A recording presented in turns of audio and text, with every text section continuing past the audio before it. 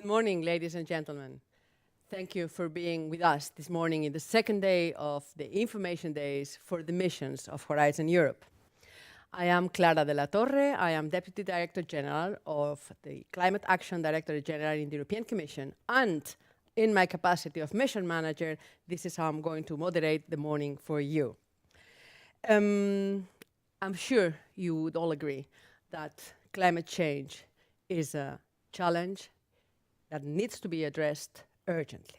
But we all know that even if we stop the meeting today, we still have to cope with the effects of climate change that have already been impacting our world, our society, our landscape, and will continue impacting.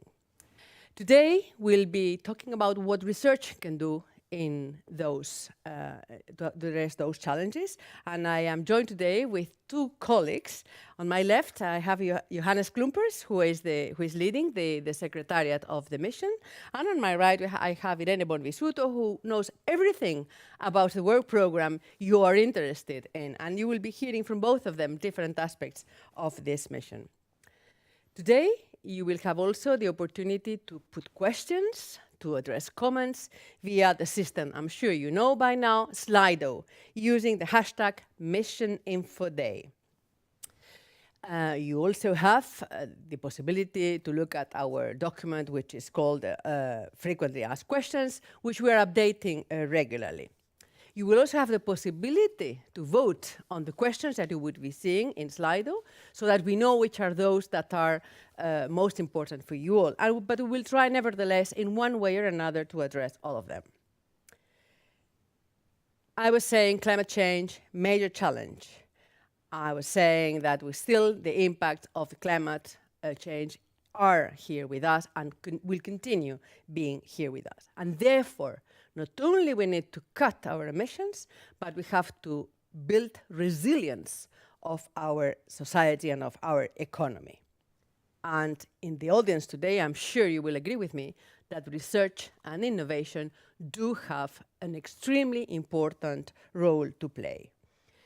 So for the mission to be successful, the participation of you researchers, you innovators, is a must. I'm sure you also remember that 1 year ago, the Commission put on the table a quite ambitious adaptation strategy, climate adaptation strategy, and one of the key actions to succeed in that strategy is this mission precisely. We have to address, to make sure that the regions in the European Union and the communities become more resilient. And we have to make sure that we understand well what are the sources of these impacts. How are we going to address the heat waves, the floods, the storms, the wildfires that we are suffering more and more frequently? We also need to understand other events which show themselves less visibly and that are slower, like the sea level rise. It's also important to remember that climate change does not affect all the regions in the same way, does not affect all the layers of the population in the same way. And this is why we need to identify place-based solutions. But these place-based solutions, these customized solutions, can also be a source of mutual learning among regions with common challenges. With this in the background, I would like to remind ourselves how the mission can help support regions. It will support regions, it is already supporting regions in better understanding the climate risks that they are facing and they will have to face. The mission is also helping in designing pathways, innovation pathways, to address these risks that have been identified. And not least, the mission will help in testing and in deploying on the ground the needed solutions to build resilience. The mission is taking a systemic approach, and we are looking specifically to the food and soil systems, to the food and land use systems, sorry. We are looking at the critical infrastructure. We are looking at water management. We are looking, very importantly, at health and well-being. And we are also making sure that a number of enabling tools like the knowledge, the modeling tools, the governance, the looking at behavioral change is also being addressed by the mission.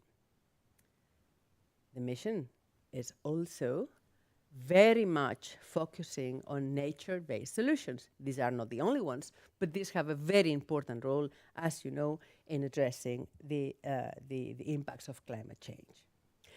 Let me give you an example of all this decision-making, support, and all these solutions. In the country from where we are speaking today, in Belgium, we have had terrible events last summer, as in other places of Europe and of the world. And in Wallonia, the southern region of Belgium, there is already reconstruction work going on. But if Wallonia would have been better equipped to identify the risks that were going to come, the solutions, or at least a number of them, would have been mitigated. So the region, the mission could be helping Wallonia with data, with models that could help them in decision making in the moment where these events arrive. Now there is a commissioner for reconstruction in Wallonia. He and the function could be helped by providing solutions that could be deployed to address Wallonia's challenges. So this is just an illustration of how actually your solutions, your analysis can help the regions to address the challenges we have. We have also an important mission in our mission, which is to make sure that the society understands and manages all these changes that are necessary to adapt. So the transfer of the knowledge, the transfer of the solutions is really important among the decision makers, but among the population as well. The transformative power of research and innovation at local scale is very important. So when you are presenting your proposals, think of that. We need that they one day become solutions that we can put on the ground. For example, to address, to restore floodplains, to do vertical farming, to prototype insurance approaches, because we know that we have an insurance gap in referring to climate change. We are not really insured. So this is a unique opportunity to show how research and innovation is helping the current challenges, and how research and innovation policy is very important to address other policies like climate change. Today we have reached a very important milestone for you as researchers and hopefully beneficiaries of this mission, which is the publication of the work program for 2022 in Horizon Europe. And also an important moment because we are working very much together with other missions, and you will hear that from my colleagues. In this case, for example, we'll be showing you how we are addressing jointly some challenges with the oceans missions, which was presented yesterday. We have new calls, which have putting on the table 115 million euros, and that will have been published very recently, 10th of May, and will be closing on the 27th of September. And we will identify projects that will be starting in a year from now. In the first calls, we have received numerous projects, very good projects, and our colleagues from the CINEA agency have been dealing with the evaluation, and they are starting these projects. They are going to start now in November or December. So, but you know that the missions do have to go beyond research and innovation, and we are shaping a number of tools and of initiatives that will bring in other constituencies. You will be hearing a little bit later we have made public a mission charter, and regions will be joining the mission and becoming part an adaptation community of practice. And Johannes will give you more details on that charter and how this actually will be working. So, to close this introduction, I would like to remind ourselves of the challenge that we have with climate change, of the challenge that we have in becoming resilient. We have a climate law which asks us to be resilient. And by 2030 and 2030 is with our strategy, and 2050, at the end of the day, we have to be fully resilient, the same as climate neutral. And we have with the mission to show the capacity of research and innovation to deliver solutions to our society, to our citizens, to our economy. And that the mission is able to unlock resources, not only from research, but from regional policy, from industrial policy, you name it, from other policies. So let us go with the more details of the mission and of the work program. And for that, I will give the floor to my colleague Johannes Klumpers. Johannes, the floor is yours. Thank you very much. We have, sorry to interrupt you, I'm being told that we have more than 200 persons around with us, so thank you to each of the 250 plus among yourselves. Thank you very much, Clara. Good morning to all of you. Great to see that so many are listening in to the presentation today. I will try to get but that doesn't... No, yeah, sorry, I went the wrong way with the changer. Excellent. I would like to give you, as Clara was saying, more information before we go to the information on the calls that my colleague Irene will give you. I will give you a little bit more information on how we are planning to work with regions more generally and also beyond Horizon Europe.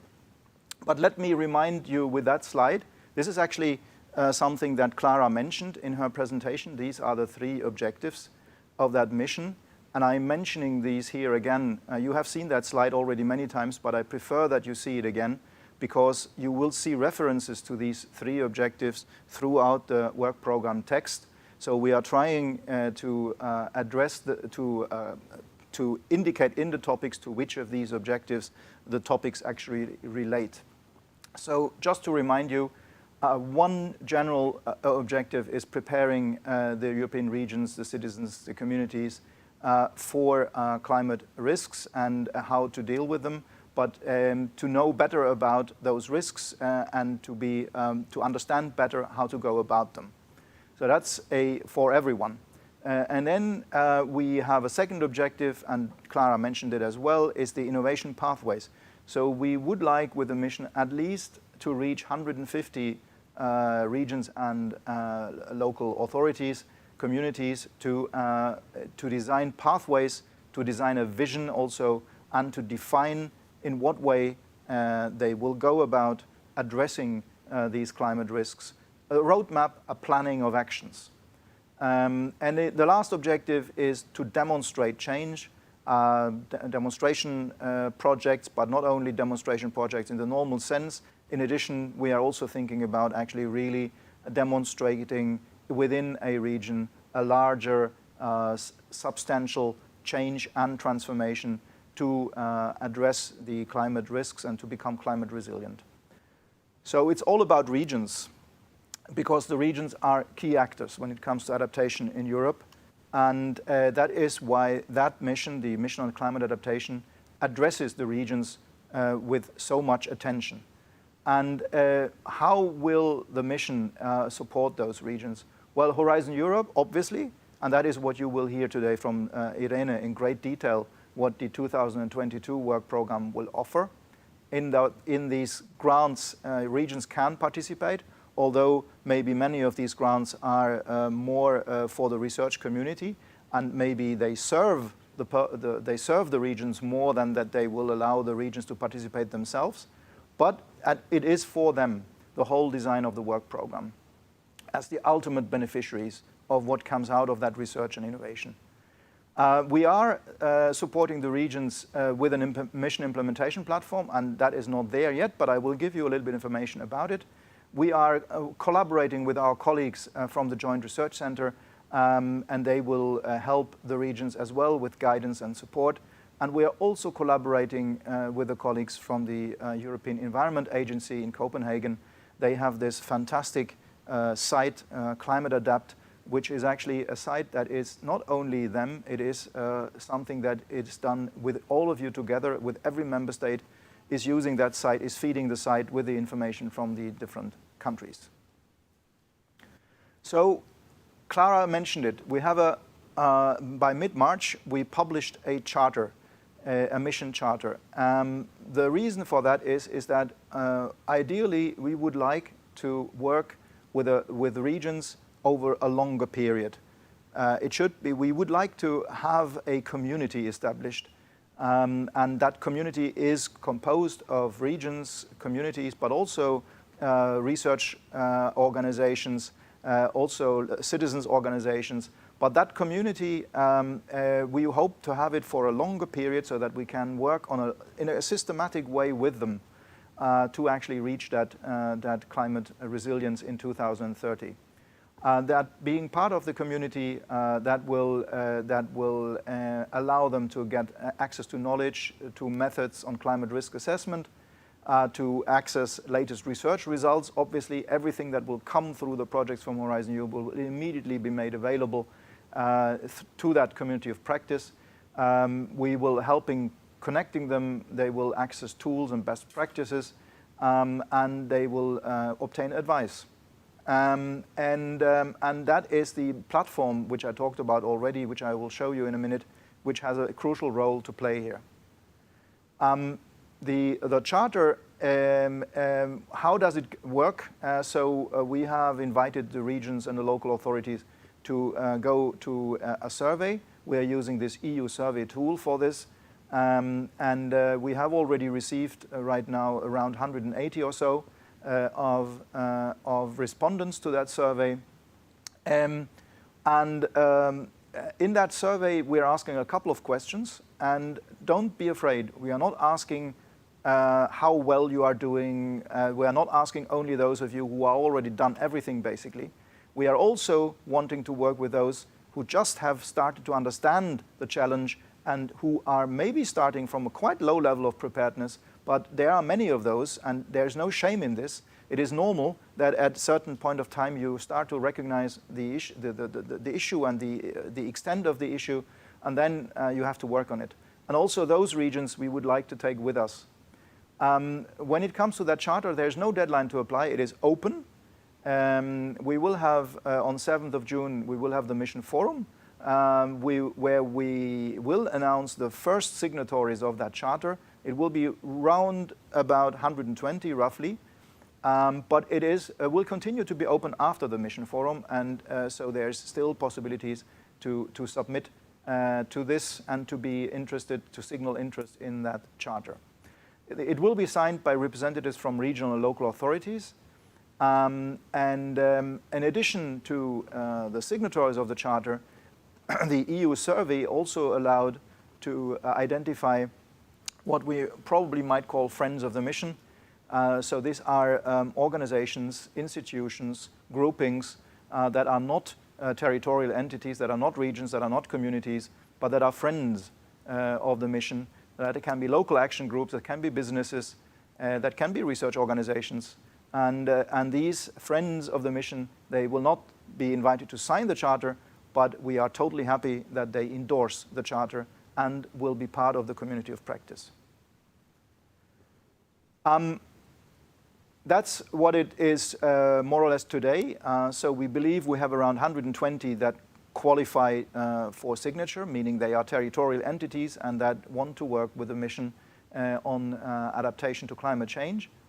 We have 20 organizations which we consider friends. These 120 signatories, they come today from 19 different member states, so not all are yet represented. We still have work to do there. And we see a great variety. We have large regions, big ones. We have major cities, smaller cities, and smaller municipalities. replying.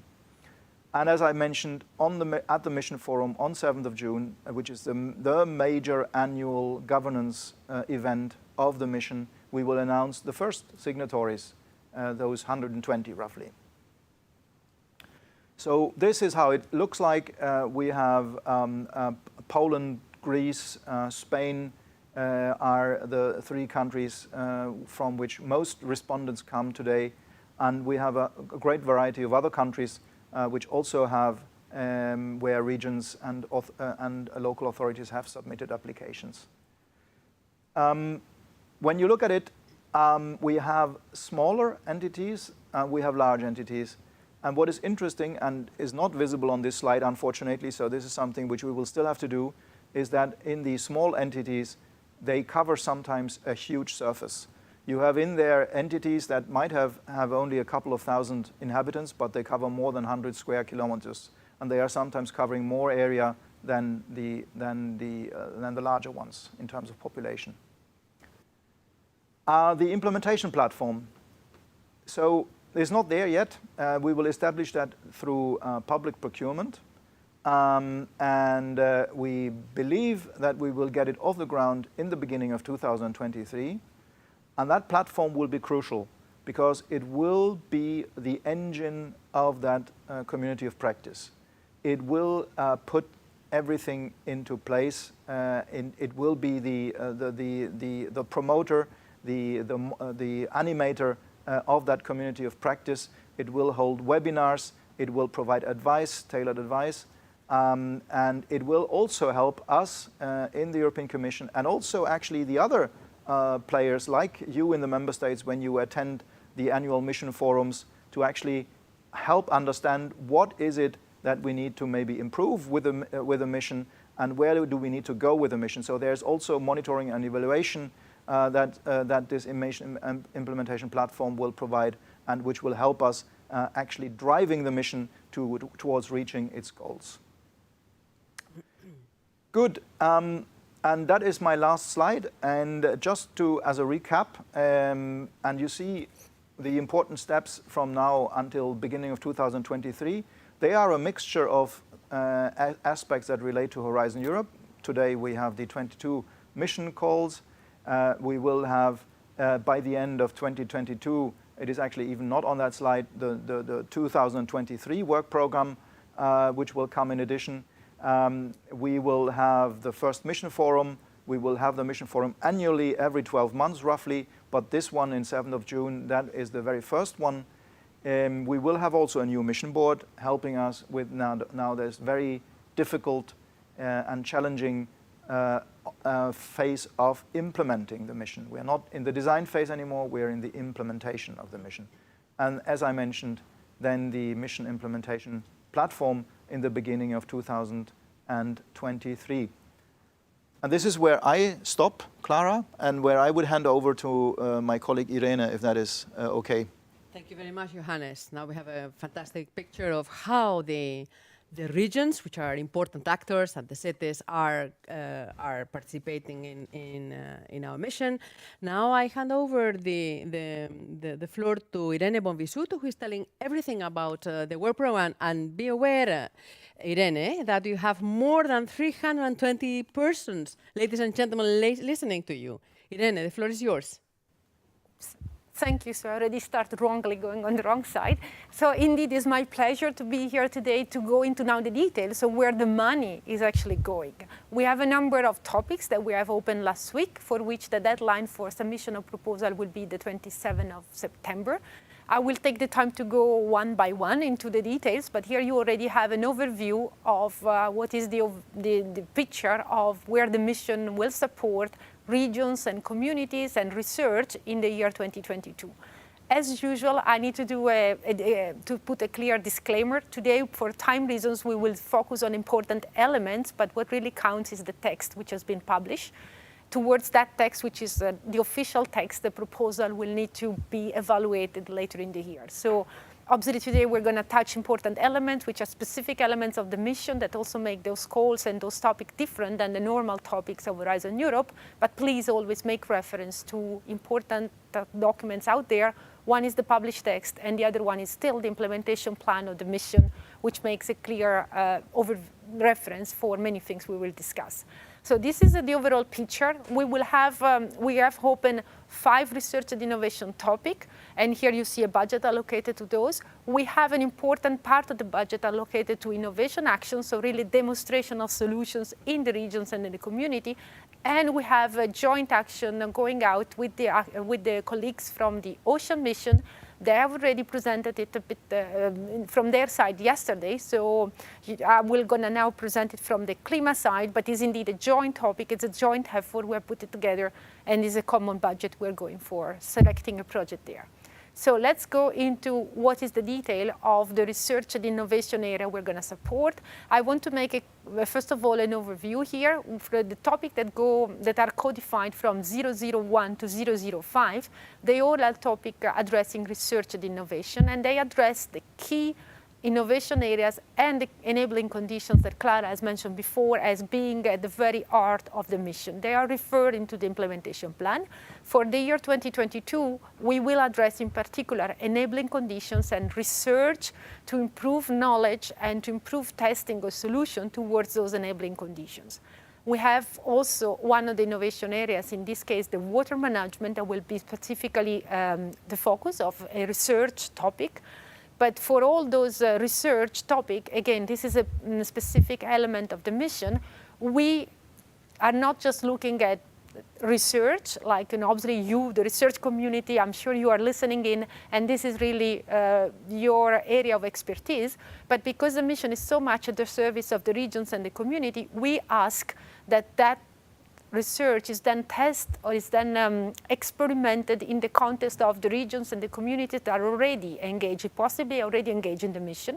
So also stay tuned to the first forum, where you will hear about who are the first signatories of the mission. But in general, all those topics will have to actually also bring in a component of applied research or testing of the solutions in the regions and the community, which is a very specific element of the mission. We're really looking into solutions that can hit the ground very, very soon to have a very big impact.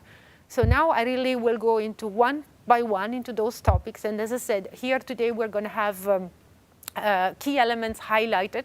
Text, published text, full published text makes the reference, and we will have then later on session on question and answer, so I will be happy also to take maybe more detailed questions there. So let's start from, that is exactly what I just mentioned about zooming into this research being at the service of the regions and the communities, and making sure that indeed this is indeed the testing and the undertaking and the research. Let's start from the first topic. The first topic we have open is codified as Klima for the climate mission, 01 as the first call of 2022, and 01.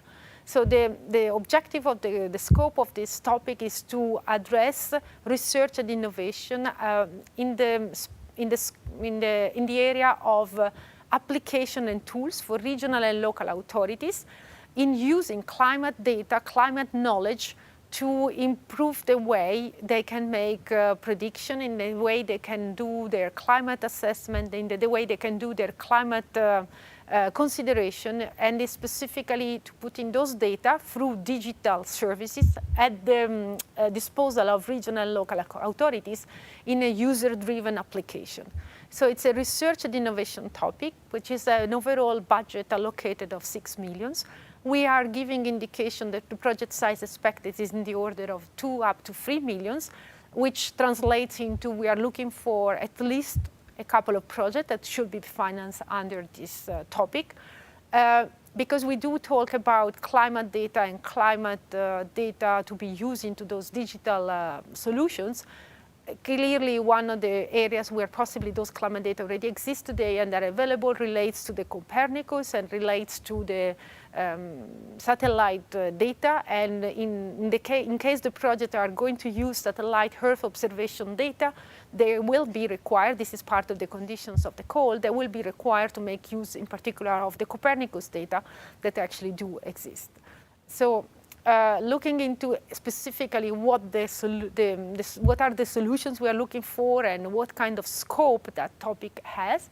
As I said, it's really to go beyond the state of the art in using relevant information services and tools to address the services, to put them at the services again of I'm sorry, the title, it's a wrong title. We will correct that in the publication of the materials. So the title remains the title about user-driven application and tools for regional and local authorities. And indeed, the objective is to make sure that those data about climate data become relevant for the authorities in a format which is user-friendly. So the idea is indeed to make those tools more user-friendly, to make sure they are used, further developed, and they support the decisions by the public authorities. They should integrate also gap analysis where possible to see what further needs are.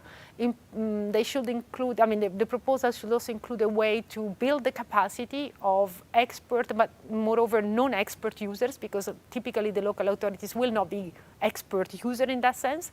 And we need to actually, the project will need to also look into provide long-term viability of those toolbox into the existing solutions to make sure that they will continue to support decision-making in the future. Typical of the mission, we always have a strong component in the mission of engagement of the local community, engagement of the citizen. So here, ideally, the project will also look into a way to engage the local community and the local stakeholders, for instance, in terms of sharing knowledge, but also in terms of collecting further data. So that could also be an element important for the project.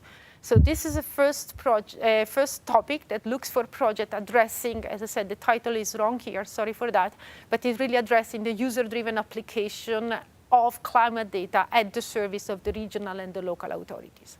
Let's now move to topic number codified as 0102, which is again a research and innovation topic, similar budget, 6 million euros, where we do expect, in this case, to be funding at least one project to address the topic. I mean, the size of the project could be very variable, but the objective here is to unlock the financial resources for investment into climate resilience. And what we mean by that is we expect those proposals to increase the leverage of finance into resilience, climate resilience investment. Clara mentioned before that we do have a gap on investment in the climate resilience, on building climate resilience and adaptation. So by this topic, we would like to understand which mechanism could help to accelerate the transformation of the economic system, make them more attractive for financial investment. So the scope of the project is really provide some hands-on advice also to the regions and community on how to mobilize this source of financing and how to actually be capable of unblocking some of the current barriers. The scope of the topic actually do ask for at least 20 regions and community to be engaged in the project. A clarification here. It's not an engagement in terms of being part of the consortium. We understand this is, a big 20 regions and community is too far, a big consortium versus the size of the project we are expecting. But those 20 regions and communities should be engaged, at least in terms of being provided support, provided help, and provided some testing and some solutions. So it's up to the proposal here to indeed identify the way to engage with those regions and community in providing a potential pipeline of approaches to unlock the financial needs, to deliver at least 10 credible and scalable investment plan. And the suggestion there is actually that the proposal should hold at least 4 webinars addressing regions and communities all over Europe to actually provide information and distribute information on the best practices and how these guidelines on unblocking financial barriers could be used. As with the other research and innovation topic, we are asking that some research and testing of those innovative solutions is actually undertaken in the scope of the project.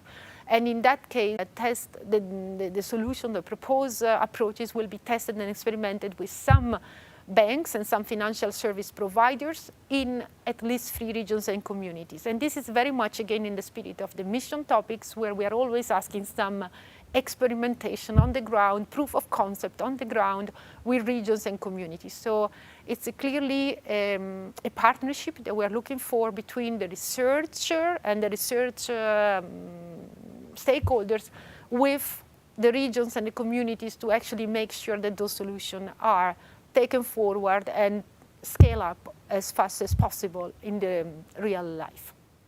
As with many other topics, we are asking that the mission also makes scale, that the project makes scale with relevant programs, and you will see here, as in all the other topics, also reference to collaboration through the platform that Johannes mentioned before, because the project will always need to contribute to exchange of best practice, to build the community of practice, to make sure that the lessons learned do travel towards other regions and communities not directly served. So not just the 20 that are here mentioned as being somehow directly connected to the project. I will now go to, wrong direction again. I will now go to another topic, which is the next topic, which is codified as 0103. This topic is, once again, a research and innovation action, which looks into best practice and piloting insurance solutions for climate adaptation in regions and communities. The topic before was very much looking into unblocking financial approaches. Here we're really specifically looking into insurance solutions. We do understand that in the climate adaptation area, there are not yet valuable product in terms of assuring the climate-related risk. And for that reason, the topic here is really very much focusing on identifying new approaches, new product, and experimenting once again those in the ground with regions and communities. So it's a research innovation topic, as I said, worth 6 million euros. We have here estimated the budget contribution of 2 to 3 million per project, and we expect to fund a couple of projects. What the project will need to do. First of all, the idea is indeed that we'll provide guidance on insurance pricing to reflect the risks and the reduction of risks related to climate change. They will need to look into providing affordable insurance cover solutions. They will need to look into opportunities in the insurance markets, really to look into how to develop new products that actually address the risk transfer from related climate to climate, and potentially identify those products to be used or reapplied across Europe in case they already in some specific instances they do exist. So the scope of the project is actually to identify the best practices, filling the gaps in this insurance scheme, in this insurance coverage area. And to do that, we do believe it all starts with collecting weather and climate risks, which do inform then how to calculate the insurance cost and how to calculate insurance, to develop the insurance products.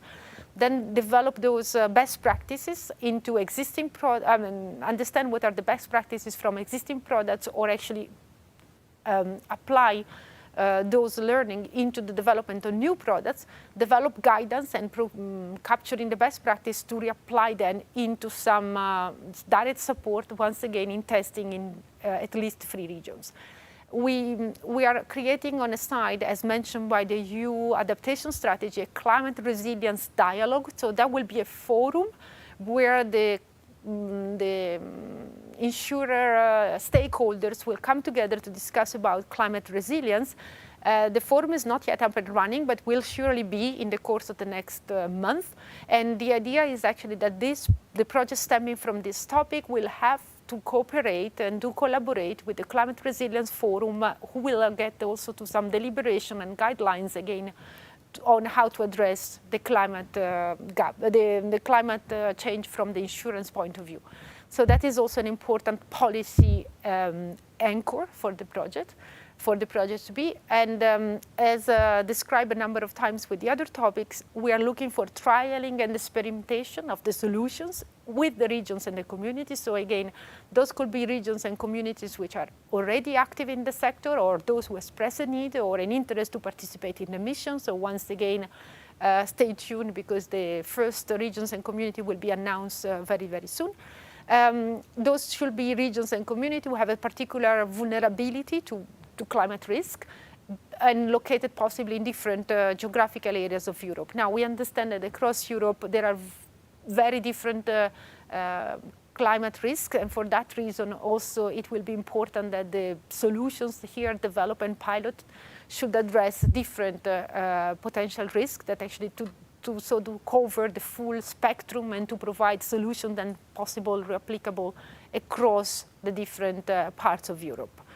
And ideally, those products should also remain sustainable after the end of the project, after the life of the project. So for that reason, we are asking that in a consortium to have more than the research and the regions, the research stakeholders and the regions and the communities where the pilot project will actually be tested. But we also would like to see in the consortium also some representation of the insurer sector themselves, to make sure that indeed those solutions are sustainable for them, and all the economic perspectives are taken into account. Now, next topic, which is once again a research and innovation action worth 6 million, where we are looking for at least one project, address the transformation of the regional economic system towards climate resilience and sustainability. What do we mean by that? Is we would like to see a range of business models, so climate resilience business models, a range of value chains that have been addressed, or there have been research going towards how to improve the climate resilience of different value chains, how to reskill and how to leverage opportunities related to climate change, so that we can transform the local businesses into being climate resilient, but in the meantime to become more economic sustainable. And what the project here are, at least the one project is expected to do, is to support at least 20 regions and community in developing the pathways, in transforming the key relevant sectors for their economy. That could be, for instance, the agriculture related sector, or depending obviously where those regions will be located in Europe, the key economic sector of importance can be different, like, could be tourism, could be agriculture. So what is important is actually the project will need to support those 20 regions and communities. Once again, we are not asking the 20 regions and community to be part of the consortium. We understand that this could be quite cumbersome to have such a large consortium, but we do expect that the consortium will provide such a support through engagement of the regions and the communities, also in terms of building maybe some public-private cooperation with the relevant industry, so that could be transitioned to become at the same time resilient, as I said, and also sustainable, including from the economic point of view. So the idea is indeed that those approaches would need to be tested and experimented, ideally in a place-based approach, because once again, this is a key element of the mission. The mission really looks at the local climate risk and to develop tailor-made solution for the local needs. So those approaches will need to be place-based, and to address, for instance, the key economic actors, call it the local entrepreneur, the local SMEs, so to drive to the local characteristics, to use to really address the local characteristics and to turn the local economic system into a more sustainable yet and climate resilient system. The idea is actually the project will also include some monitoring and data gathering to make sure that also, again, once again, lessons will be learned not only on what works, but also on what does not work, so to reorient also some of the potential solutions. And those solutions should be also include testing and suggestion on how to reskill workers and how to train the expert related to those key economic sectors. Then, to conclude the overview of the research and innovation actions, here we are presenting a research and innovation action codified as 0105, which address not an enabling condition, but now address one of the key systems, in particular the water management system. There is the topic is titled Boost Sponge Function on the Landscape as a way to improve climate resilience to water management challenges. And by water management challenges, we actually mean from droughts to extreme rain events. So really using the landscape or improving the way the landscape could contribute to addressing those extreme events. It's a research and innovation actions for which we have a dedicated budget of 3 million euros, where we do hope to finance at least one good project.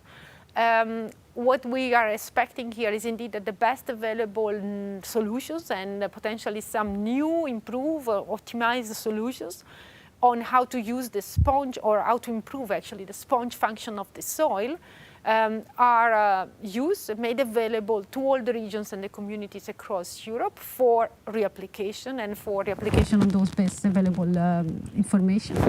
We are looking for solutions that can actually improve climate resilience, as I said, to extreme events. Here we really believe that improving the sponge function of the soil will work very much to retain water in case of droughts in front of dry periods, but it will also help to cope with extreme rain events in case of heavy rains. So that is really the element and the angle we are looking at here. So it's really the lessons learned and best available knowledge, looking into solutions that have already been adopted in different places of Europe that could also include some local and traditional approaches. So here it's really very much looking also at natural solutions, what could be the traditional solutions that have been used up to now, and how those best approaches could be reapplied elsewhere. So this is indeed, again, knowledge collection on positive impacts, strengths, weaknesses of potential solutions, and providing this information towards different parts of Europe. So it's once again a topic that addresses very much the reapplication element and bringing to different parts of Europe or different regions what might have worked elsewhere with further improvement, because research is still a key on those topics, and it's still important to improve the solutions, or to compare maybe to alternative approaches.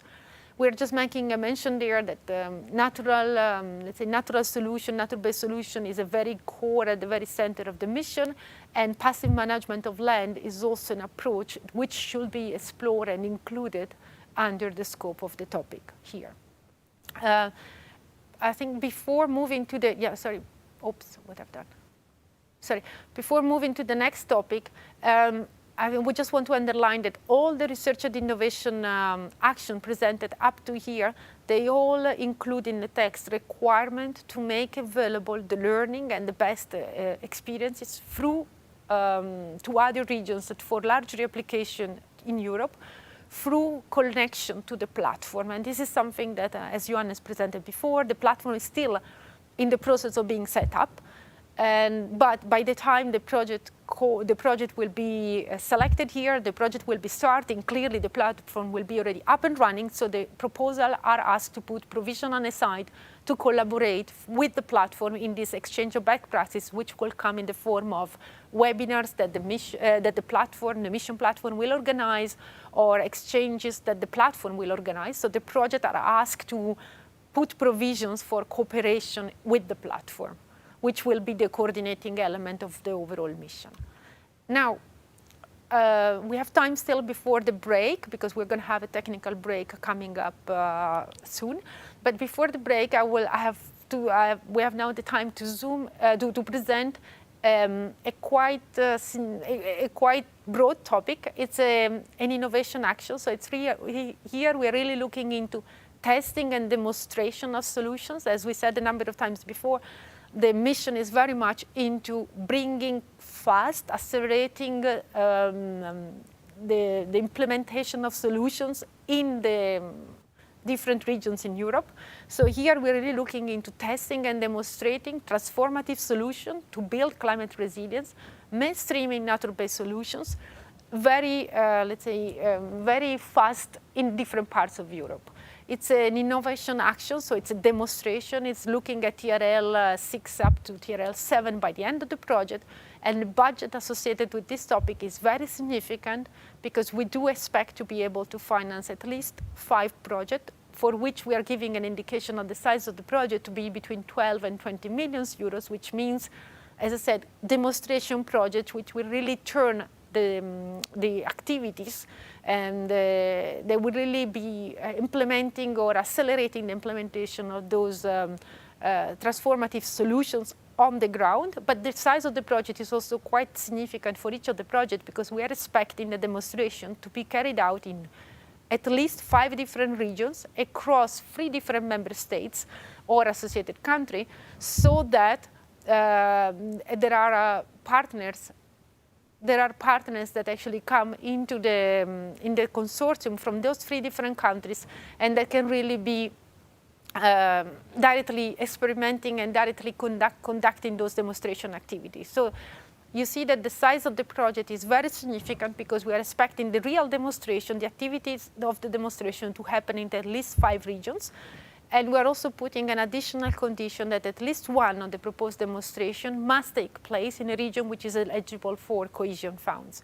This goes in the spirit of the mission of helping regions twinning together, coming together and cooperating and working on addressing similar challenges towards similar climate change risk that they face, learning from each other, but also making sure that the solutions that actually do work in one part of Europe potentially are quickly transmitted and quickly shared also in another part of Europe, so that actually can be scaled up and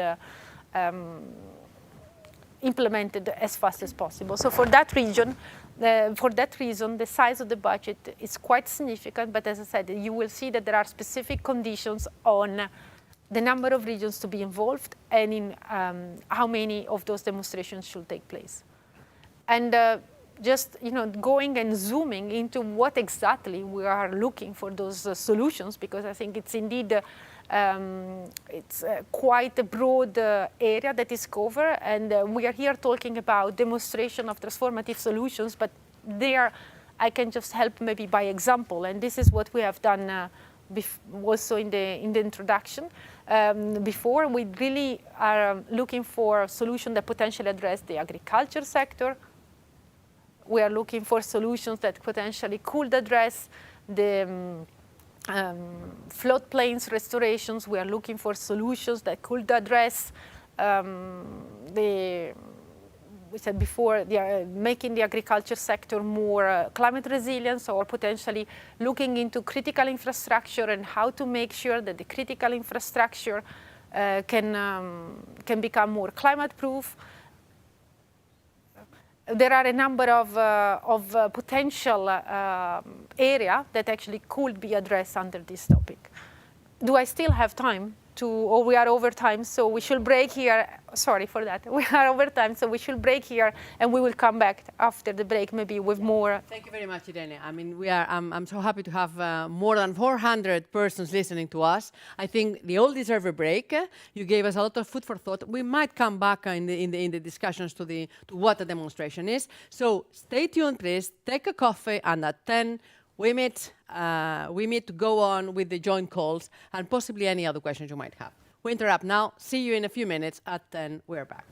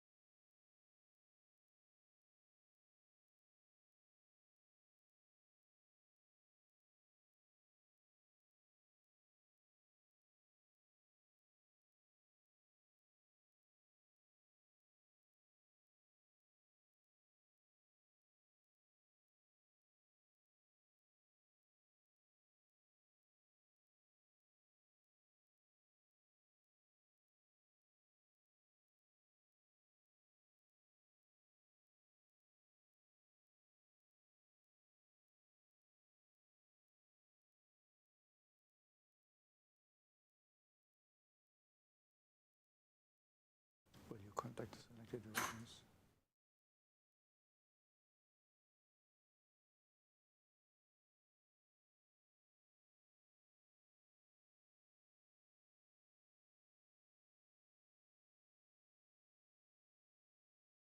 We are back. Hope you had a nice coffee. More than 400 of you, so the competition will be strong, and I'm sure we'll be getting fantastic projects. Remember, we will be taking questions and comments via Slido, and use the hashtag #MissionInfoDay, please. We are getting some, but not many. Irene, let us finish with this important topic about demonstrators, because at the end of the day, as Johannes was telling us, we have to deliver 75 demonstrators. So let us finish that one, and then we go to the joint projects with other missions. Irene. Thank you. Indeed, this is a key part of the work program we are presenting today, Work Program 22, is not just because there is a huge budget associated to it, it's also because there are going to be numerous projects that we will select against this topic 0106. The demonstration that we're looking at, we said, is a demonstration of building climate resilience. That could be taking different forms, depending on different parts of Europe, depending on the climate risks that have been identified as most relevant at the local level. What we are asking is actually that each of those proposals, so each of those projects at the end, puts together and runs the demonstration in at least 5 areas we said before, and also looks at the way how to explore possible reapplication to other regions. Again, very much in the spirit of making sure that the best available solutions do travel fast for very quick impact. So through that, we're really asking that the local and the regional authorities owning the climate change challenge, they should be actually in the consortium. So I think this is a strong advice, a requirement for the consortium to actually have the key actors in there, clearly to make sure that the demonstration do hit the ground and also maintain after the life of the project.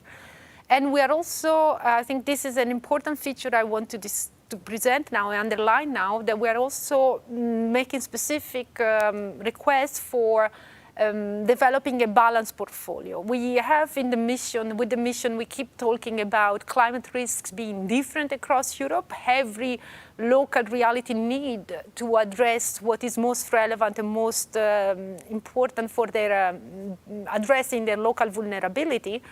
But on the other side, we want to serve everybody in Europe, possibly, as Johannes presented before, we have different member states, a different size of also of the regions and the communities involved. So here we're really asking the proposal to help us to find a way to make sure that the portfolio that we will be developing and we will be supporting is well balanced. And for that reason, you will find that actually the proposal are asked to identify the biogeographical area to which they focus the most. That biogeographical areas as designed as defined by the EEA, so the environmental agency, the colleagues we're working with, they do identify, for instance, Mediterranean area, Atlantic area, Arctic area. So we do like the project proposal to tell us through the keywords section of the proposal form itself, which is the area that is most focused in the project. And for that, we're asking that for a specific reason, because project and grants will be awarded not just to the projects that are passing all the selection criteria and they are the best rank or the highest rank, but we will try to indeed maximize coverage across Europe. And to do that, we will take the highest rank proposal for each biogeographical area first. So to clarify, if there are 2 good projects addressing, for instance, the Mediterranean area, but then there is a project addressing the Atlantic area, before awarding the 2 projects in the Mediterranean area, we will award the best project from addressing the Mediterranean area, the best project addressing the Atlantic area, and so on and so forth, to make sure that the portfolio of solutions that the mission will support and will develop actually do address the broadest possible footprint across Europe. We understand that this is much needed to make sure that we support effort and solutions that address all the possible climate risk which differ very much on the geographical location. So I think this is an important feature we are introducing in Work Program 2022. And that will help us to select out of the hopefully many, many proposals that we will receive, the best ones which do help to construct the portfolio. In the coming years, when the platform will be up and running, again, the platform will help to map where those projects are to make sure that the portfolio continues to be balanced. We don't have yet many projects coming, so by the time the platform will be up and running, the first project here will be selected and we will start mapping. And this is an approach we will try to continue in the years to come to make sure that the more projects will come, the more they will continue to complement nicely this overall footprint across Europe. I hope I made it clear. It's a specific feature that we have introduced and is described in the call text, really pointing out to the need of indicating in the 3 keywords section the biogeographical area of scope. And with that, I think we can move now to maybe the joint call that we have. Yes, we will move to that. Just one thing that needs to be clear to all of us, that the portfolio approach doesn't go into the detriment of the excellence of the proposal and the evaluation. So the evaluation will be done as usual, as per Horizon Europe rules. And of course, all the thresholds have to be surpassed. But the portfolio approach comes on top of it. Exactly. Thank you. So let us move to the topics that we have with other regions, with other missions, sorry.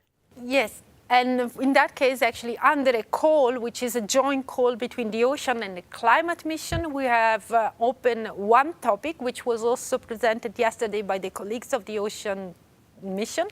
It's a joint demonstration that addresses coastal resilience in the Arctic and Atlantic sea basin geographical area. We are putting there a budget dedicated of 20 million, for which we do hope to finance one project. We expect the activities to actually reach at least TRL 5 to 7 by the end of the project. And again, the size of the project is quite significant because we are asking demonstration to take place in at least 5 different regions, located in 3 different countries at least. We do ask indeed those regions and to be involved in the consortium, in the terms that actually in the consortium, between the consortium beneficiaries, we would like to see entities from those countries where the demonstration will take place. And we're also including in the scope of the project that some associated regions should be identified for reapplication. And those regions, associated regions for reapplication, can benefit of third-party support in the form of grants up to a maximum of 100,000 euros. And the idea there is actually the identified associated regions will showcase the feasibility, the replicability, and the scalability of the solutions developed also in their area. The reason why we have selected Arctic and Atlantic sea basin is because we found that as an area of common interest of both the ocean and the climate mission for 2022, which does not exclude we're going to address other biogeographical areas in the years to come. It's just to give a priority or a focus to that one single project that we will be going to look at for this year. Now, what exactly we are going to look for is upscaling of innovative solutions that do build climate resilience in coastal areas.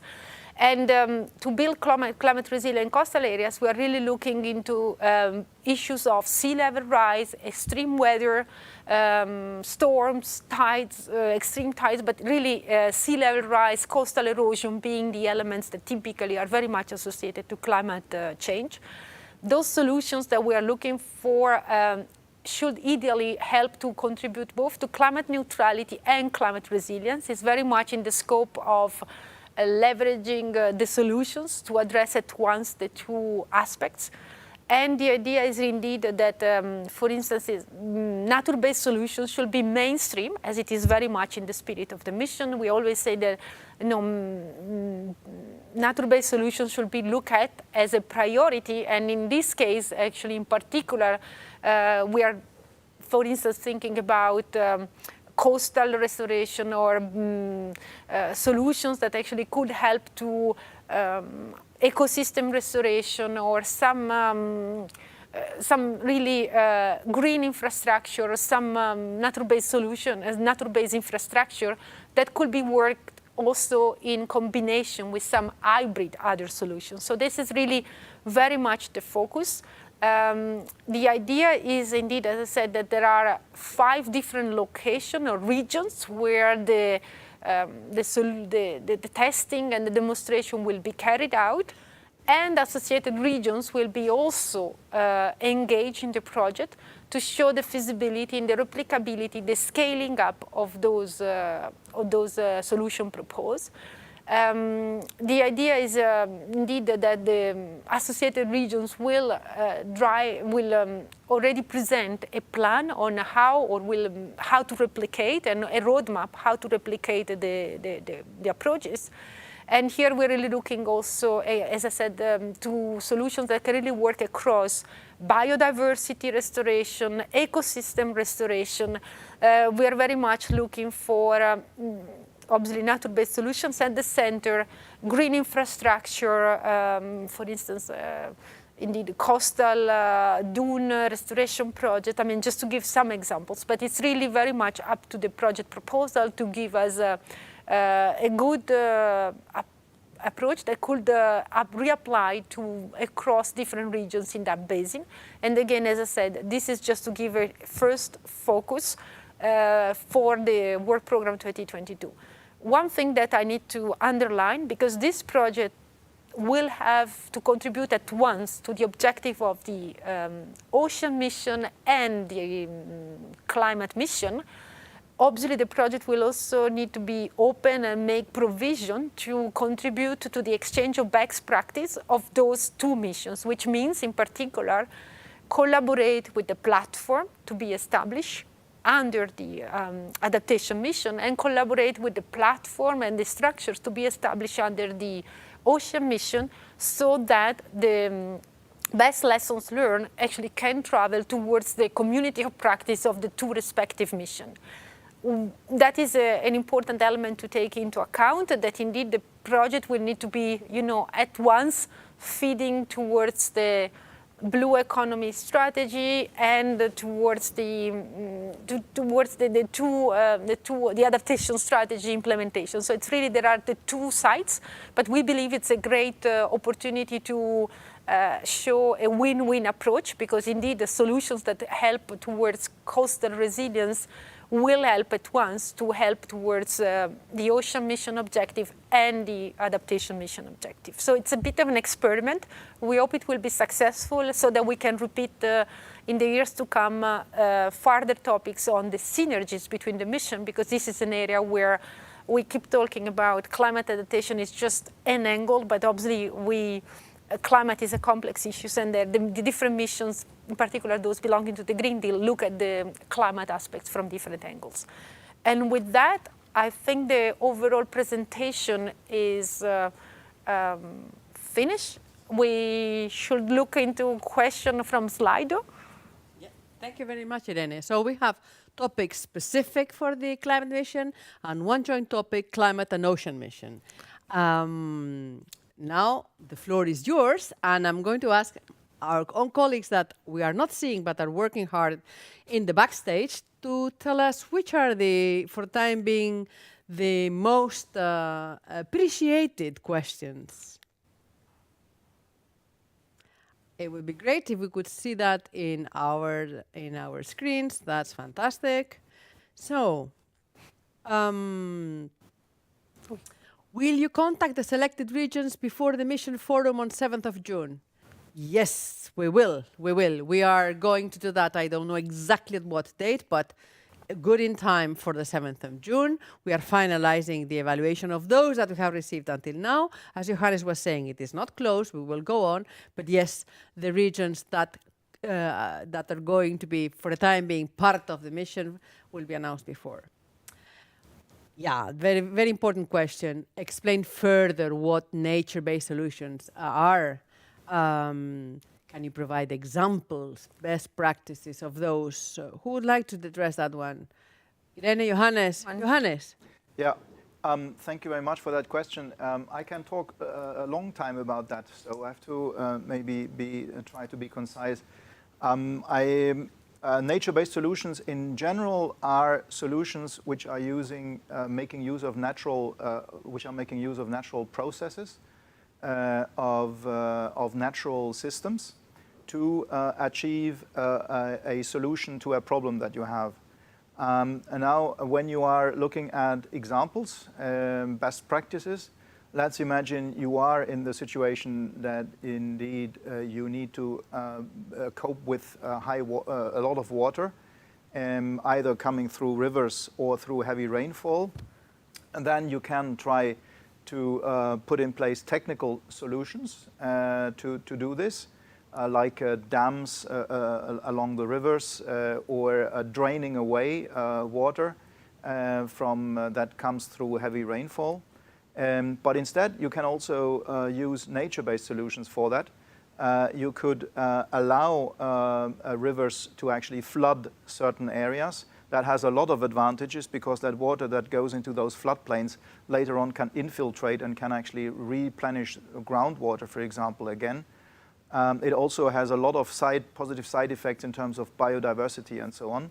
And the same if you have plains that take on heavy rainfalls. If you don't drain away that water, but if you allow areas that you define as areas, there can be heavy rainfall going there. We don't drain it away. It will stay there and it will infiltrate then later on, and again will replenish the groundwater. Now that costs space, obviously, and you need to discuss that because that space is maybe used by someone else right now. And so it needs discussions. A very simple example is trees in cities or vegetation in cities, which is also having a lot of positive effects for cooling, purifying air and so on, instead of technical solutions that are also existing to provide shade in cities, for example. Again, with trees, it's a simple example, and you might think it is totally straightforward, but actually it isn't. There are regions, there was a recent example in Flanders where citizens have managed to convince the commune to take away the trees again, because trees, they make dirt. The leaves fall and they bother people in certain cases. So if you do these things, and also you need to also engage with the citizens and with the communities because it needs to be maintained, it has costs and so on. So it is not only put in place into place nature-based solutions, it needs to be accepted and it needs to be done with the people that are living in an area, because it always has a consequence if you do it. It has many positive consequences, positive side effects, not side effects, positive co-effects actually.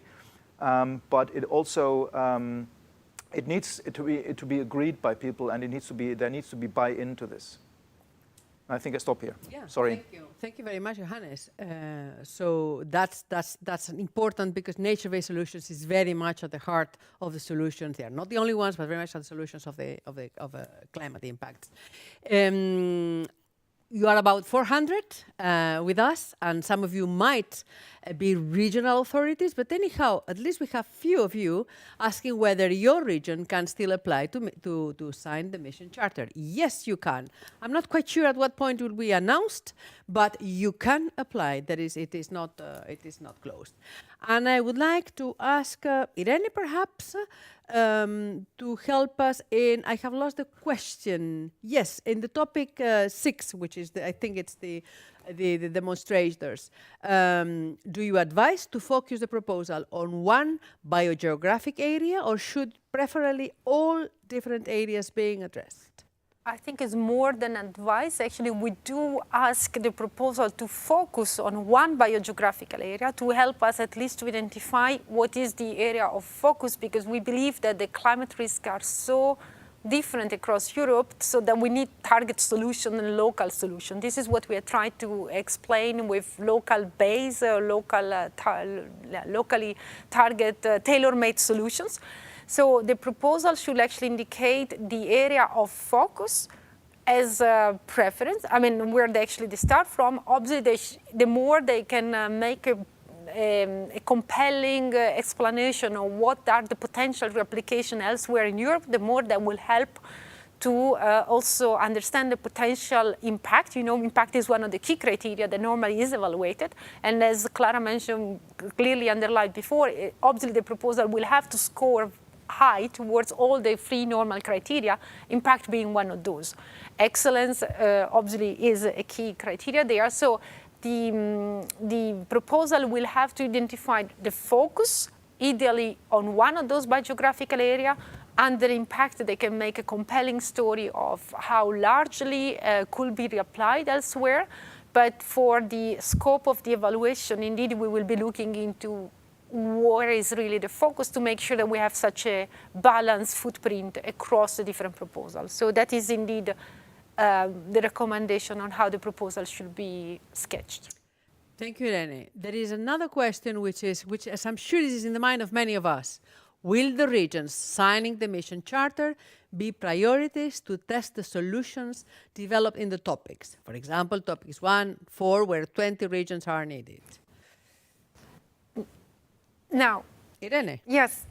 I think because we don't have yet the charter be signed, and because the charter, I think has been presented before, it's not a binding instrument, is a way to identify a coalition of willing, a coalition of missions, of regions and communities that want to participate in the mission.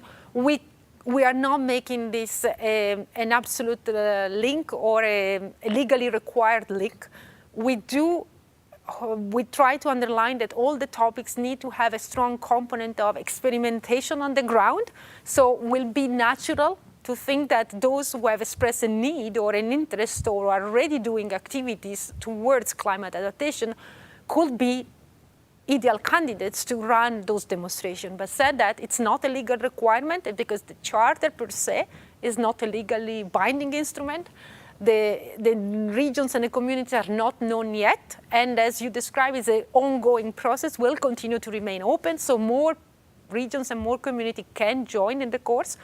But my suggestion will be to the proposer to look for those regions in Europe, no matter whether they sign the charter or not, that are active in the climate adaptation resilience building space, because that will offer an obvious place where to test the solutions on the ground. Yeah, absolutely. This being said, I hope we are targeting well with our survey and our charter those regions that are really active and want to invest in adaptation, and therefore quite naturally, as you were saying, Irene, these will be regions where these solutions will be tested or even deployed. At the end of the day, as you were saying, important to think that these solutions should have the perspective of staying there after the projects have finished. In topic 3, let us call it like this, should insurers be included? I would say that it would be difficult to have a good proposal about insurance without having the insurers in. So yes, please include insurers. We are carrying out more broadly than research dialogues with the sector, so I'm sure you will find many active actors there. Another question, does the expected EU contribution per project depend on the number of projects expected to be funded or the other way around? In general terms, it's rather the other way around. But in specific cases, we believe, but I think it's not really much the case of Work Program 22. In some specific cases, anyhow, we decide or we make the conscious choice that we don't want more than one project. I'm thinking, for instance, when we have actions to support or to like platform kind of actions that actually we don't want two different platforms running in parallel and doing similar things. In general terms, however, we normally consider what is the reasonable size of the project based also on the number of demonstrations that we're asking, the number of regions that we want to see involved. And then based on that, actually, we work out with the budget available. And it's always a choice because we have more wish than budget. That is unlikely always the issue. So we normally end up, once we have decided what's the reasonable size of the budget, to confirm what is the number of projects that we normally will be able to finance. But that is still up to you because you're not obliged to put a proposal for the budget indication we're giving. There could be good reasons to ask for less or good reasons to ask for more. And this is always part of the evaluation in terms of substantiating the value for what is the project proposal put on the table. So this is always a very indicative figure that we're putting there. Thank you, Irene.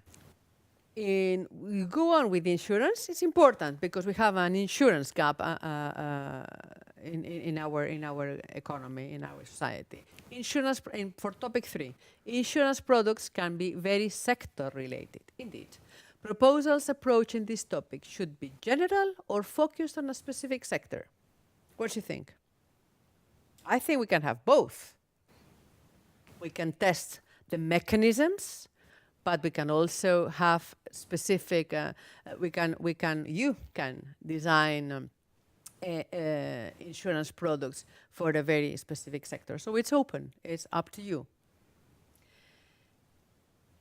Another question: the 120 cities and communities that were mentioned today, how and what role will they be playing in my project proposals?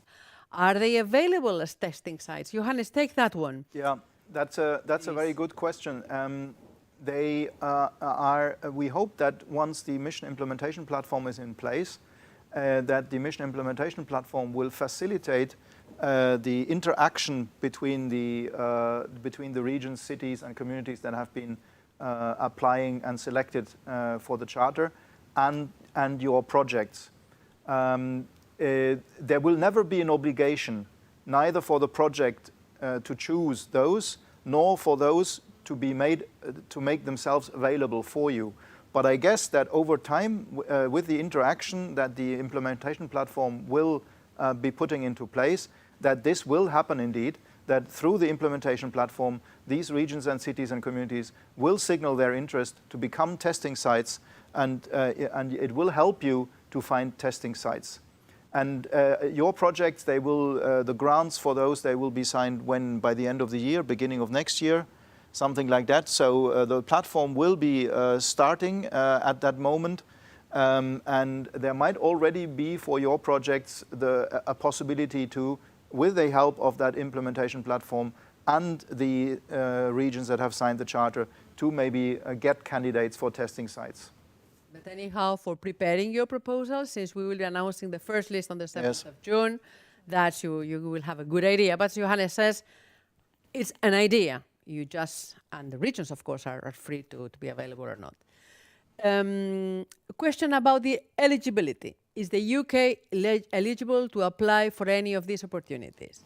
So for these calls, and for any other call that we do in the context of the missions, the rules of the funding program apply. This means that eligible entities have to come from member states, from associated countries to get funding. Other countries, and as far as I understand, the UK is not associated to the framework program. It's eligible to participate, but not to get funding. And this links to the question, the next question is, are third and associated countries eligible? Yes, in the framework program, in Horizon Europe, these entities are eligible. Some of them in associated countries with funding going with it, in non-associated with no funding. Let me tell you one thing, that the regions as such that we are focusing with the mission are regions of the Union. This is our core business, but nothing prevents from research or companies, entities working in other countries to contribute to the mission. Next question. A common problem with building related nature-based solutions is maintenance and maintenance costs. Can projects focus on this aspect to promote nature-based solutions, or should the focus be on the nature-based solution itself? So, do we concentrate on the solution, or can we also address the maintenance of the solution? What do we do about maintaining these solutions? I think, Irene, yeah. Yes, if I can try to reply. This is a very interesting and important question, because what we always try to put in evidence is that actually the solutions of different demonstrations, they should ideally remain in operation and have a life after the duration of the project. So it will be very important that the solutions proposed and the proposal will look into economic sustainability of what is proposed. Nature-based solutions indeed have a challenge in itself in identifying the benefit and quantifying maybe some of those benefits, specifically when they touch on other aspects like biodiversity and complementary aspects. And indeed, it's very important that actually the overall picture is looked at to make the most interesting sustainability point. So indeed, maintenance cost, long-term life after the life of the project is indeed a key element, and we would like to see from those demonstrations to be addressed. So indeed, it's not just the creation of the solution itself or the creation of the new infrastructure, call it a green infrastructure, but the long life cycle of it. So how to keep it in place after the life of the project. And that's also the reason why we would like to see always in the project someone who has the power to maintain the solution in place after the life of the project, so that there are eventually economic streams attached to it. I mean, that will all be part of the evaluation to see how big is potentially the impact of the solutions proposed also on the long term. That's very clear, Irene. We have a question on the topic for the demonstration, to the demonstrator together with the Oceans Mission. Could one of the demos address the maritime sector? It's not the demo with the oceans. It's the. I'm sorry. It's the other one. I'm sorry. You are right. It's topic 6. Yes, which I cannot remember which topic was this. But I'm sure Irene remembers and will reply correctly. This is the big, large demonstration topic, which has a very significant budget attached, and where we have not made any choice at this stage of which sector should be addressed or which area of Europe should be addressed. So any proposal will be evaluated in the merit of the proposal of the technical solution or the solution put forward. So the maritime sector could be addressed as much as all the other sectors. I mentioned before agriculture and food or tourism, because those are typically very easily pictured when we talk about climate impact or climate change impact, and when we talk droughts, when we talk not having snow for places which do link their economic return on tourism, like in the mountain sector. But obviously, the proposal can also make a point or explain why the maritime sector is heavily impacted by climate change and what kind of adaptation measures should be taken and how could they be taken and with the proposed solution. So yes, it's all possible. Thank you, Irene. We have 2 questions that we will address together. Johannes, you will be dealing with them probably. When will the signatories to the charter be announced? I think we have addressed that, but it's good to remind ourselves. And the other is, which will be the responsibilities, obligations, advantages, etc., for the selected regions? Yeah. Johannes, please. Thank you for those 2 questions. So we will have a first batch of signatories to the charter. Will be around 120, we believe. They will be announced at the Mission Forum on 7th of June. And as Clara and myself, we were stressing, it's important to understand that the process of applying for the charter is not limited in time, so far at least. So it's open, and it will remain open after 7th of June. Which means we will get more signatories than those that will be announced on 7th of June. So there will be later on, maybe by the end of 2022, that is not decided, so we will have to think of that. There will be other moments, maybe at the R&I days, which are by the end of September 2022. So there might be other moments still this year where additional signatories are then announced. So in addition to those roughly 120, which will be announced now at the Mission Forum on 7th of June. Then the responsibilities, obligations, advantages. Actually, those who are applying for the charter, they do not really have responsibilities and obligations. It's an offer. It's an offer for collaboration. It's an offer to become part of a community of practice. The only obligation which is really an obligation in the sense I can think of, is that to be part of that community of practice, that will require that you agree that your contact details will be shared with all the other members of the community of practice, so that the mission implementation platform can then also contact you and can establish links between those that have signed the charter. For example, for that question, are you available as a testing site for a project that wants to test something? So that will be required, that you agree that your contact details in that community of practice is shared with all the other members of that community of practice. But that is, in terms of obligation, it's the only obligation that I see from that angle. Otherwise, it is really an offer to you, and the advantages will be that through that community of practice, you will have access to services that the mission implementation platform will provide. Those services, they can be advice on where to find maybe risk assessment information. They can be advice on designing pathways, these kind of things. And it will be a lot also webinars and marketplaces, so to speak, where you can interact with others and maybe get contact with researchers, for example, as well. So it will be a facilitating thing. So it is having a positive, that's at least our vision, it will be positive for you without putting constraints on you as regions. Thank you, Johannes.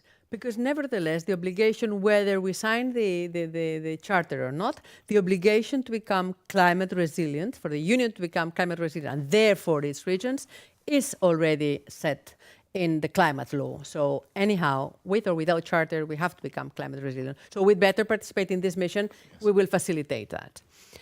The question now it's on the ocean and climate joint topic. Do the associated regions need to be located in the Arctic, Atlantic basin, or could they be from other basins, for example, the Mediterranean? The associated. Yes, in the topic, actually, we do identify two areas of two ways other regions can benefit of the learnings. Indeed, the associated regions are not literally to be in the areas, but that will be a normal maybe place to start with, that they come from the same biogeographical area or the same basin. And then the topic also calls for other areas and other locations to also be identified where solutions are potentially replicable. So normally the associated regions are those who are already in the position to draw a plan for reapplication, and will be normal that actually they are sharing at least some of the challenges from very close, but the text does not really say that they need to be in the same basin. But again, will be up to the proposal to make a clear case of who is already mature in the position of benefit for a grant to replicate the solution, and what could be the more longer term for reapplying the solution in a different location, in a different place in Europe. Thank you, Irene.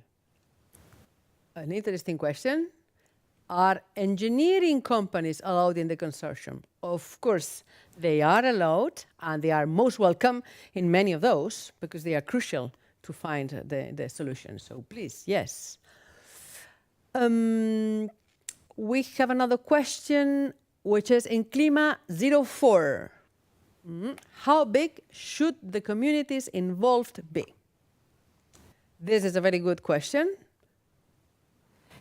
Because what's the definition of community? We have left it open on purpose, but help us a little bit more, Irene. But exactly, that is indeed the reply.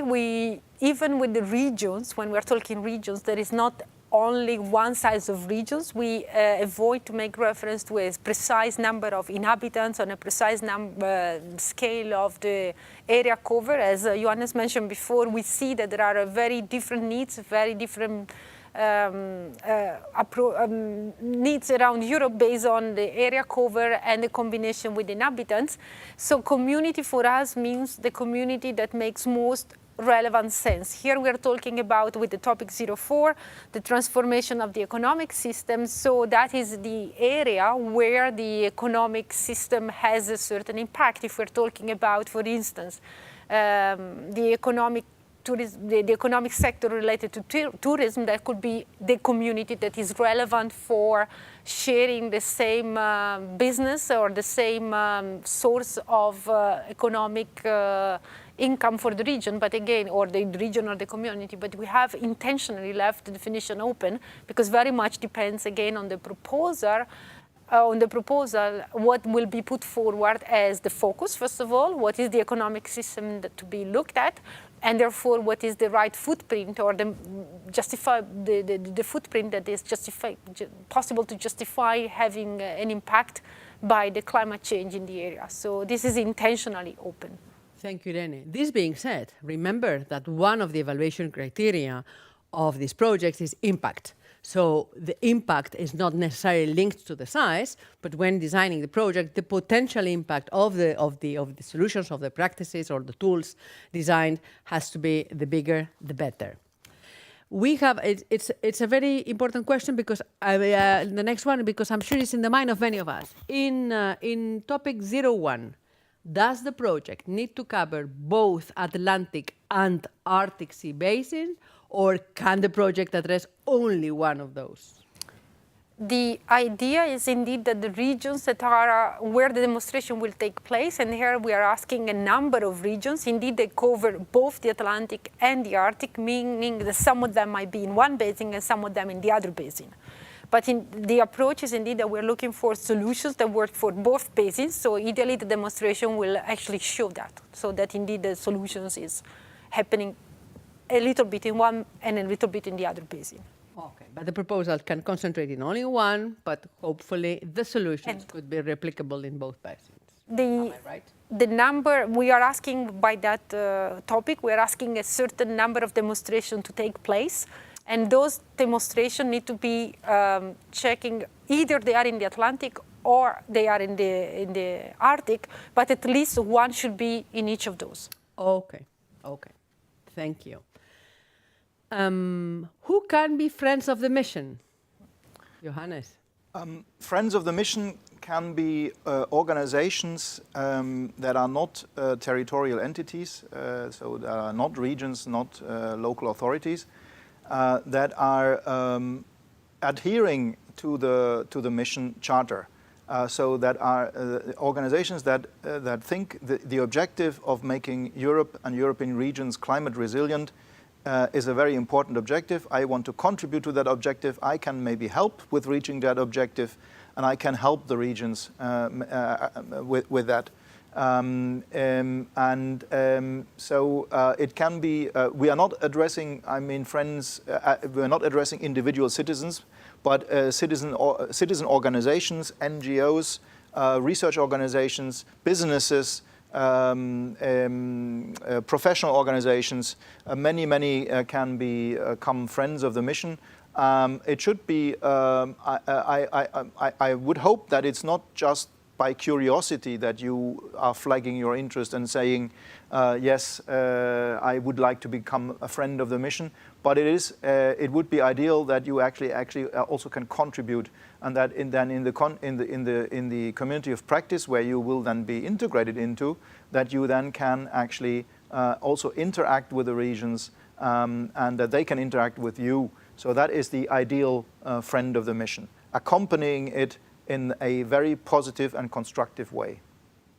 Very good. And but you can as well be a climate ambassador.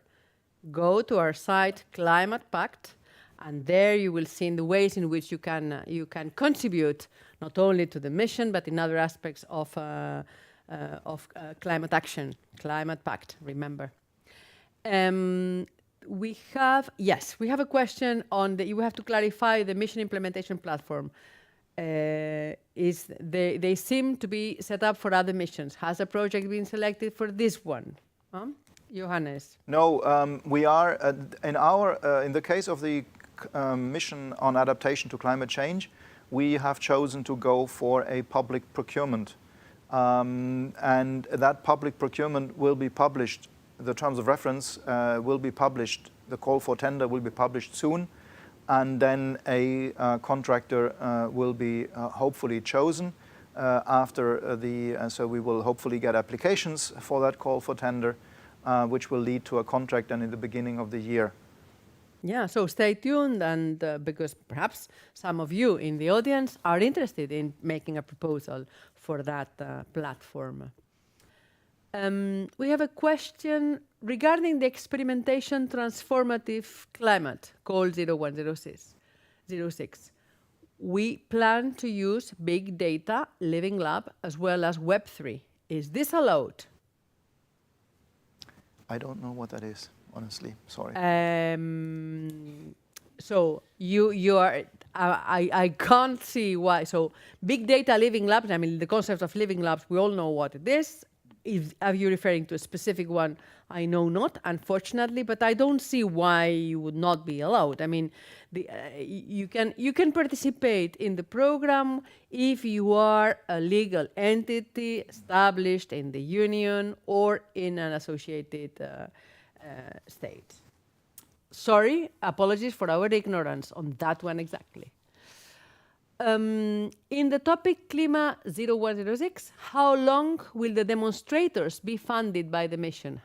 That's a very good question.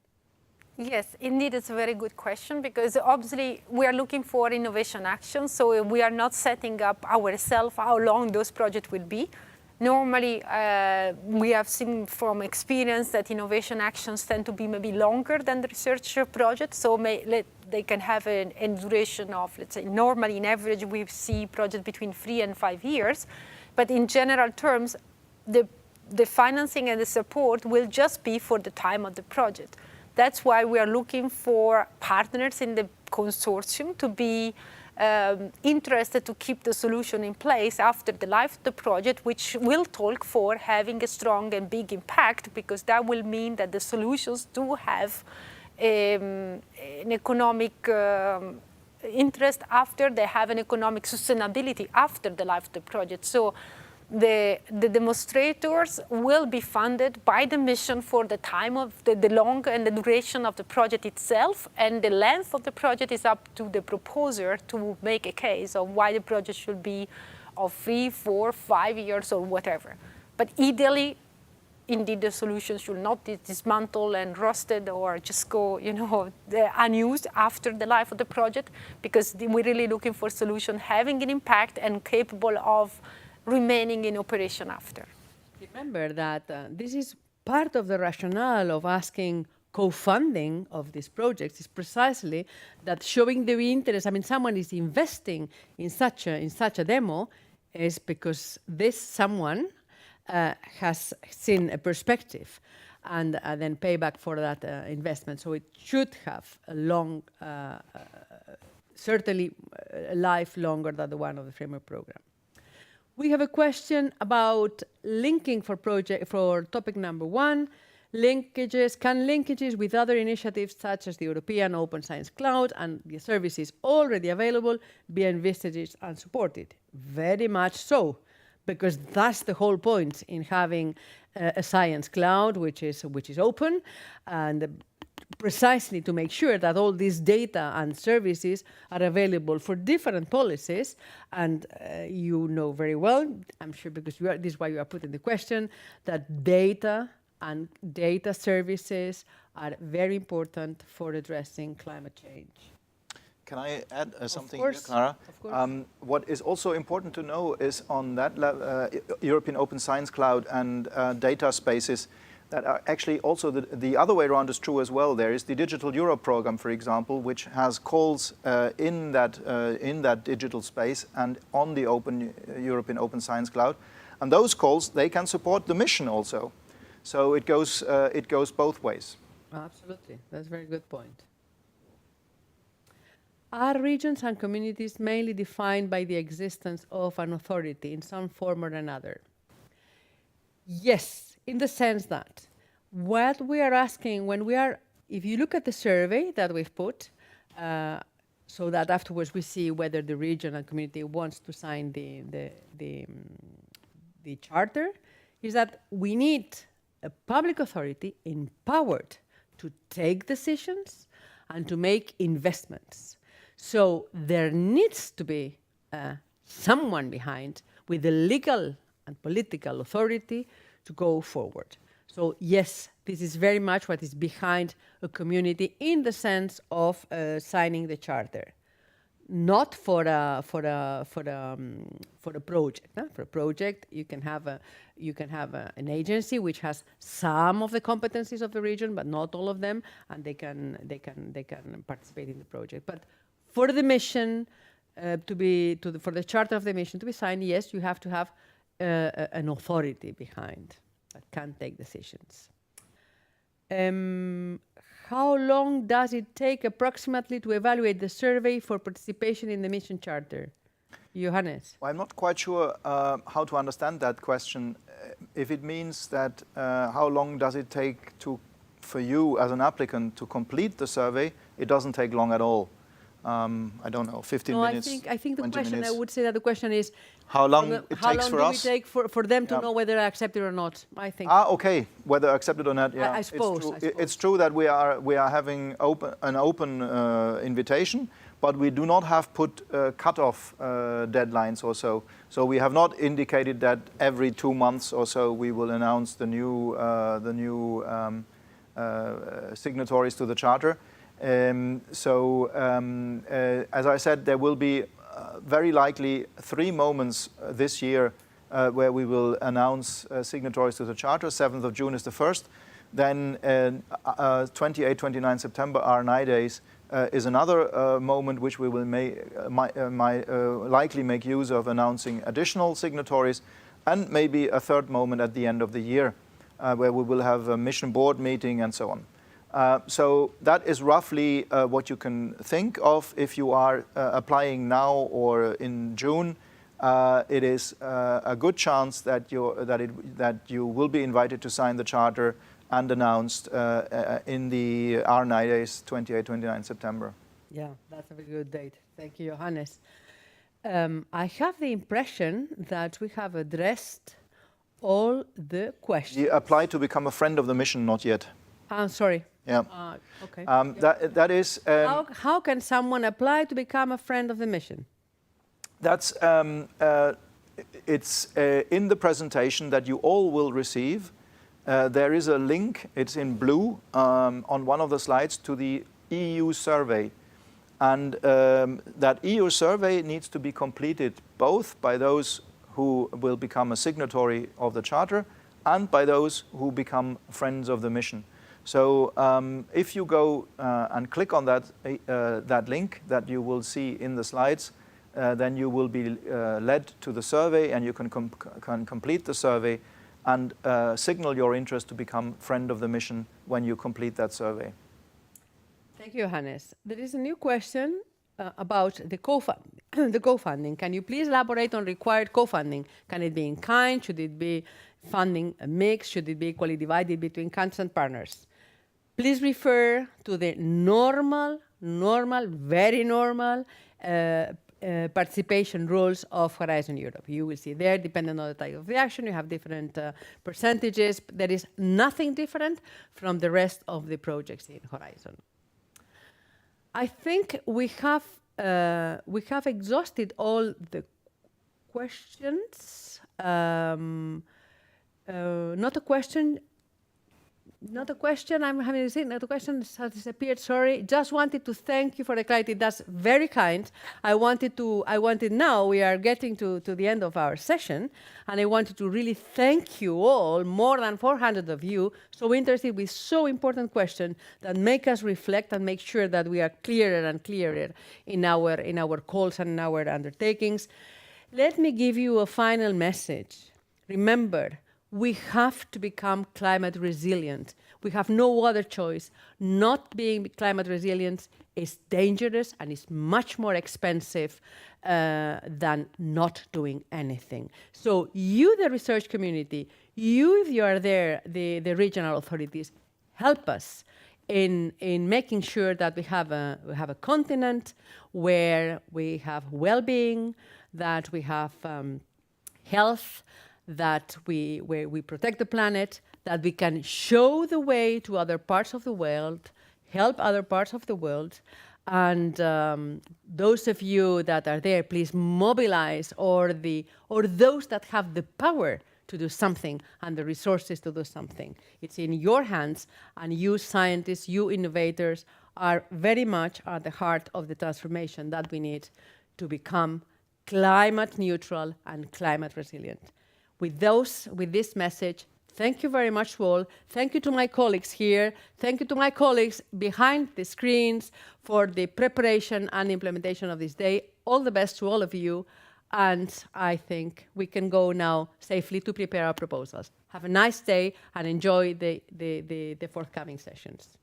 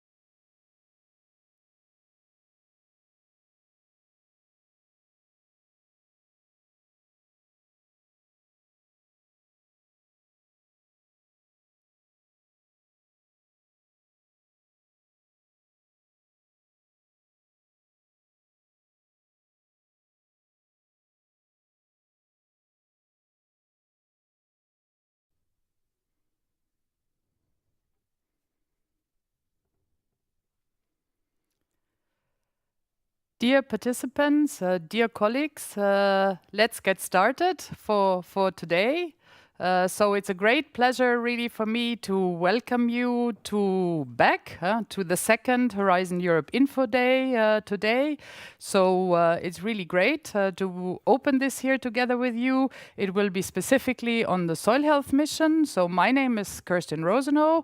I'm the head of unit in DG Agriculture and Rural Development for Research and Innovation, but at the same mission manager for the Soil Deal for Europe mission. And this is what we're going to do in this session, present the mission and its calls to you today, and hopefully do even more to get you involved. So that's our aim. So now let's get started. With the next slide, we will show you how this session will develop. I guide you a little bit first time through the agenda. So this session will run for around 2 hours and 15 minutes. We have to stop at 1:30 sharp. So, and after my introductory words, I will guide you a little bit in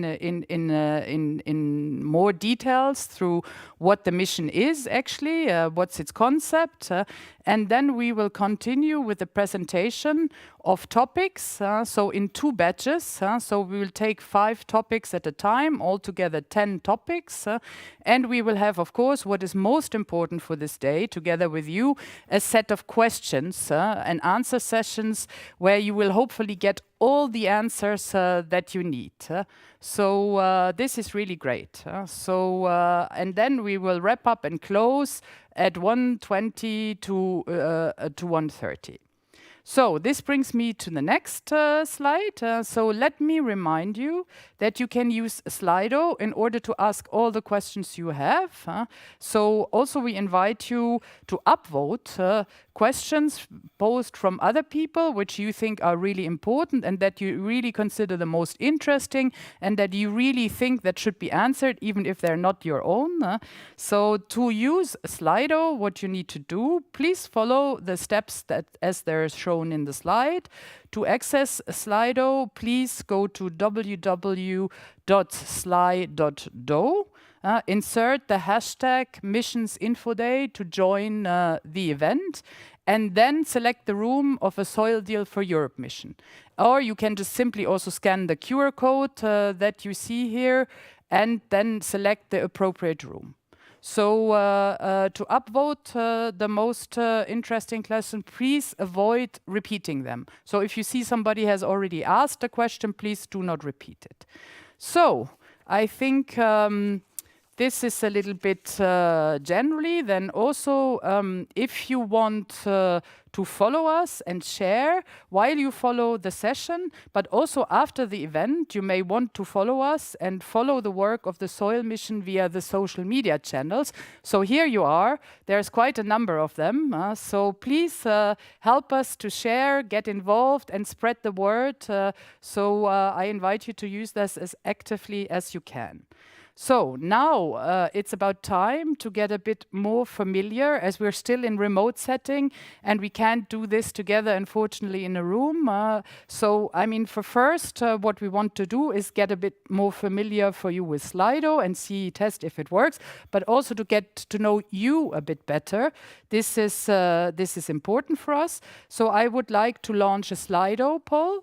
So here, using the Slido, please let us know in which country your organization is based. So this would be very interesting for us to see a little bit what is the variety of people here in the room. We see the first answers already coming up. So great, this is what we were hoping for, to get a very varied picture of everybody here in the room.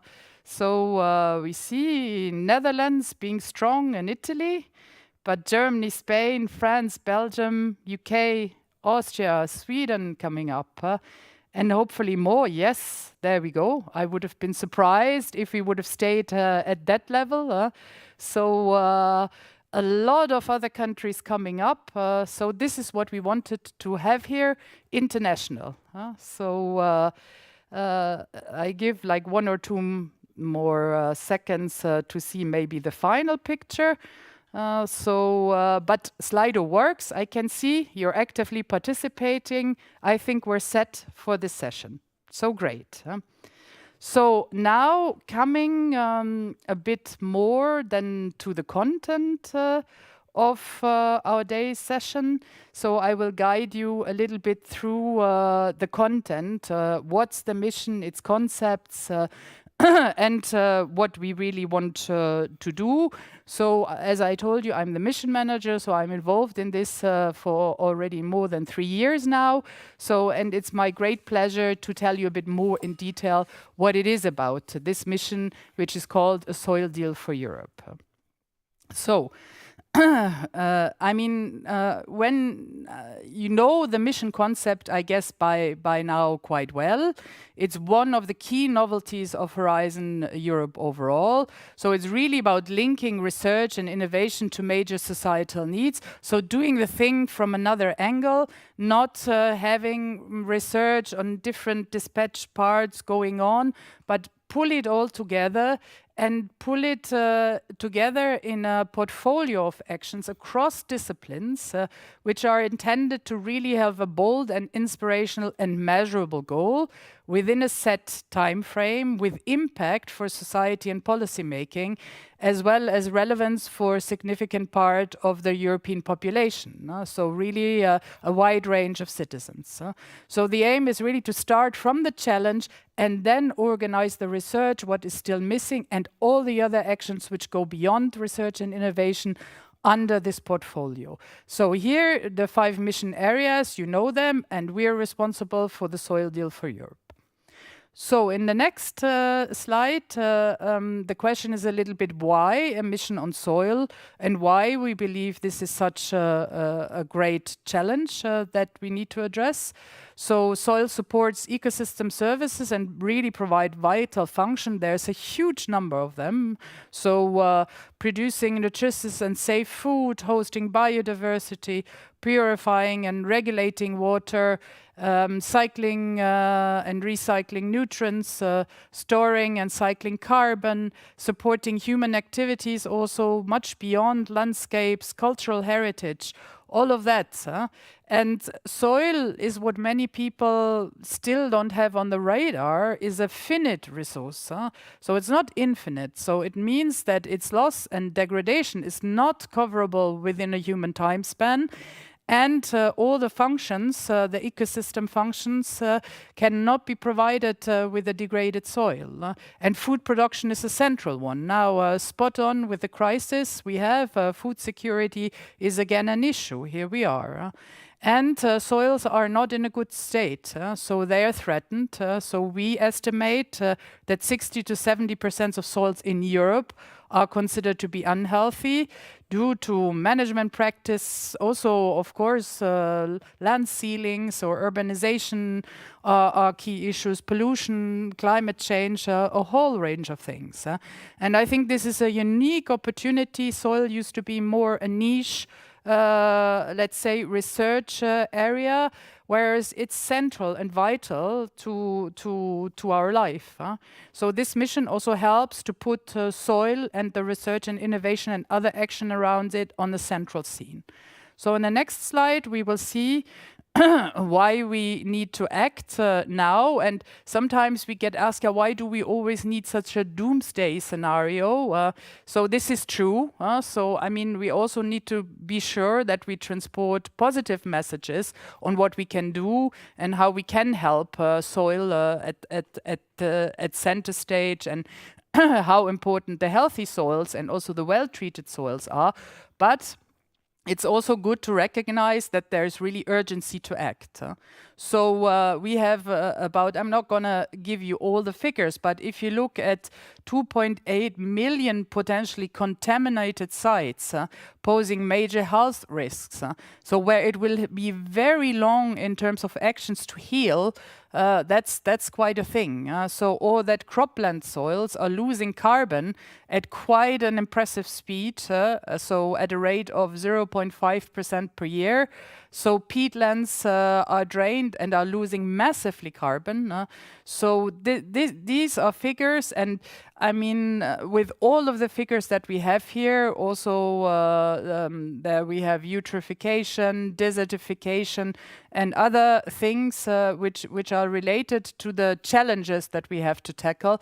And if you then look at the cost associated with soil degradation in the EU, which is expected or which is estimated to exceed 50 billion euros per year, then maybe it is good to think that it's better to invest now to counter this and to make sure that the healthy soils remain healthy and the unhealthy ones get back into healthy state. That investment will be well served on repairing later on. So in the next slide, we now get more a bit to the surroundings, let's say, that help also to promote the Soil Deal mission. So the mission is part of a great number of Green Deal strategies. So the Green Deal is an unprecedented opportunity to put soil as center stage, because no matter if we look at biodiversity, at the farm to fork strategy, climate adaptation strategy, forest strategy, soil is there and it's at the center. The Organic Action Plan, there plays a great role, and then also the long-term vision for rural areas, the new EU soil strategy, and also lastly the communication on food security, as I was just saying. So food security issues now also with the current war and aggression of Russia in Ukraine we have going in. This puts a new spotlight on how important food security and soils, which are the very basis to ensure it, are. So you see a number of soil-relevant Green Deal targets here, which are also part of the targets that we need to achieve with the missions. So, and maybe by 2035, the EU should aim to reach climate neutrality in the land use, forestry, and agricultural sectors. So, and 2030, 2035 is tomorrow. We have 8 growing seasons to get to 2030, so there's a lot we have to do. So now getting to the next slide, we will also see that soil research and innovation is one thing, but the mission idea is to make sure that all policy actions and other actions are pulled together. And I think that you can see here in an exemplary manner, where you can see that for the pathway to healthy soils, we do not only have the research and innovation component, but we also have the policy framework set with the soil strategy that the Commission has just proposed, and the soil health law, which is the policy framework which clearly links to the Soil Deal for Europe mission as a key enabler to achieve the goals set by the soil strategy. And then we have the EU Soil Observatory that was just launched, which will act as a long-term data reservoir and which will also help with the effective monitoring of what we will do under all this different action path. And that will help us a lot to have a coordinated approach towards action for healthy soils. So now a bit more in detail, what we have. We have 8 specific objectives. You can all see them here, which reach from reduction of desertification to things that go really into societal dimension, like improving soil literacy in society.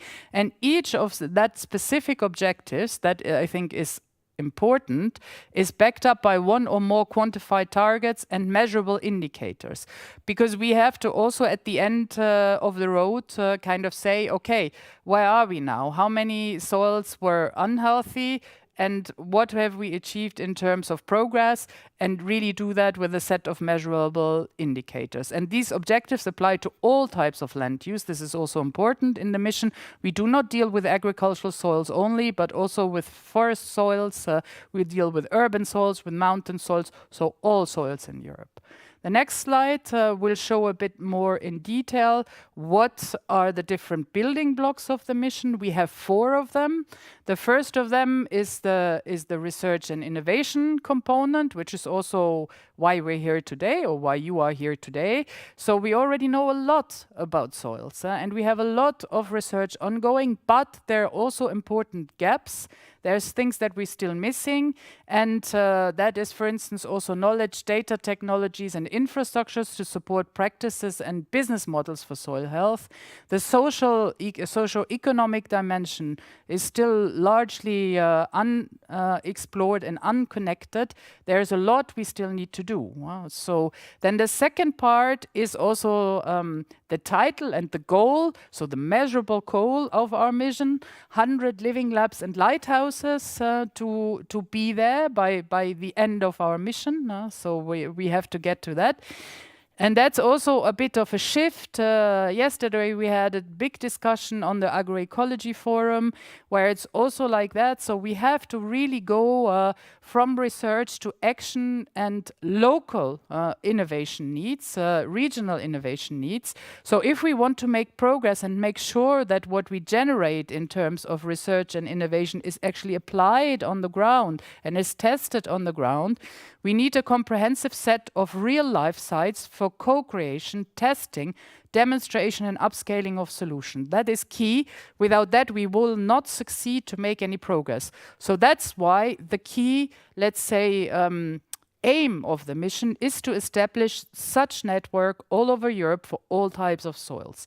Then the third building block is the soil monitoring block. So really the harmonization of soil health monitoring and reporting across Europe so that we can safely say something about the state of soils in Europe and the improvement of making them more healthy.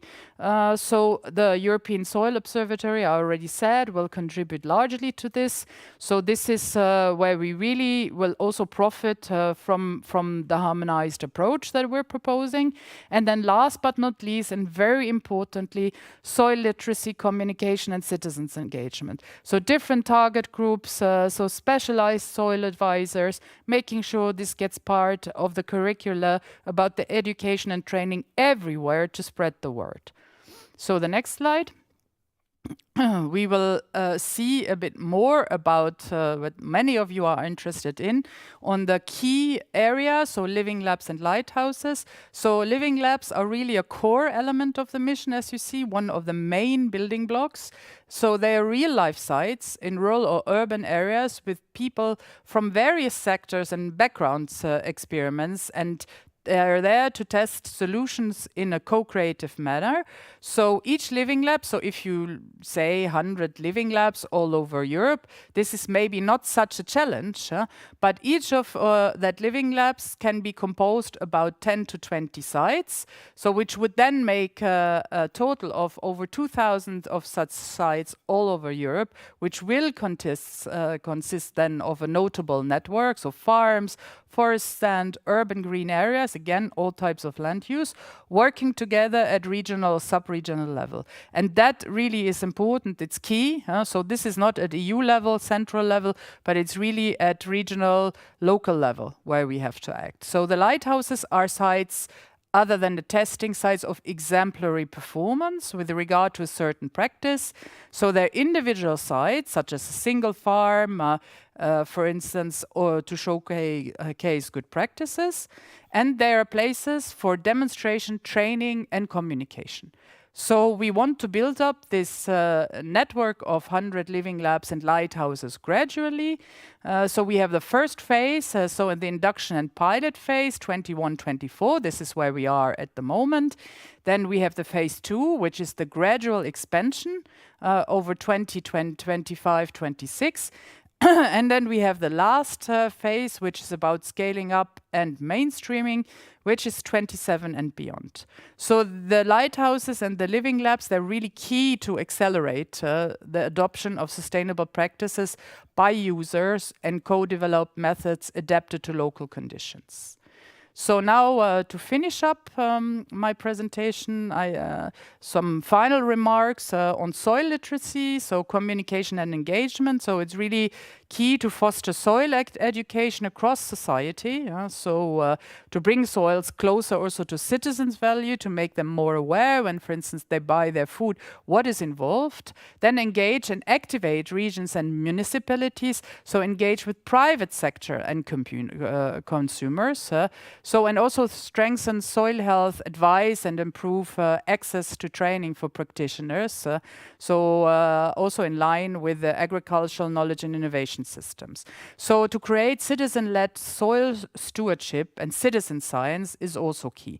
And we've done a whole array of things. You see all the examples of what we've done, the co-creation and engagement events, over 200 all over Europe. The RNI days are upcoming now, which represent a further way. We have soil media campaigns, including 2 campaigns, hashtag EIP AgriSoil. New ones are already planned. So we have done a lot around the World Soil Day, which is obviously great to raise awareness, and more. So there is really also for you, the soil health result packs could be interesting. So there we go. This brings me to the end of the presentation. So there's a couple of useful links. We will see. So you can apply that and look at that and find out more. So this is a little bit what I wanted to share with you today. And now we get to the important part. So let's see if we have any questions from your side on my central introduction as yet. So that would come from our Slido crowd. Please enter questions that you have into Slido eventually, so I can answer them if possible. So we wait a bit. What is soil health according to the European Commission? We have long and widely discussed about how should we actually define soil health. So we did that not on our own. We're working at the European Commission, but you know that we had a mission board with 15 wise men and women coming from the scientific area, from the farming area, from communication and citizens engagement areas that helped us with this. And the definition of what soil health is part of the implementation plan. So it's the continued capacity of soils to provide the vital ecosystem services. So this is how we have defined soil health. And I've presented to you in the very beginning what are the ecosystem services ranging from carbon storage, nutrient cycling, biodiversity, and so on. So the food production, of course. So these are the ecosystem services. So that is how we have defined and we have discussed for a long time. So then I see there's a second question. Who can be a living lab or a lighthouse? Municipalities or regions is the question. Well, a living lab is a real-life testing site. So it's really a site. It's, let's say, a field of a farmer or a group of farmers where bottom-up all the different actors that help to find a solution come together to find really that solution on the individual testing site. Be it a farm, be it a forest, be in an urban area. So it's not a municipality as such or a region as such, but we expect these sites obviously to be at local level or to be a group at regional level, but with the real-life testing sites attached. And for the lighthouses, sometimes to better explain what they are, they are really those that have already developed good practices or are best practice, and that can demonstrate and can help to raise awareness for solutions already available. For instance, a living lab after the end of the experimentation phase and a successful ending could become a lighthouse. So this is always how we try to explain better. Then I maybe take one final question. So we have, should living labs be composed of several lighthouses? I have kind of already replied to that. They can be. So it can be that we have a living lab and we have tested a solution, and then there is something really to show and which works well, which other can copy, and that then can become a lighthouse. But normally these are two separate concepts, let's say. Okay. There's one more question coming up, so I'm taking that one as a last one. And then we can also see if we have in the end more we can add to the Q&A. So we have about 430 viewers, by the way. So this is great. So there's a great community here today with us. Is there a protocol in place to sign up as a living lab and a lighthouse? Well, a protocol. So, I mean, we've worked very long for a definition. What do we define as a living lab in the sense of what we want to reach? And we have worked for 2.5 years to come up with a definition. We worked with the European network of living labs together, so not by ourselves, and also with countries that Canada and France that have been advanced on the forefront of what a living lab is. So there is a definition of what a living lab in the sense of the Soil Deal for Europe mission is and will be.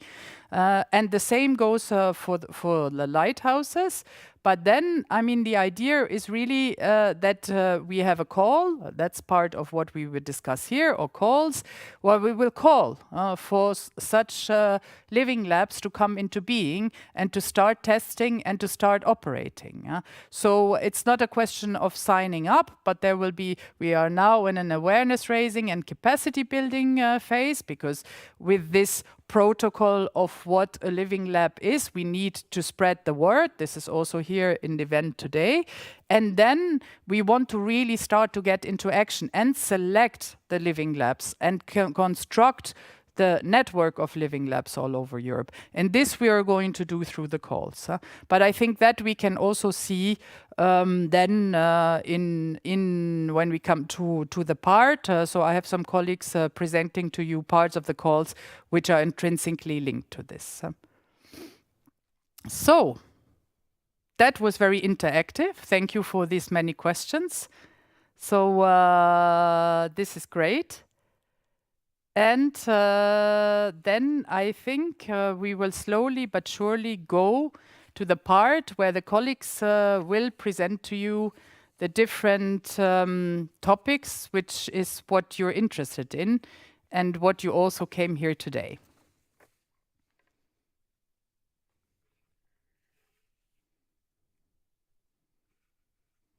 But maybe we have a general another question coming up also from Slido.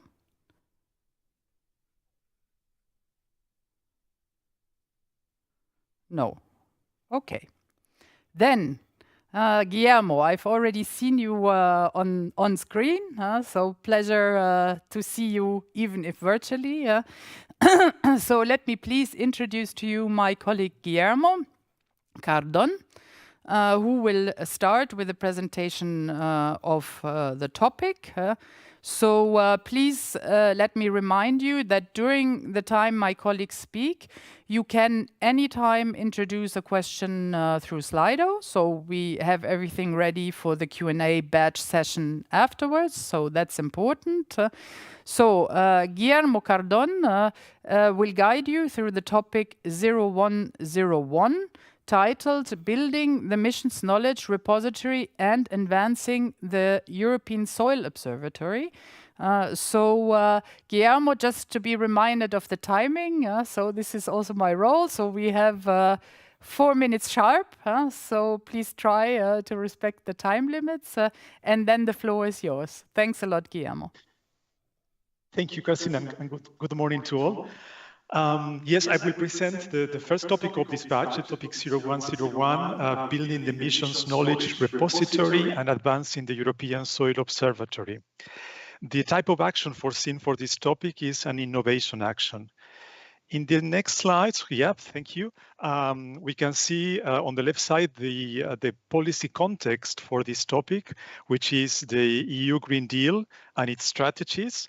And in particularly, I would like to single out the EU soil strategy, the farm to fork strategy, the biodiversity strategy, and the zero pollution action plan.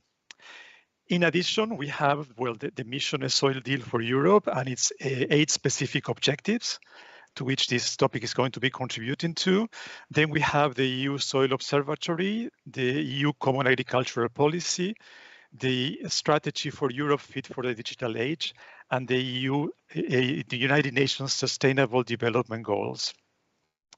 Now, if we come to the expected outcomes, the project results should contribute to all of the following outcomes. Firstly, enhanced capacities for mission implementation and use of mission results through efficient knowledge and data management and access for a wide range of stakeholders. Another expected outcome is that stakeholders are able to take more informed soil management decisions through improved access to knowledge on soils, drivers of soil health and land degradation, as well as solutions to improve the status of soils, as well as an increased potential for new business opportunities from products, technologies, and services. And finally, that the EU Soil Observatory, the EUSO, is populated with comprehensive, interoperable data sets and information on soil health. In the next slide, please, yes, we have the scope for the topic. Basically, the proposed activities should develop a strategy, standardized methods and recommendations for the collection, processing, visualization and exploitation of soil data and knowledge from research and innovation products, as well as in situ and remote measurements. This concerns data and information from all types of soils, geographic regions, and land uses in Europe. The activities should develop and test a prototype for a long-term, open access and user-friendly knowledge and data repository expected to become later part of the European Soil Observatory. They should explore and take advantage of the potential of artificial intelligence and machine learning to process and use information and data. And finally, they should provide examples for practice-oriented user cases to show how potential users can capitalize and reuse existing information and data from the knowledge repository. The total indicative budget for this topic is of 6 million euro, and the total budget per topic is of up to 6 million euros, which means that we intend to fund one project, so one single project for this topic. Important things to single out would be that the activities from this project are expected to achieve a technology readiness level of from 5 to 7 at the end of the project. And very important that the activities should be implemented in close cooperation with the European Union Joint Research Centre and the EU Soil Observatory. So this is all from my side for this topic. Thanks a lot, Guillermo. That was very, very clear. And thanks a lot for sticking to the timing. Exactly, super time management. If we continue like that, that will be great. Then we have really enough time to really discuss with the audience. So after Guillermo, I pass the floor to my colleague Giulia Meloni. So she's the food expert so in our soil mission team. So she will present to you now the topic 0102, titled Improving Food Systems Sustainability and Soil Health with Food Processing Systems. So don't forget, if you have questions to Giulia's topic, continue to enter them into Slido. So Giulia, the floor is yours. Please. Good morning. It is a pleasure for me to present you today the second topic of the Work Programme 2022, called Improving Food System Sustainability and Soil Health with Food Processing Residues. It is a research and innovation action.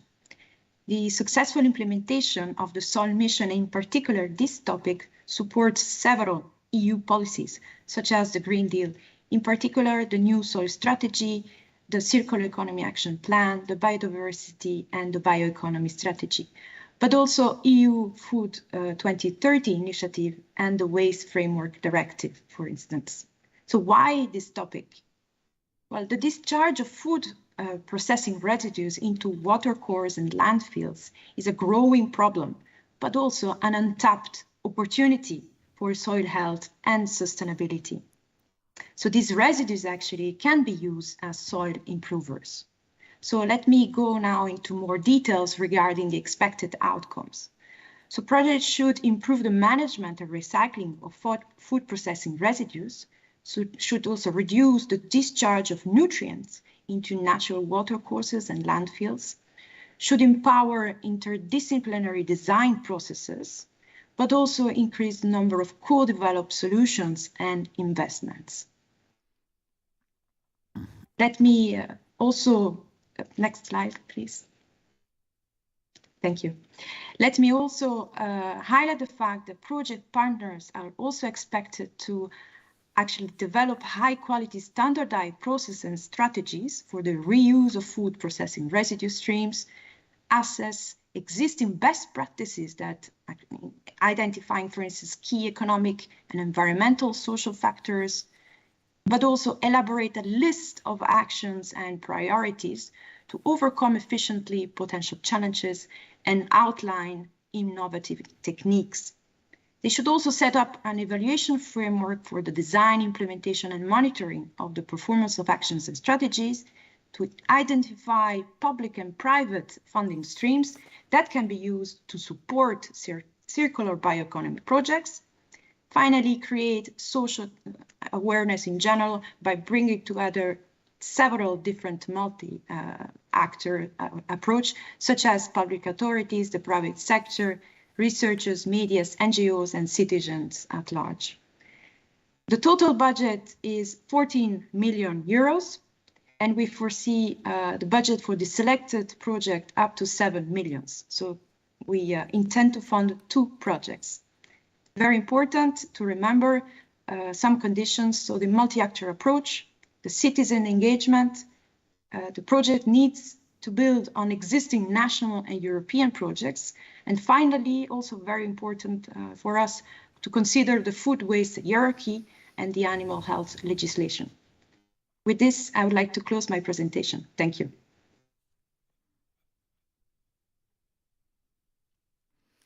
Thanks a lot, Giulia. Very clear. And also great time management. Thanks a lot. So I will just slot in before I hand over to my next colleague. A little appeal to you when you put your questions in Slido.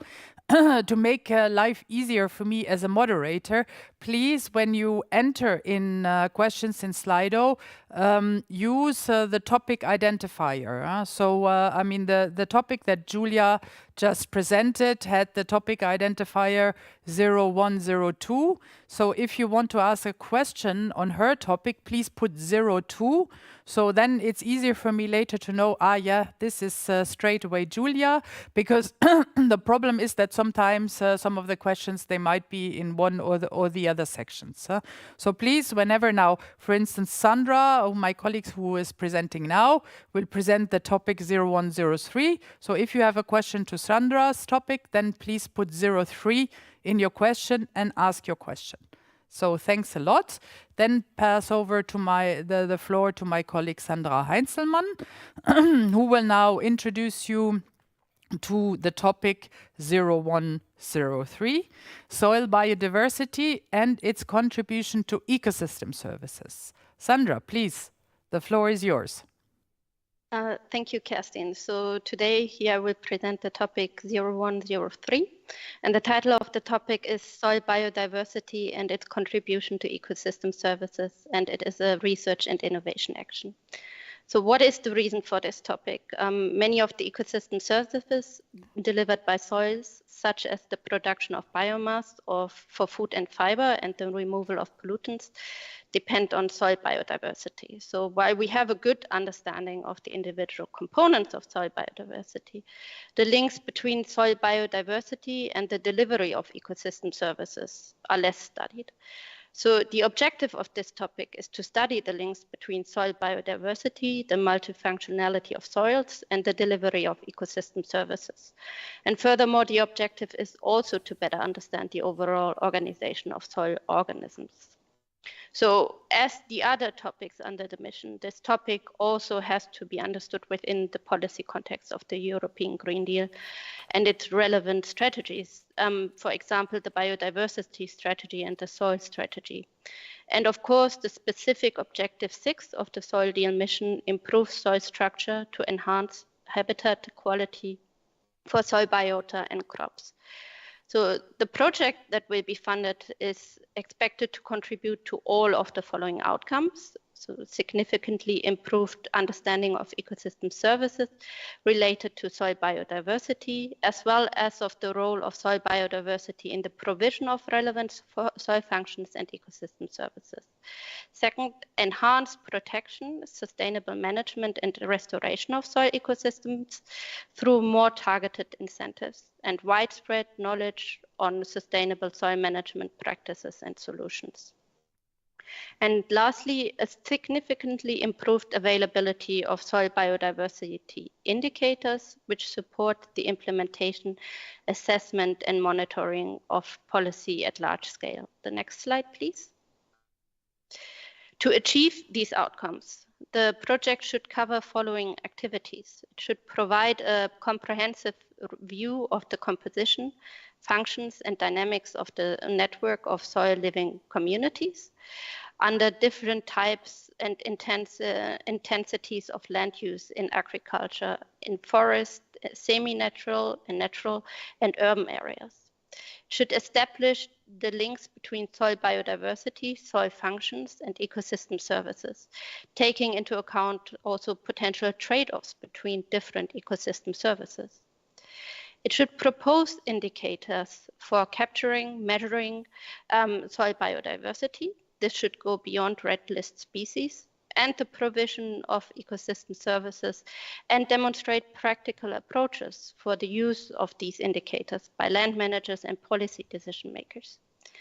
It should identify drivers and pressures, including the interactions of soil biodiversity in different types of land use, and explore the effects on soil community composition and functioning, and see how ecosystem services provision is altered or hampered as a consequence of these pressures. And there should be due attention be given to understudy pressures and drivers, and this should be justified by the proposals. It should provide a framework to assess and value the contribution of soil biodiversity ecosystem services in economic terms. And this should build on existing work, including the one undertaken under the initiative Mapping and Assessment of Ecosystem Services. And lastly, it should translate the knowledge created into practical applications for land managers and policy decision makers to increase the uptake of practices that promote soil biodiversity and optimize its contribution to soil functions and ecosystem services.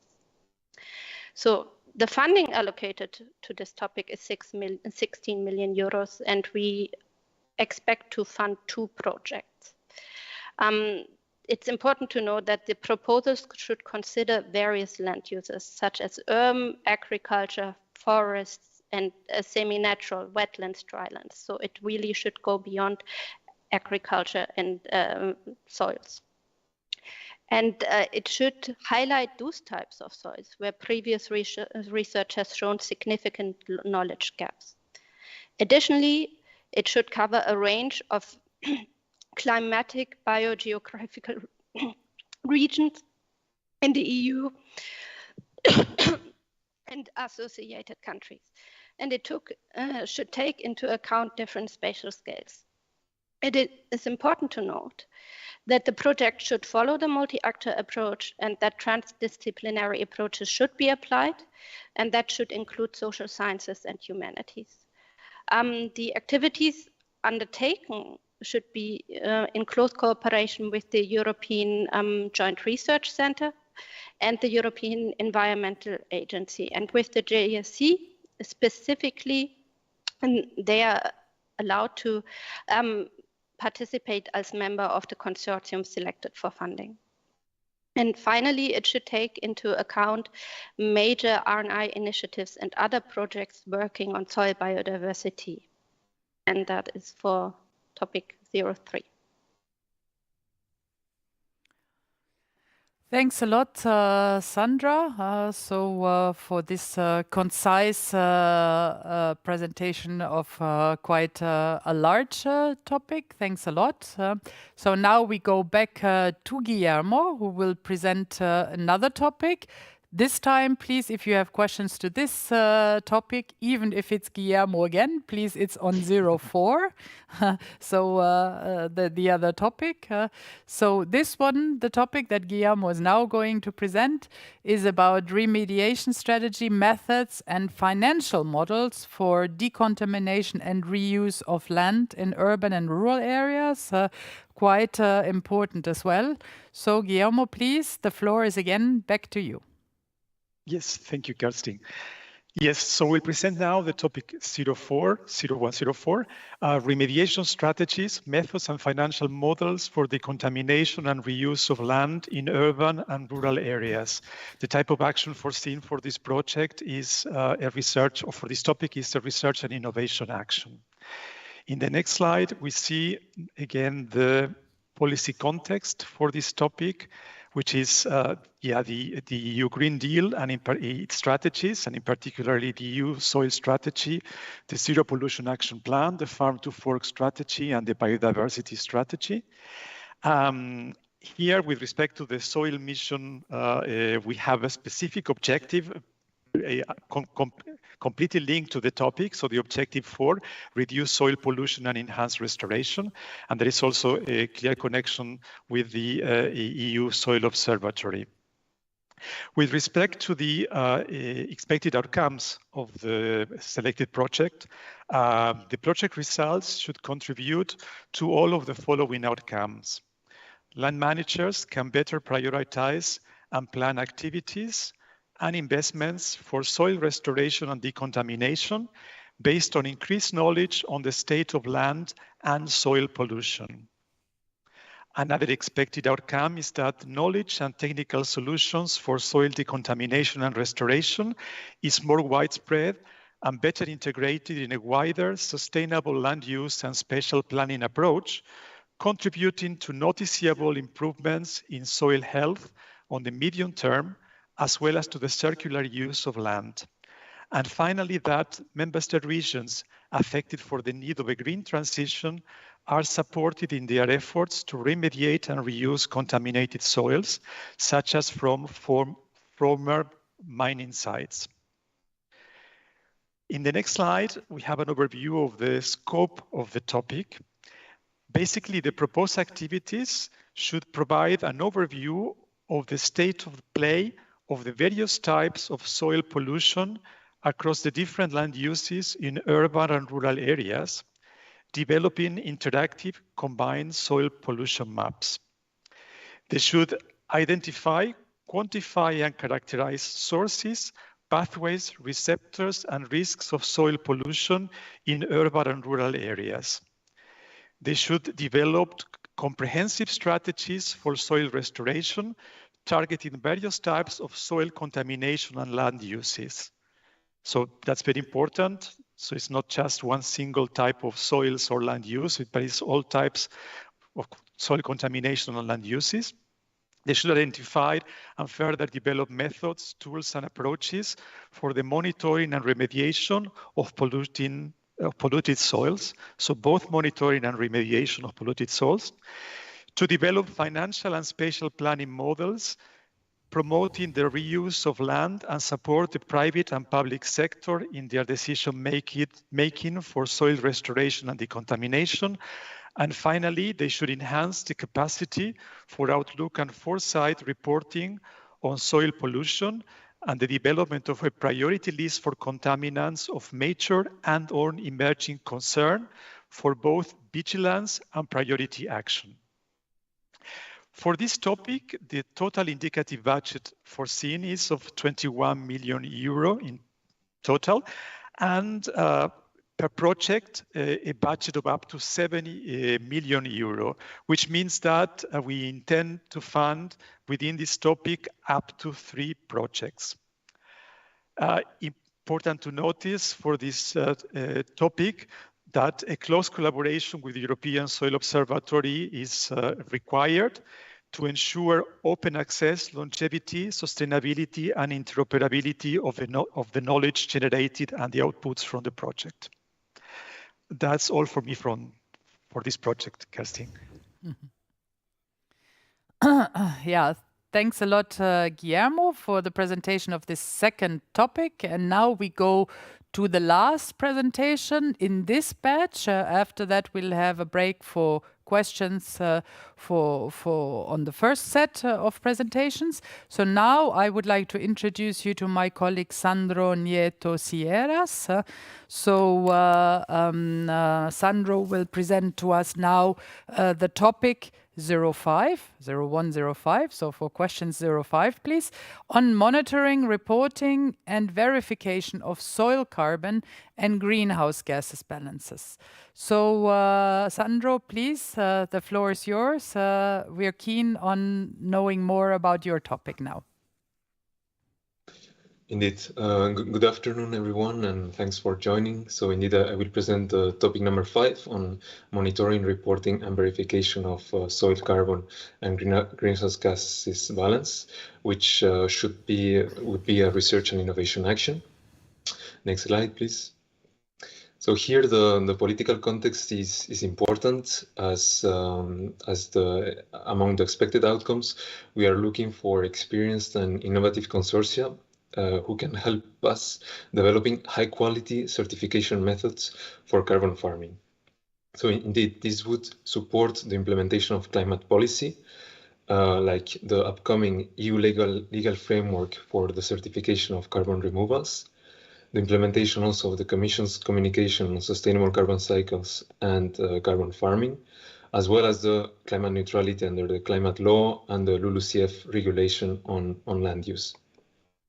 So my head of unit in his presentation of the next topic will also emphasize the important political context. Another expected outcome is to better understand the relationships between the carbon flux dynamics of carbon farming practices and its driving factors, as well as to develop standards and methods to track carbon farming. Next slide, please. Yeah, the proposals should cover the following main activities. First, to execute on-field measurements and estimation of greenhouse gases accumulation and fluxes in soil and biomass. Then to develop models on the drivers of fluxes and storage of soil organic carbon. Third, to assess the effect of the implementation of different carbon farming practices. Then to develop, standardize, and demonstrate methodologies for monitoring, reporting, and verifying carbon farming. And finally, to assess the local economic and social impacts of carbon farming, as well as to contribute to decision supporting tools for policymakers and land managers. The funding would be granted to 2 projects with a new contribution of up to 7 million euros for each. And here it's important that grantees coordinate and collaborate with other initiatives, and notably with the future grantees of the next topic, of topic number 6 that will now be presented. So to support the development of EU climate policy, we are very much looking forward to your applications. Thank you very much. Okay. Thanks a lot, Sandro, for the concise presentation. So now we finished the presentation of the first batch of topics. So we will have a very short technical break of 2 minutes to collect ourselves and to collect the Slido questions. And then we will be online again in 2 minutes from now to come with all the questions, and the colleagues will provide all the answers on everything you wanted to know about the different topics. So see you back in 2 minutes.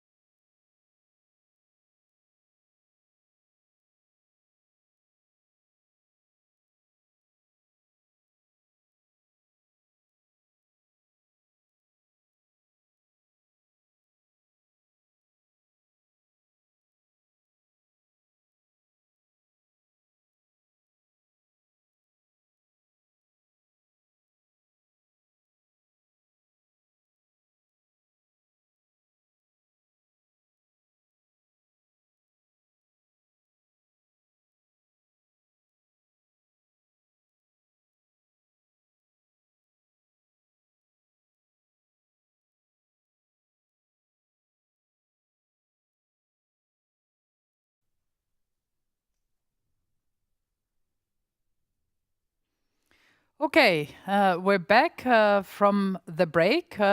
So I would also like to thank all the spectators out there. We're still quite a large crowd, around 400 people, so there's really a big interest in what we present here today. So thanks a lot for all of you out there for staying tuned. So we'll now go to the questions. So I see a lot of questions for Sandro coming up. So the first one would be, what are the topics, methods, tools, or models with regard to forest and agricultural soil carbon measurement? I maybe take 2 already, Sandro, if that's fine.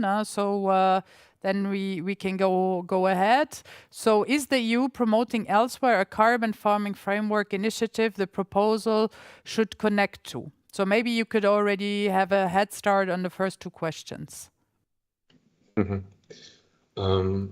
Many thanks, Kerstin. Yeah, so for the first question on the topics, methods, and tools and models for carbon measurement, I would say that these are the existing ones that the topic should build on in order to further develop them and standardize them. So yeah, I would say existing ones and the new ones that need to be developed. For the other question on whether the EU is promoting a carbon farming framework, yeah, we could say that with the Commission communication that was published last year in December, the communication on sustainable carbon cycles, there is a chapter on carbon farming, and where we explain what are the barriers and how we want to overcome them in order to upscale carbon farming. So this is a key policy on climate at the moment, and of course the topic should be, the research topic should be connected to that communication. Thank you. Okay, thanks a lot, Sandra. I think that was very clear. So then we have the next question, also making already a link to one topic we haven't presented yet, but that is going to be presented very soon during the next session. Is there an expected interaction between the topic you've just presented, Sandro, and the one that is going to be presented on the carbon farming network?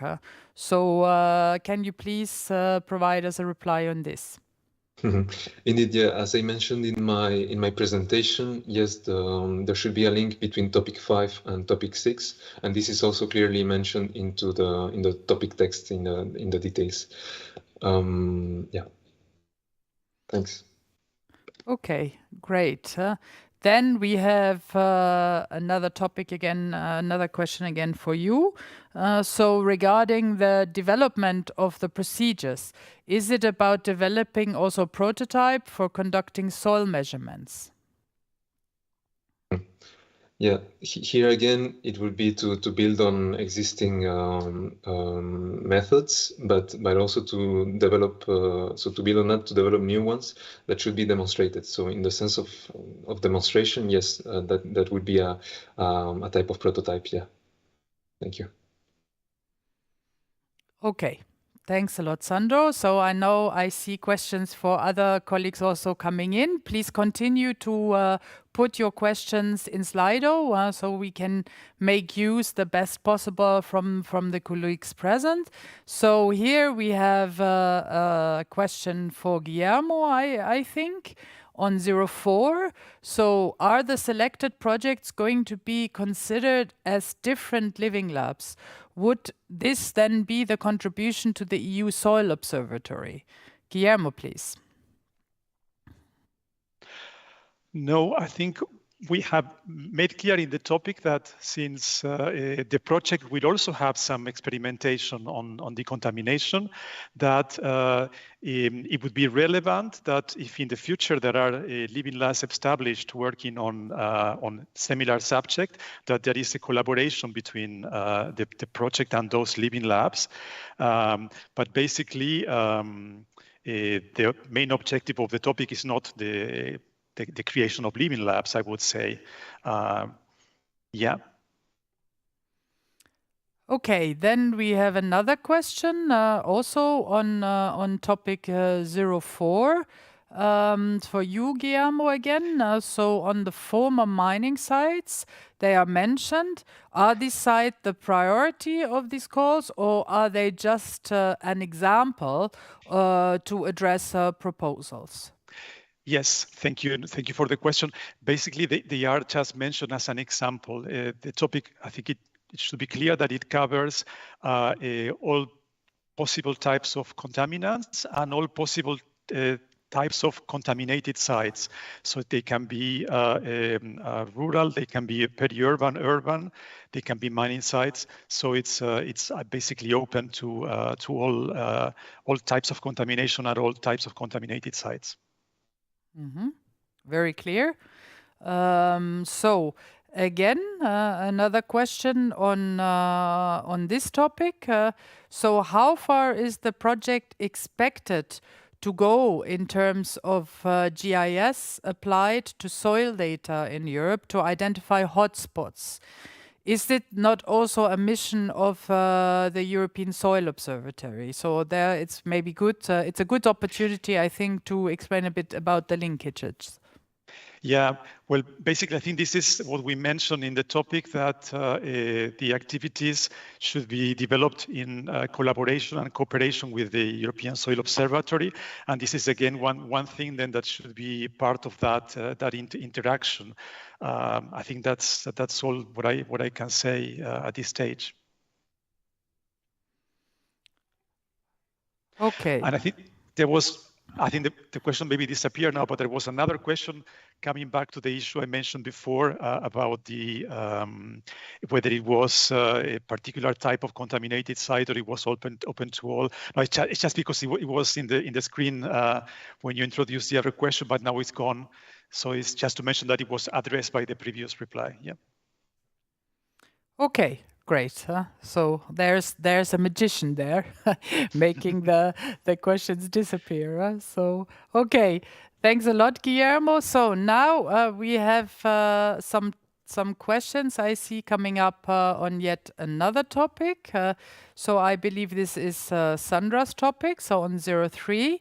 There, the first question would be, when the topic reads that the GRC may be a partner, can we include it in the participants list? Work packages, I suppose, and task description. Sandra, please. Yes, so for this, so the JRC will not be included as a beneficiary. They will only be brought into the project as a partner at the stage of the grant agreement. However, the proposal should already clearly state what they should do in the project.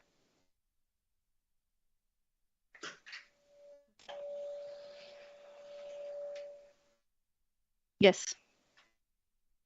Okay, then we have another question, Sandra, for you.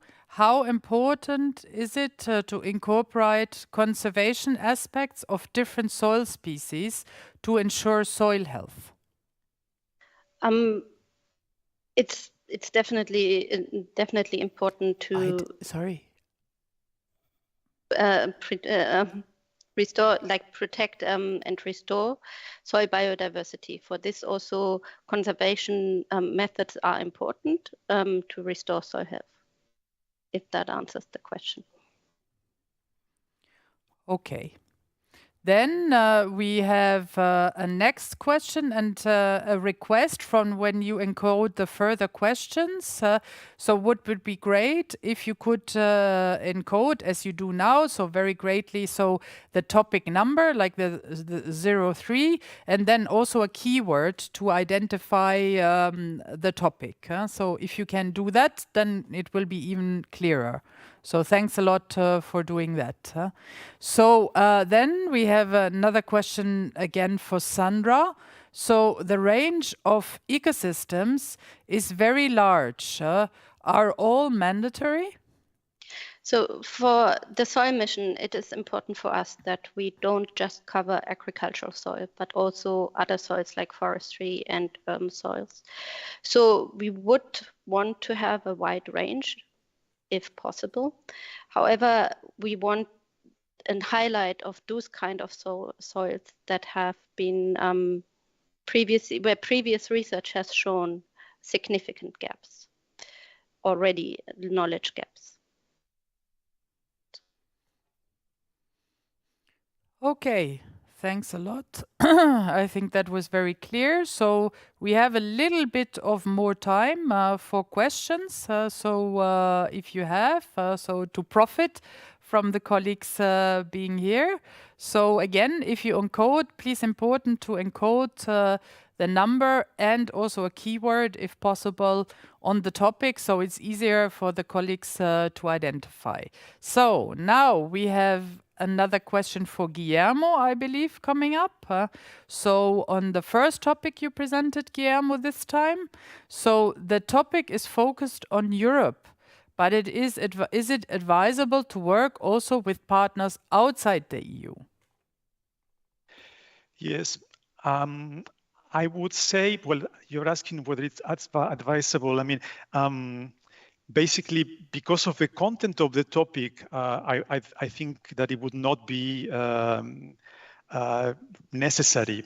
But of course, it's all a question of justifying your choice. But we have not labeled, let's say, this topic as a topic in which international cooperation would be recommended, because let's say it would not be essential for the topic. It's really building the mission's knowledge repository. Basically, it's in support of the rollout of the mission itself. So I think it's not international participation is not that would not be that relevant for the content of the topic, I would say. Yeah. Okay, thanks, Guillermo. Very clear. Then there is another question, or more like a confirmation. So, which is more about, how many, the number of projects. So, is it correct that only one single project will receive funding under this topic. Yeah.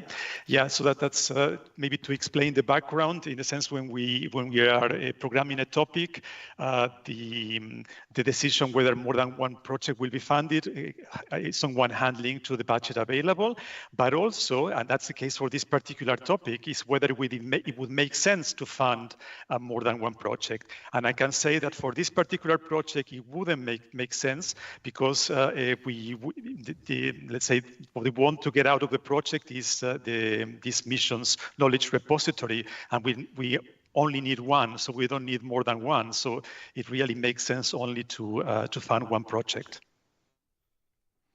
Okay. Thanks a lot, Guillermo. And I was already thinking, Julia, everything is clear on food, but here are also some questions coming to your topic. So to topic 2. So the first one is maybe a bit larger one. So can you please elaborate on why it is important for the topic to consider food hierarchy and animal legislation? Yes, thank you very much for the question. So as you know, the waste hierarchy was developed in the 1970s to provide waste management strategies. And this has evolved and has been adopted to food waste. And this pyramid, actually, this inverted pyramid, ranks the preferred strategies. So first, focusing really on prevention actions, and then followed by, for instance, reuse and recycling pathways. And this pyramid should really guide the development of strategies that tackle food processing residues for soil improvement in this case. So when those residues cannot be used for other higher value uses, for instance, in this case, the reuse for animal feed. Okay, thanks a lot, Julia. Clear. So then I first go to the other question, which is really on your topic. So with regard to the need to consider animal health legislation, what exactly do you mean? I think partly this has probably already been addressed, but then potential biological or chemical risks of soil improvers? Question mark. So what is meant with this, I suppose? Yes, yes, of course. So as I said, topics, should really consider and take into account like this waste hierarchy, and but also some potential threats, and should be aware of the animal byproduct legislation. So number, if you're interested, in 1069 of the 2009. So really focusing on the byproducts of animals. So the thing is that to control, for instance, the risks by setting out the requirements for the collection, storage, transport, and treatment and use of disposables of these animal byproducts. Thank you. Okay. And then we have, thanks a lot, Julia, clear. So then we have a bit more of a general question, which maybe I can try to answer. So it's these topics, as others, which is true, regard themes that also are addressed in Cluster 6 partnerships. So what is the relation between the mission and these partnerships? So, the missions, like we've tried to explain in the beginning, is really as a roof to pull under the roof all actions which are relevant in a given area.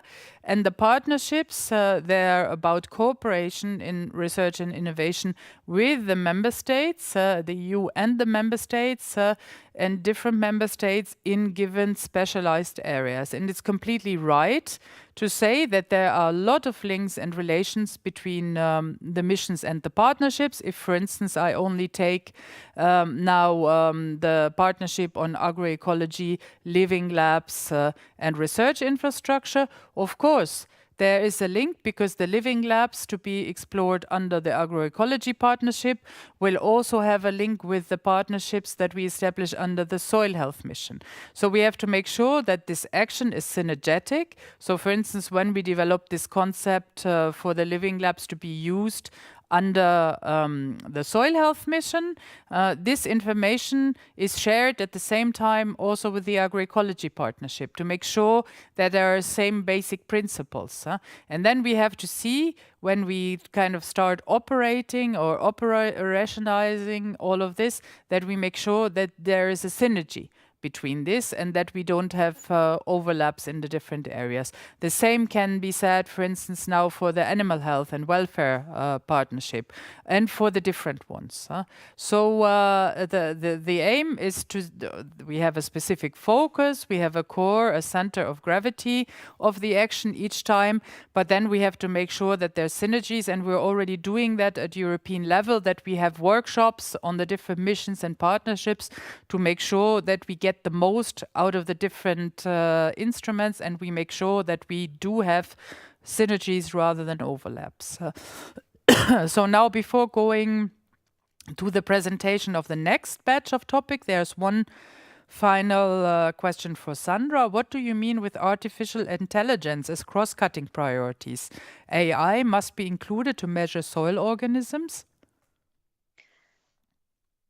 Honestly, I don't think this is for my topic. So, because I don't have the artificial intelligence cross-cutting in my topic text. So, apologies for that.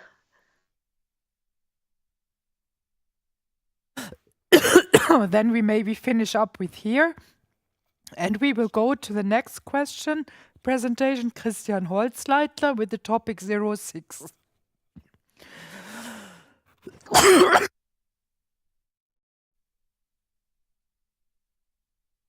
Hi, good afternoon.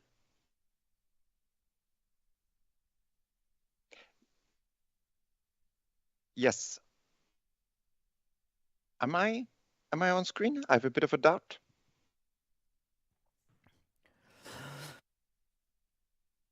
Okay, so I go ahead, or we do something else before. I have a bit of a doubt now on the running order. Okay, then I go ahead. Yes, Christian Hossander from the Director General for Climate Action. We are currently developing standards for the certification of carbon removals. So, how much carbon is stored for how long in our soils? How can we credibly measure and certify that? And for that, we are currently developing a legislative framework on carbon removal certification. And we want to come out with this, or propose it, by the end of this year. And that will give the general principles. And then we want to develop, with the help of an expert group, the specific methodologies, like, for example, for soil carbon, for the rewetting of peatlands. And it's now here that this coordination and support action comes into play. This could be a great and outstanding opportunity to create a network of our best experts in Europe on carbon removals in soils, be it agriculture, be it forest soils. So we would imagine this network gets together the universities, the experts, the stakeholders from the farming community, but also like remote sensing, all of that. They do so great things out there on how we can better measure soil carbon. And then together with the member state authorities, we would expect that you look at what is existing out there, which methodologies, which methods for measuring soil carbon, for certifying carbon removals in soils exist, like the Label Bas Carbone in France, but there are so many other initiatives, and that you deliver the best practices. And building on that, with the expert group, we can take that in, feed it into when we develop the specific methods where we would say, okay, this is the EU standard for soil carbon. So there would be an opportunity really to feed very closely into our political legislative process. And if you see on the next slide, so we are proposing a budget of 3 million euros for creating this network in total. So it's about one network, and as also already said before, okay, it makes sense to only have one, to have here our best people in there. And it would be about looking into all these important things that we need for certifying a soil carbon. So it's about the quantification, about the use, as I said, of modeling approaches, of soil sampling, of how can we really develop simple methods, robust methods, using remote sensing. How do we develop benchmarks for additionality? What do we say for how long? Can we keep the carbon in the soil, which is a very challenging question if natural disturbances, given that the soil is a living organism. Then also the links to biodiversity, what we call environmental integrity. So how can we ensure that we don't do harm to biodiversity, but much more look for the synergies, look for solutions that are good for climate, biodiversity, and bioeconomy? How can we put that into a certification framework? And then, of course, also about the transparency. So how can we monitor that? How can we put that into a registry so that we can then build good financial incentives on those certification of soil carbon? So I think a very important opportunity here, how we can build on all that knowledge that we already have on different initiatives on measuring, certifying soil carbon, building a network with all relevant stakeholders, including member states in Europe, and then having the opportunity to feed into our process in establishing EU standards for carbon removal certification. Thanks a lot. So thanks a lot, Christian. Sorry for this a bit abrupt leading over to you. I had to take care of my coughing fit. So in the meantime, so sorry you were online, all right. So I think everybody has listened to your very clear presentation on topic 06. We already had one question on that before, and the linkage to 05, so much appreciated.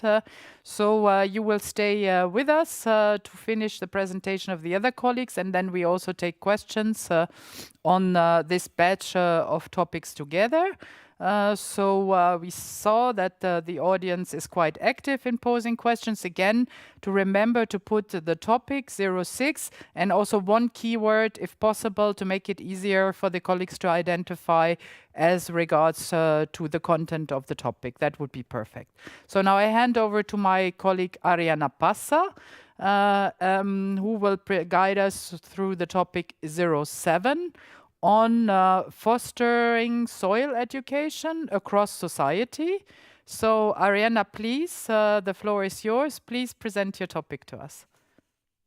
Thank you, Kerstin. Good morning, everyone. I'm presenting topic 0107. The title of this topic is Foster Soil Education Across Society, and it is a research and innovation action. This topic contributes to achieve the Green Deal targets, in particular to the objectives of the European Climate Pact, the EU Soil Strategy. It also contributes to the European education area, and more specifically to the Education for Climate Coalition and the European Sustainability Competence Framework to prepare people to face the challenges of a changing climate world. Last but not least, it should contribute to the mission soil, in particular to its objective 8, which is increase soil literacy in society. The expected outcomes of this topic are the following. Teaching programs and targeted communication, education, and engagement materials on soil are more widely available in various EU languages. There is a higher uptake and diffusion of good practices and hands-on activities related to soil education.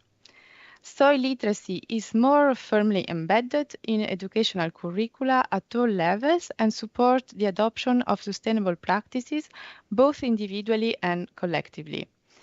And finally, there is an increased awareness of the importance of soil and its function, as well as of the mission objectives amongst pupils, students, and professionals across the EU.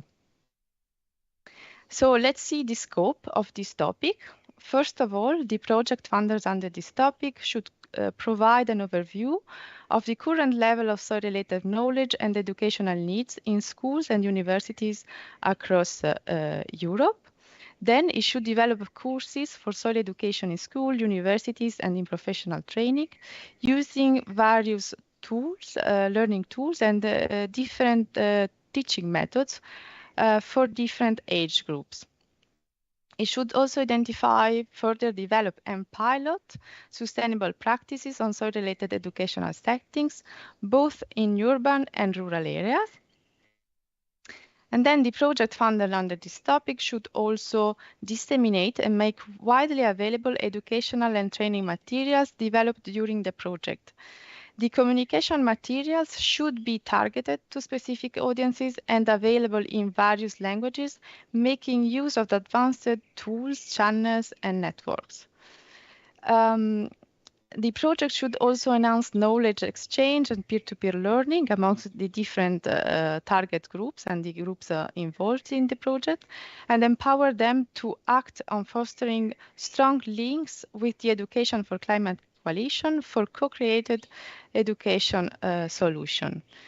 And finally, it should also engage with public authorities and institutions responsible for education and make recommendations for policymakers, including with the organization of events at national and at European level. The budget for this topic is 6 million euro, and we're supposed to finance only one project. The intention was exactly to have a big project that covers a wide territory, covering both urban and rural areas. It is very important to note that this is a multi-actor project, so it should involve different type of expertise, soil expert, behavioral scientists, specialists in education and in communication, and should work with different actors like teachers, professors, and students. It should also have a good geographical balance, as I have just explained. This is it from my side. Thank you. Thanks a lot, Arianna. Very clear. So now we move to the presentation of the next topic, and I will introduce my colleague Paola Eulalio to you. So she's our specialist on the living labs. So you might also, if you have one or the other question from the beginning of the session where you want more in-depth information on the concept as such, please don't hesitate, as Paola is the specialist for that. She's also the person working on living labs in the agroecology partnership. So she combines basically the synergy that I was trying to explain to you for the mission and the partnerships. So this is a great advantage, I think. So Paola, we will now listen to your presentation of the topic on the Framework Partnership Agreement, the FPA for a Living Lab Network support structure. So please, Paola, the floor is yours. Okay, thank you, Kirsten. So yes, concerning the policy context, so this topic supports the EU Green Deal, and in particular, the implementation of the Farm to Fork strategy and the new soil strategy. And also the objectives, of course, of the mission, a soil deal for Europe. And not only the specific objectives of the soil mission, but also the overall goal of setting up this network of 100 living labs and lighthouses by 2030. So the project results are expected to contribute to the following outcomes. An effective support structure for the Living Labs and Lighthouses network is identified and is coordinating and promoting the activities to be undertaken under the network of Living Labs. Social capital and citizens' engagement on soil health challenges is increased and solutions are effectively disseminated. The uptake and the scaling up of the good practices by land managers is promoted, and the experience created on these Living Labs can be assessed based on common monitoring and evaluation procedures. So as regards to the scope, and the next slide, please. Yes, thank you. So the successful proposal should develop an action plan that describes how they foresee to implement activities, which are the setup of the structure that will act as a one-stop shop to cater for the needs of the Living Labs and Lighthouses and to provide them for tailor-made advice. It will also provide methodological support to the stakeholders concerning the building of the consortia, the setting up and the running of the Living Labs under the mission. It will facilitate the exchange of knowledge and innovation among the different actors through the organization of workshops or seminars, meetings, cross visits, working groups, etc. It's important that it provides also a web portal or other tools for information, for exchange of experiences and outreach. And here may be important to mention that this web and associated tools should benefit not only the participants in the network of the Living Labs and Lighthouses, but also the wider public beyond the network. Another point of the scope is to monitor and assess the activities of the Living Labs and Lighthouses and report on the main outcomes. Report on the main outcomes as well as disseminate the solutions, the proposed solutions. This reporting will include also feedback on the links between the Living Labs network and the other parts of the mission, so the other blocks that were explained before, like the research and innovation and the citizen engagement. Concerning to the budget, in fact, there is no budget linked to this FPA. So note that this is so that the budgets and the rules of funding will be set out in the specific grant agreements. So in each of the specific grant agreements that will follow after this framework partnership agreement. So this is a first step to select the participants that are eligible for funding later on a second step under the SGA. And it is important that this project builds on previous projects from the mission and also on other EU initiatives. For instance, the engagement sessions to be organized under topic 2.7 of the Work Programme 2021 and the other topics on preparatory actions, as well as other projects like the SMS, so the soil mission support. It is also important to have close cooperation with the Commission GRC, mainly in view of further developing the European Soil Observatory, and due attention shall be given also to a balanced geographic and thematic coverage of the Living Labs. Thank you.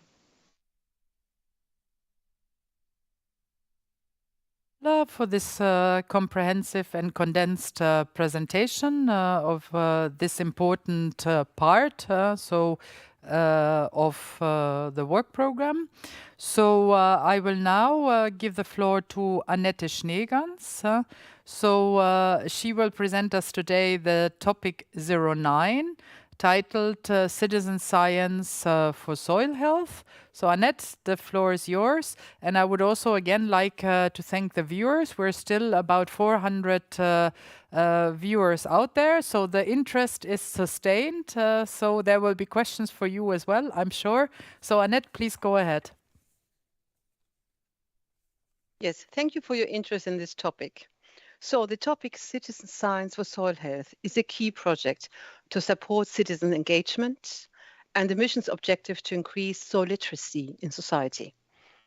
Citizen science, in fact, has proven to be very valuable, not only in terms of connecting science and policy with society, but also in terms of crowdsourcing data from a range of local settings and thereby supporting scientific research. So As an outcome, or as outcomes from funded activities, we hope that people from all walks of life will be more aware about the importance of soils for society as a whole and about how they can contribute concretely to soil monitoring and protecting this vital resource. To achieve the expected outcomes, what are we asking from applicants? You will see this on the next slide.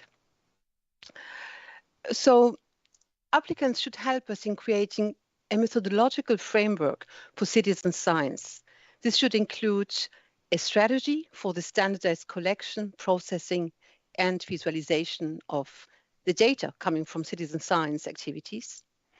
And together with this, applicants should provide recommendations and guidelines on how to improve the ways in which we carry out these initiatives. In addition to methodological requirements, applicants should undertake practical work, such as testing user-friendly tools and methods for the assessment of soil health and for the quality control of data. This is particularly important because, as you know, citizen science data are highly heterogeneous. In integrating those heterogeneous data with professional data is quite a challenge. We see from many other examples that we're not fully there yet.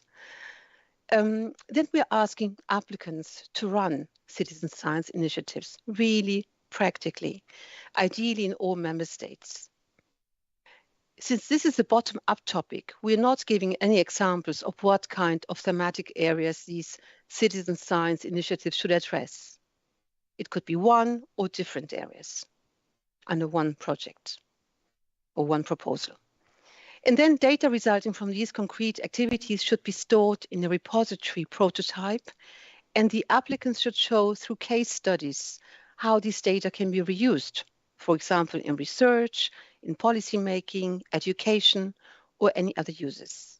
And finally, through the implementation of the funded projects, applicants should proceed to provide training opportunities to the various actors involved in these initiatives.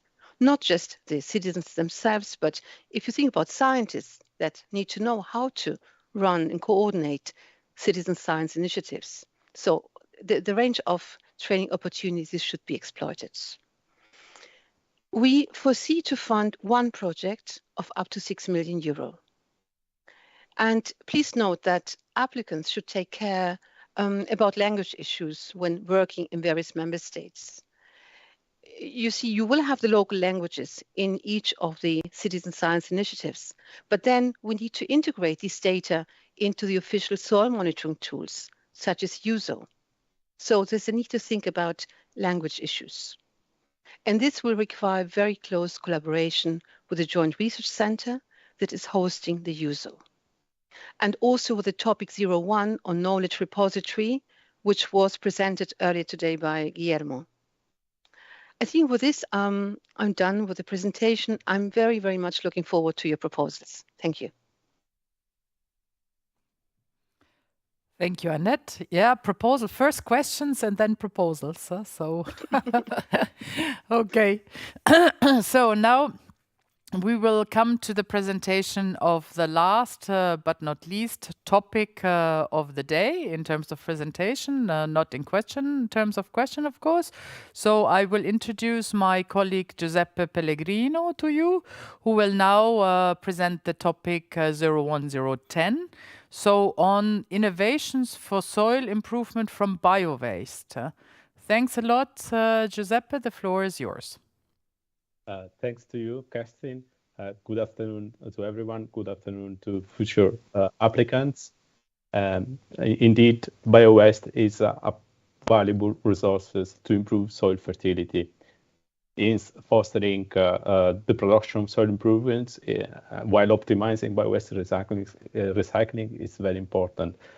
So the topic is important because also fits in the current policy context, which is about the EU Green Deal, the new soil strategy, the Farm to Fork, the Zero Pollution Action Plan, the climate adaptation policies, but also the EU Food 2030 initiatives, the bioeconomy strategy, and the Waste Framework Directive. The aim of the topic is to increase the number of highly innovative startups and industrial labs that develops and scale up soil improver from bio-waste. Also to have an enhanced entrepreneurship on circularity, to improve nutrient recovery from bio-waste for soil improvements production. But it's very important also to keep in mind that we would like to improve the environmental health and safety performance of soil improvers from bio-waste. In the next slide, I will just present you the scope. Which is to have pilot innovation to support a large-scale product validation and market replication. And the technology we aim to reach is a technology readiness level 7-8. We would like also to have business models that addresses all the challenges and opportunities of soil improvers production from bio-waste. We would like to have a demonstration about the safety of soil improvers in all the process, from the production phases to the use in soil. Finally, analyzing the vulnerabilities, the dependencies, and also the need of critical infrastructures are important for the upscaling and the production, and also the marketing of soil improvers from bio-waste. It is an innovation action, and the total budget for this call is 9 million, and there will be 3 projects funded for 3 million euro each. It is very important to have a multi-actor approach to build upon existing national and European resources, and to have in mind also the bio-waste hierarchy. Thank you. Thanks a lot, Giuseppe. So as I've said, this was the presentation of the last topic. Now we have some time left, substantial time left for the questions you would have on the second batch of topics presented. So we go ahead with launching the Slido questions. We will start here with Christian's presentation, or Christian's topic.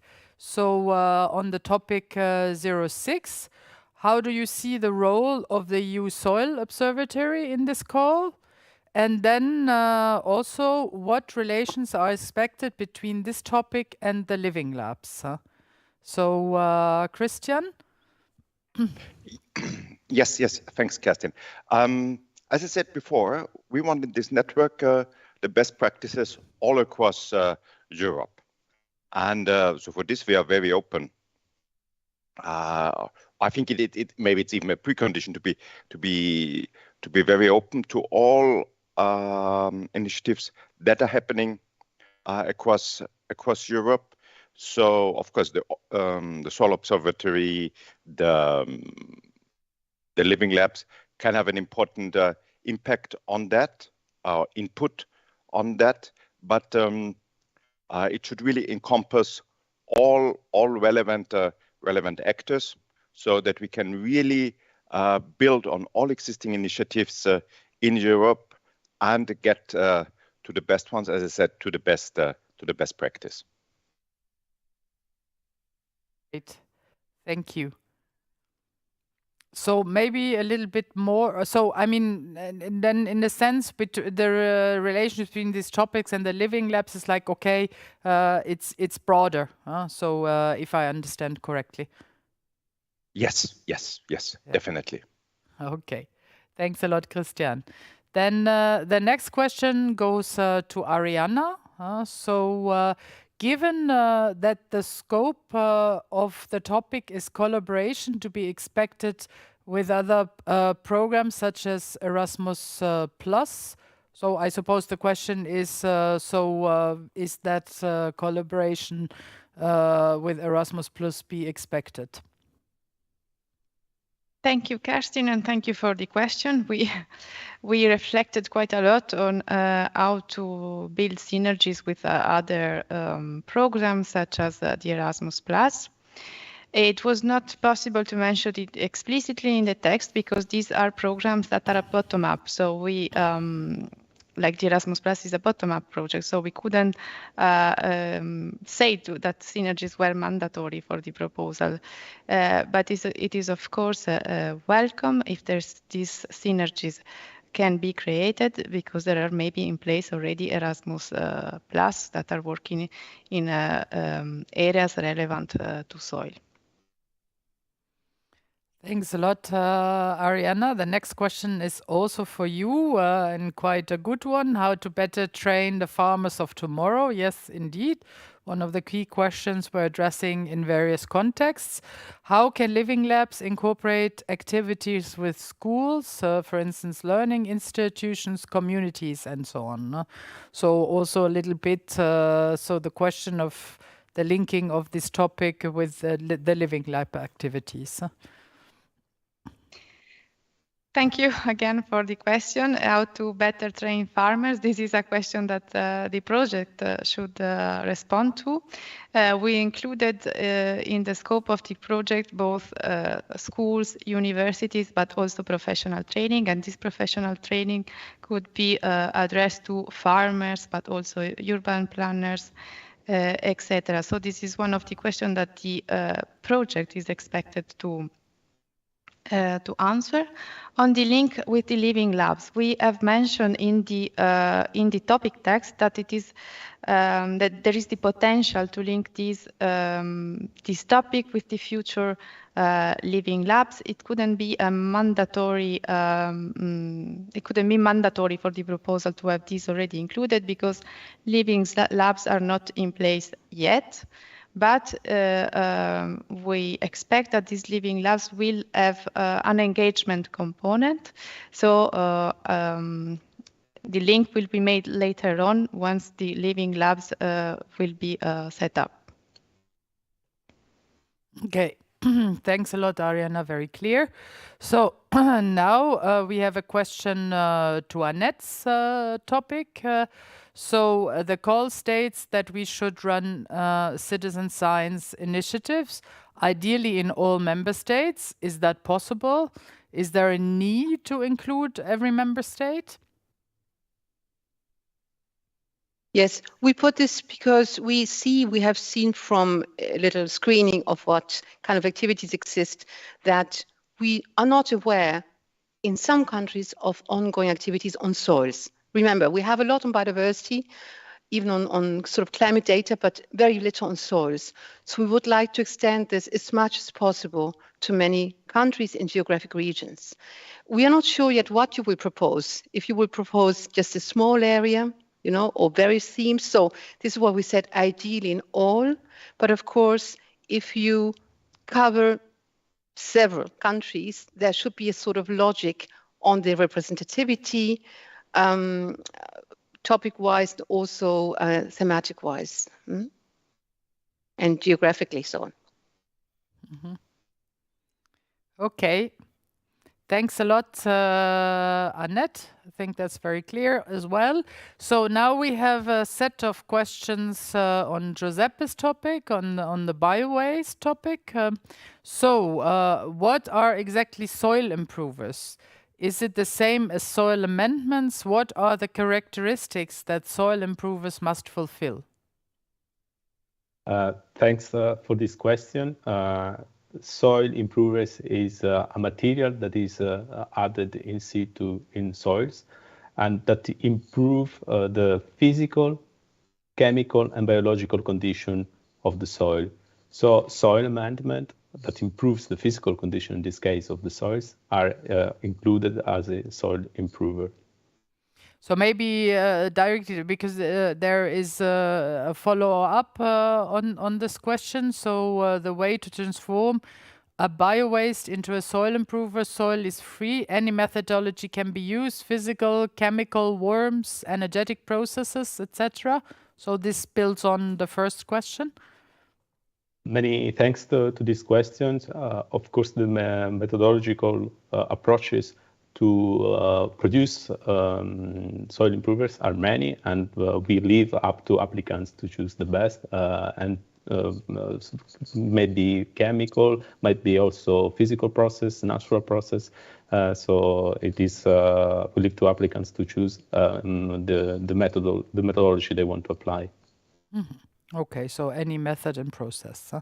So then the next question is, could biochar be used as a method?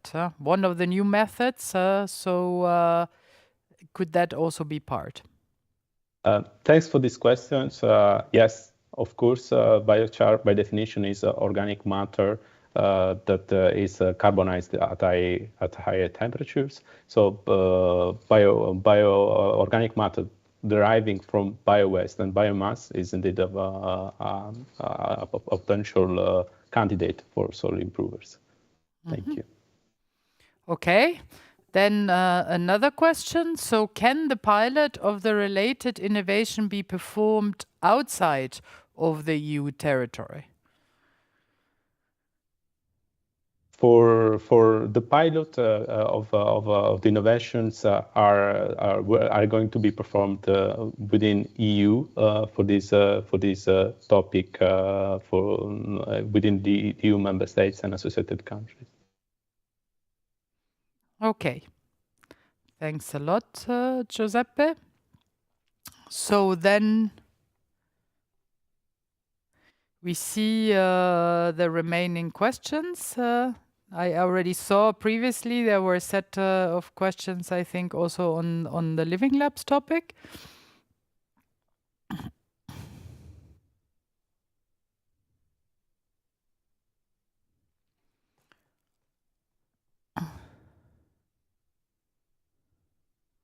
So they're coming in.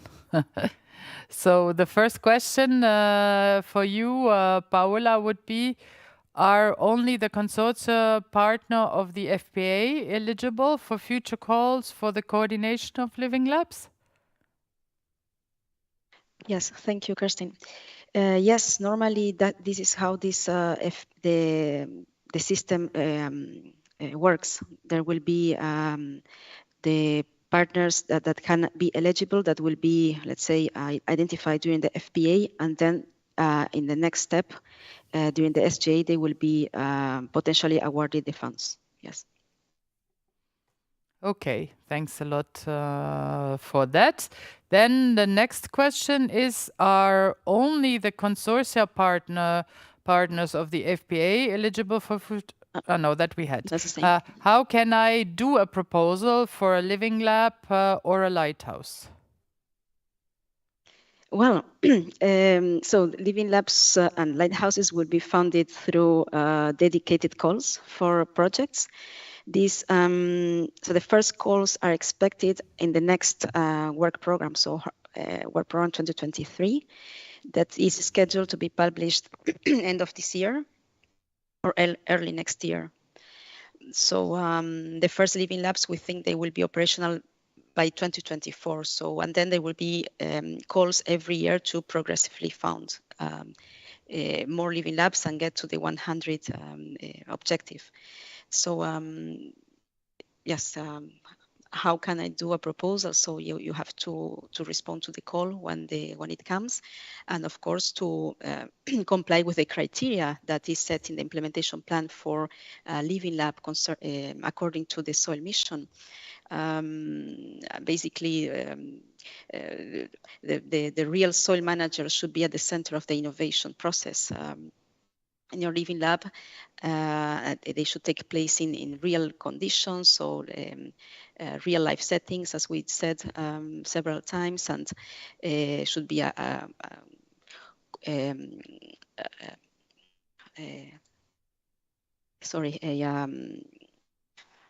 co-creation, there's the word, co-creation between several stakeholders, and yes, and the idea is that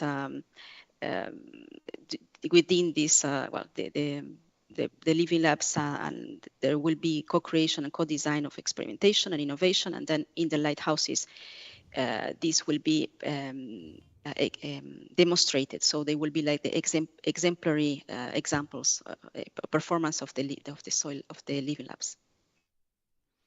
Thanks a lot. Excellent, Paula, also for elaborating a bit more. And this is also why this awareness raising and capacity building phase that we're currently entering is absolutely key.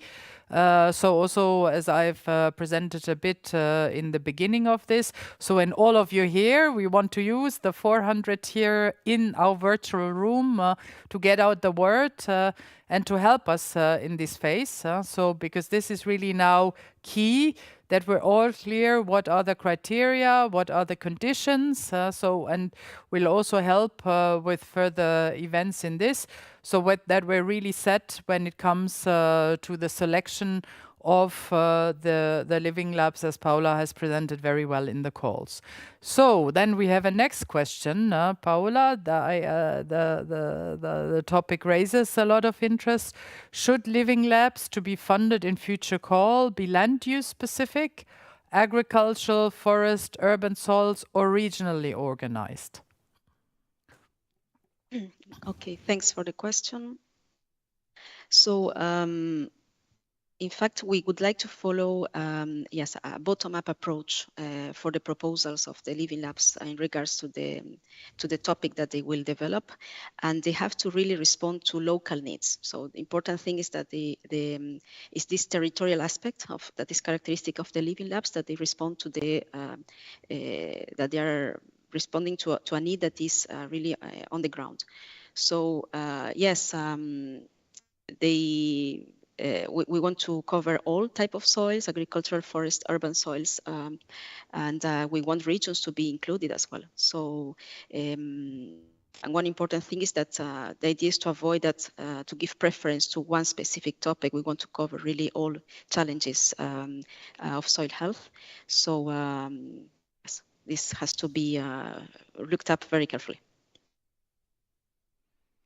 Thanks a lot, Paula. Then the next question is, the question would like to know who can apply for the topic 0108, so Framework Partnership Agreement for a Living Lab support structure.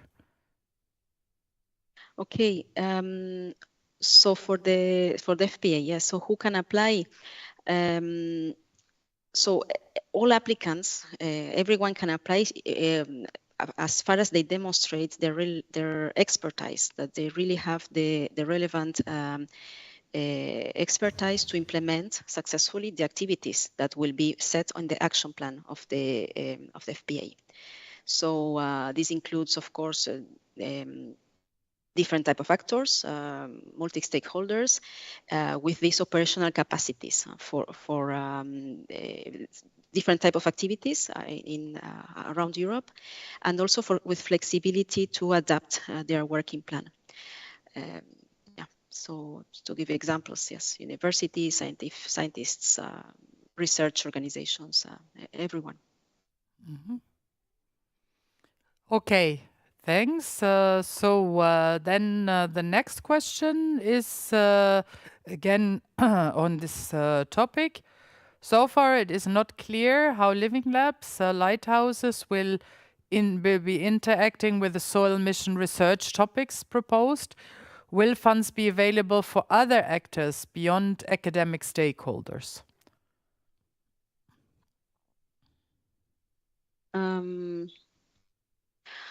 Well, I would say,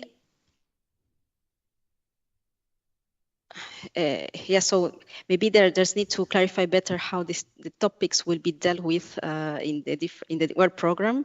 Basically, how they can be combined or developed under the funded living labs or not. But I think experimentations can be done both within living labs if relevant, but not necessary if topics are not covered in these living labs. So research can be done separately. But maybe if my colleagues want to complete this question with some more information, please go ahead.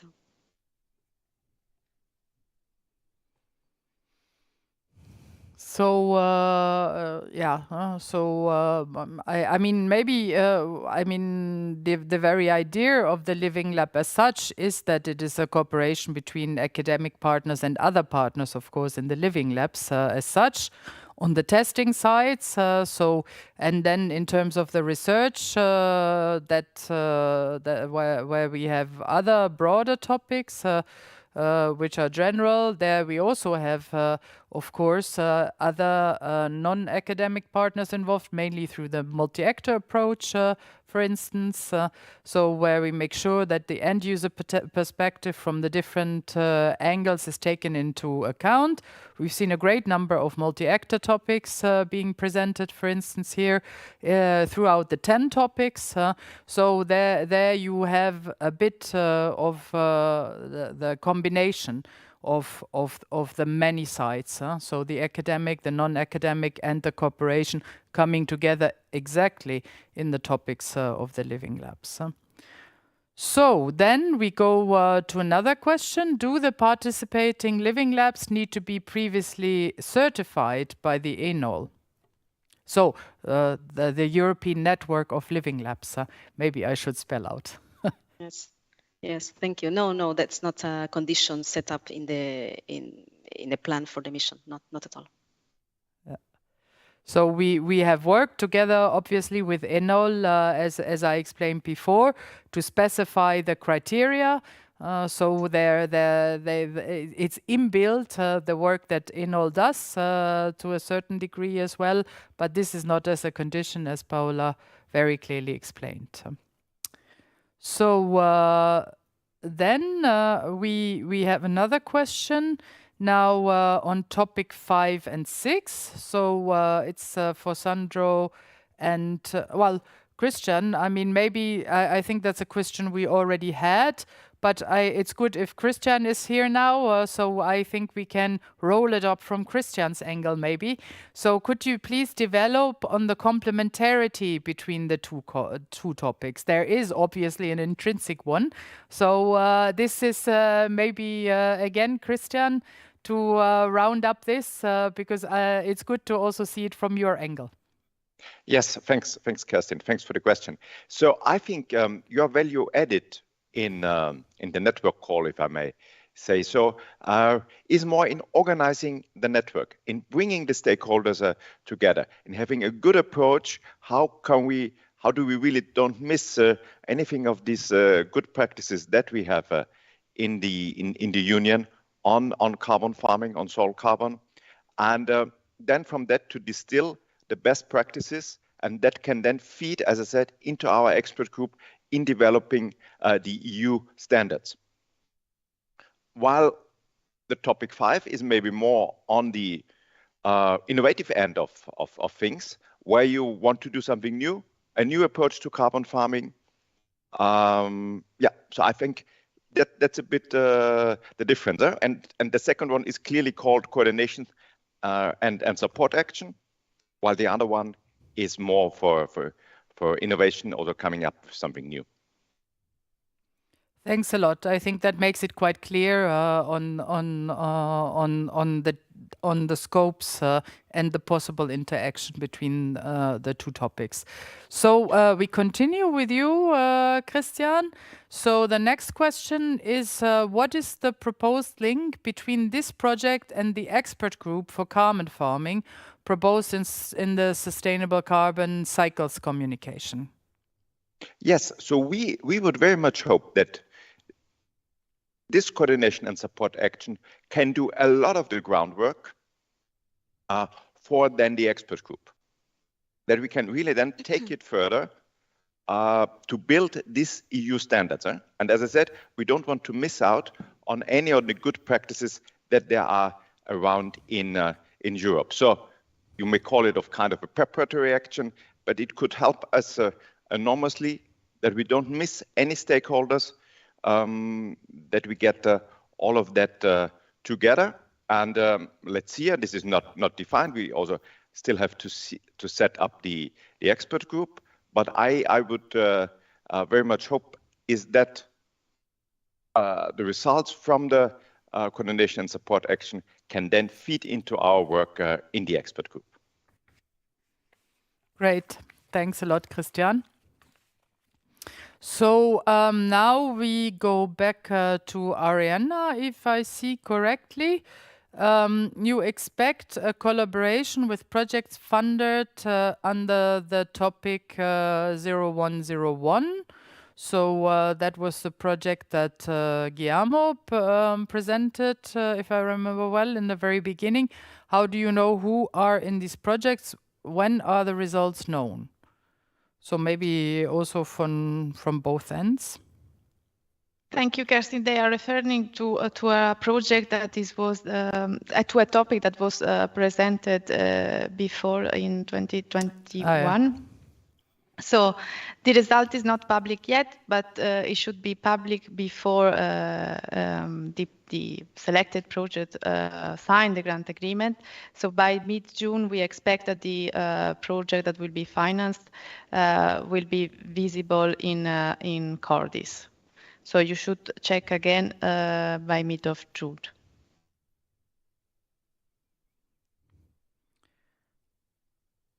Okay, so now we go back, if I see correctly, to Paola. So we're hopping a bit between the different projects. So there is a question on the financing of the topic. Can you explain again how the topic will be financed? Sure. So, yes, this is like a two-step approach. So the framework partnership agreement is the first step, during which we select those participants that will be eligible for funding later. And this is why there is no budget attached to this stage. Applicants are selected based on criteria to be defined, on the composition of the consortium, on their strategy, the action plan that they have to describe, etc. So everything is described in the topic. And then during the second step, that is the specific grant agreement, the SGA, you found this candidate. So you select the funding based on the action plan that they have presented. So this is basically a tool that we chose because we need a long-term cooperation between the partners and the Commission. And so we need like recurring grants. We need recurring SGAs, to be set during the lifespan of the FPA. And that's why, so we will start now with this first step, the FPA, and then we will have one or several SGAs following. I don't know if this answers the question. Mm-hmm. Excellent. I think very clear, at least to me. So I hope also to Carmen. So now we have another question. So will the funded FPA be open to include new consortium members during their development? Well, this is part of the answer. So as there will be then the SGAs that will be funded consequently, there will be room for adaptation and flexibility. Maybe this has to be better seen with my colleagues if new members can be added at that time. But the idea of this instrument is having flexibility indeed in terms of the services that the consortium can provide or has to provide. So meaning also the composition and the flexibility in terms of budget. So this is the main objective of this method. Thanks a lot. So now we have a question which is a more general one, not really linked to any topic. So then to all of us, or I can give a head start. So almost all projects have multi-actor approaches. How to ensure we do not over-ask actors by different projects, how to coordinate this.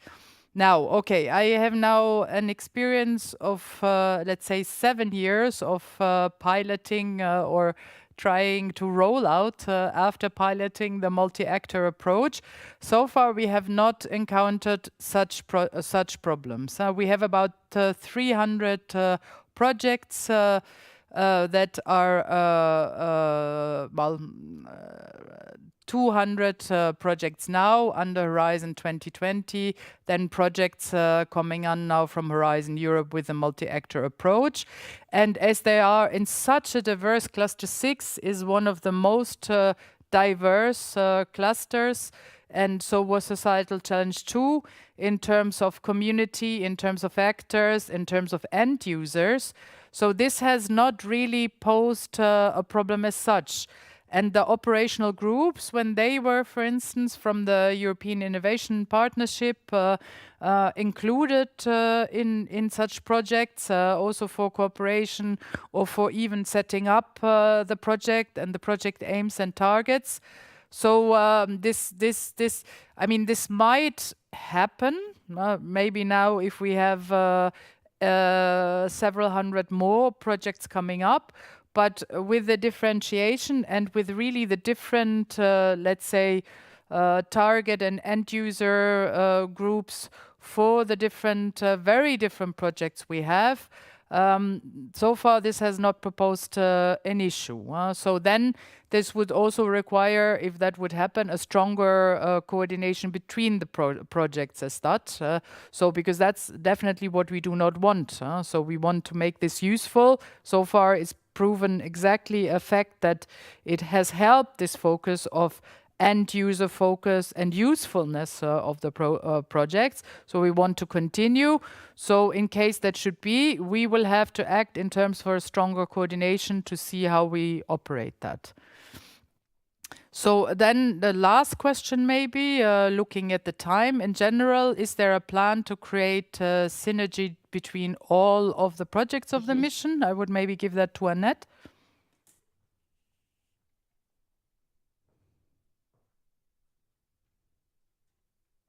Muted? Okay, I think now I'm muted.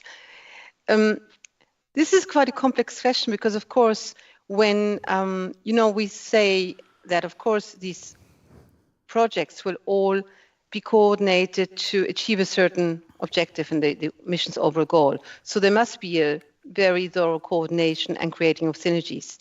Also, we would like to create portfolios in specific areas. You've seen at the beginning that we have 8 interlinked objectives, and we're creating portfolios to move towards these objectives. So there will be steering, but it's not a very, let's say, unless we specify in the topics, the concrete links between topics, which you've seen, there will be a kind of more monitoring, evaluation level coordination. So it will not be a mega network of all the projects funded under these calls. I'm not sure if I completely answered to the question. Okay, thanks, Annette. So I think that is, for me at least, that answers very well. So now I think we have exhausted our time. It's a pity because I think there are still many questions, but I hope this was useful to you and that you have a much clearer idea now and that you're very motivated to apply for the calls and the topics ahead. So, we have one final Slido question with which we then can conclude this session, which we would like to ask you in terms of a poll, because this also is interesting for us. So if the colleagues will launch that. So the question would be, which topic was the most interesting for you, in fact? So you can choose among the 10 topics that were presented today. So it's not a beauty contest between all of our colleagues here, but it's interesting for us to know, also to see a little bit in where the journey goes. So if you want to reply to that very quickly in the meantime. So I would really like to thank all of you, the speakers, the technicians, of course, who made this possible. Was a very smooth session, and also the colleagues that helped us with the Slido moderation, the colleagues from Brea behind the screens that were all very busily engaged, so trying to make this as interactive as possible. So this has really been a great session for me. I was happy to receive so many questions on the different areas.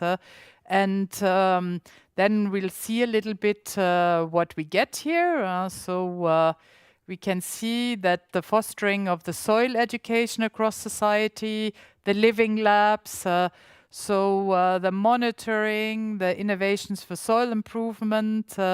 So these are all going strong. There we see, the living labs. On top, also reflected the very many questions we got. Then the other topics coming there. So we have a slightly higher interest maybe in the living labs than in the other ones. But all of the other ones coming along. Yeah. That is good for us to know. That gives hope that we get a whole range of proposals then for all the topics that we have presented here. We look very much forward to your excellent proposals, and I wish you, the only remaining thing now is to wish you good luck with the preparation of the proposals. Thanks a lot, and hope to hear or see you all virtually or physically soon.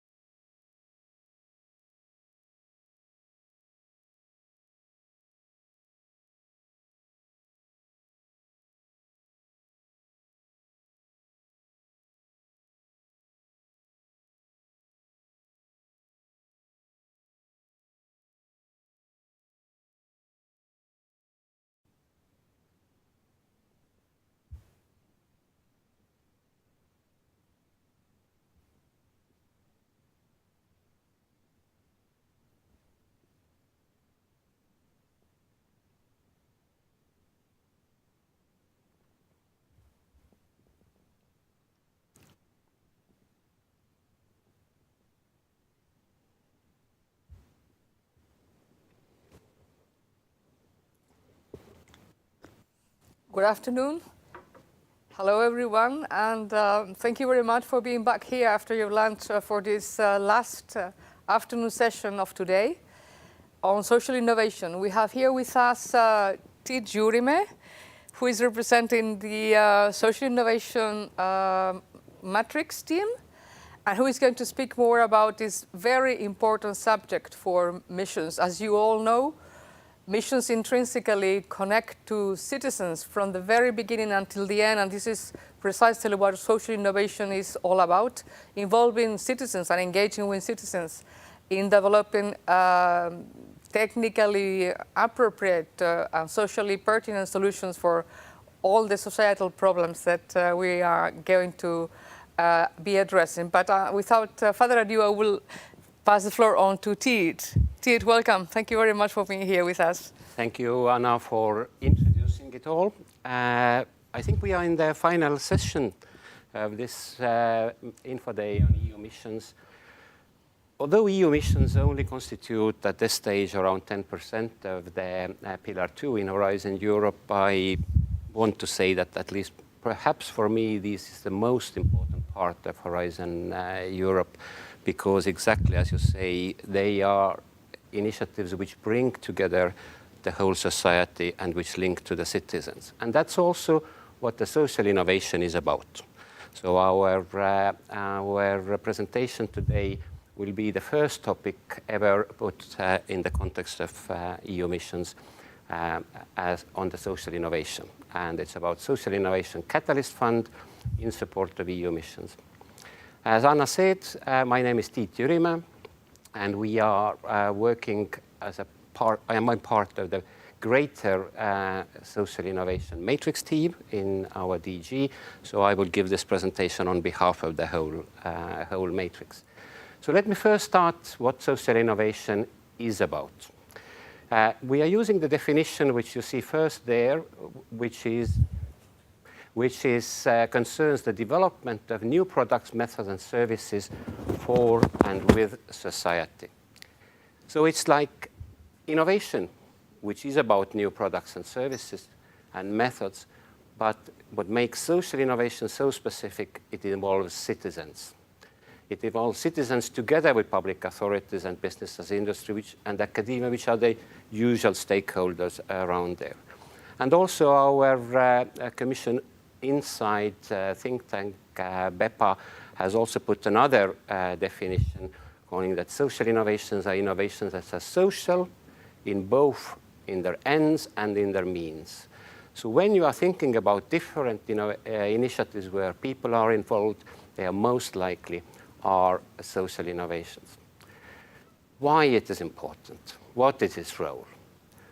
It's important because most innovations are socio-technical.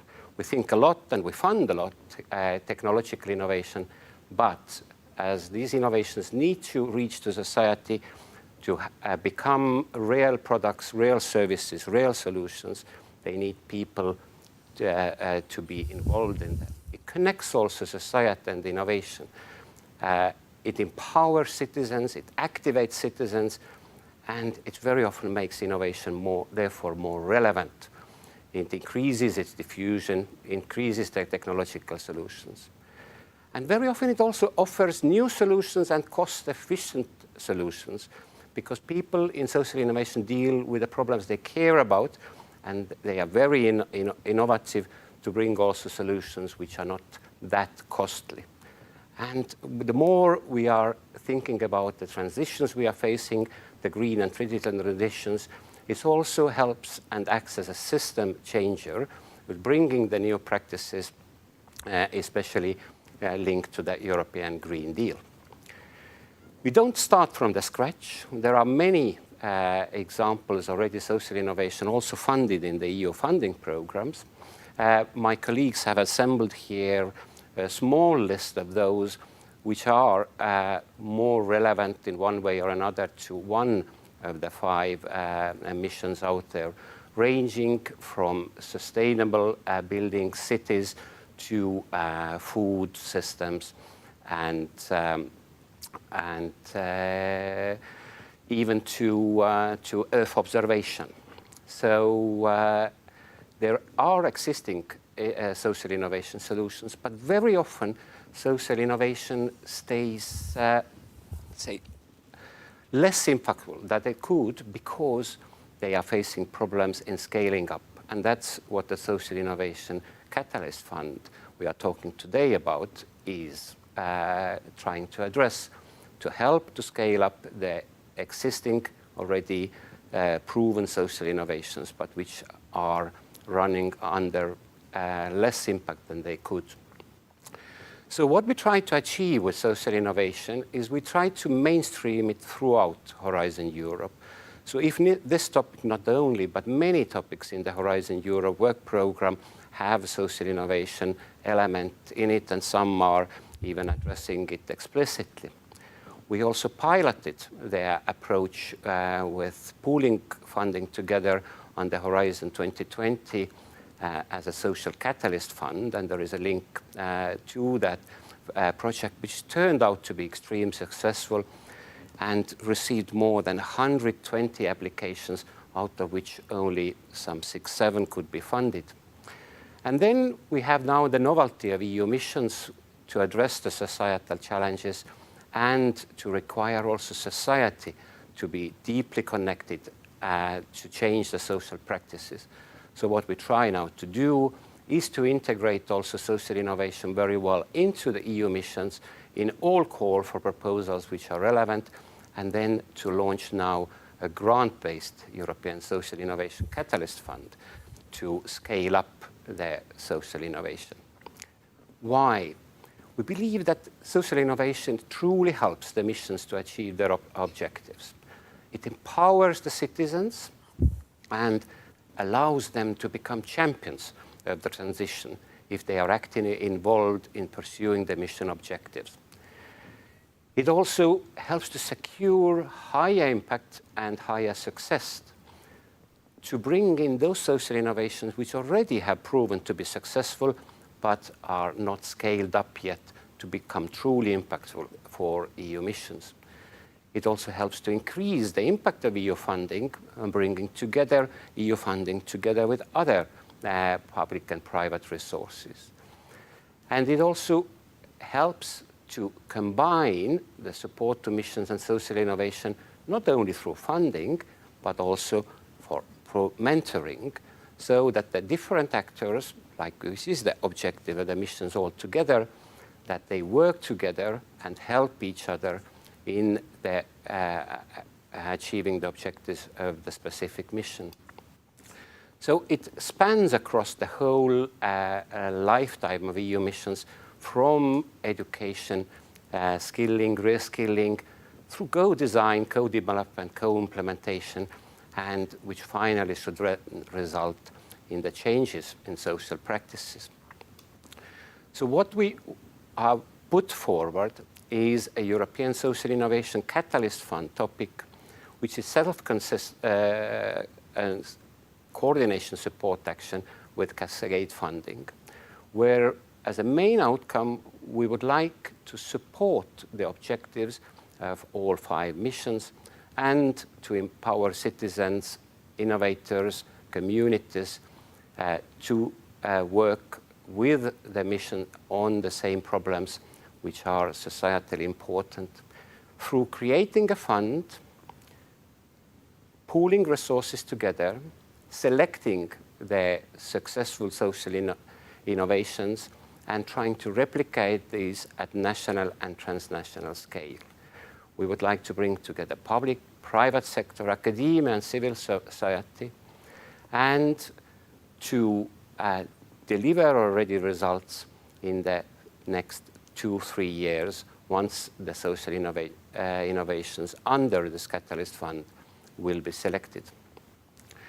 So what we ask the consortium to do is to set up a social innovation catalyst fund, pooling different resources together. Then once the fund is formed, to put forward open call for proposals to social innovators so that these can bring their innovations forward for scaling up in support of missions. Then to select the most promising social innovations, based on the relevance, their success, and the replication plan, and also to offer support to these replication plans through mentoring and helping them to succeed. And finally, obviously, to measure the impact of this approach. So graphically, if I plan to represent that, it's like European Union putting up to 30 million euros, which will be 25% of the overall. So €1 of European public money, then leveraged by €3 from other public and private sources. Then putting forward a call for proposals, which will be targeted to support specifically the mission implementation plans, and therefore a close coordination with mission implementation and mission secretariat would be useful. Then selecting the most impactful proposals for scaling up, and again to liaise with the mission implement secretariats or mission platforms, so that those which will be finally selected will have the biggest contribution to the mission implementation plans, and then follow through the replication via funding and mentoring, and finally measuring the impact these social innovations could bring. Which consortia we are looking at? We are looking at the balanced set of representatives from public-private sources.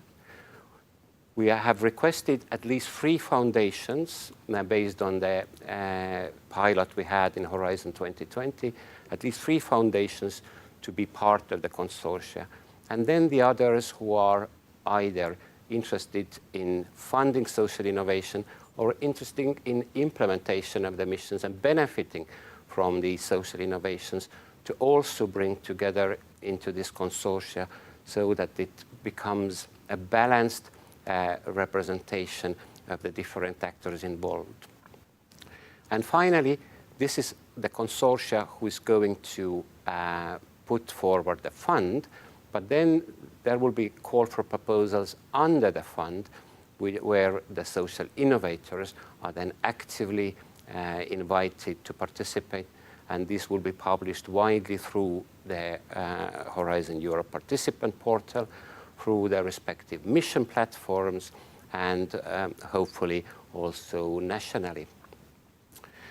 So this is the overall, and my final slide, the overall graph of this graphic representation of this approach, that bringing together the different actors responsible and funding social innovation, pooling together the efforts, like the overall mission approach is joining forces for the overall societal objectives in a form of the Social Innovation Catalyst Fund, which then would launch the call for proposals so that every mission will be supported by scaling up the existing already proven social innovators and bringing people as the system changer and active participants in all of those missions.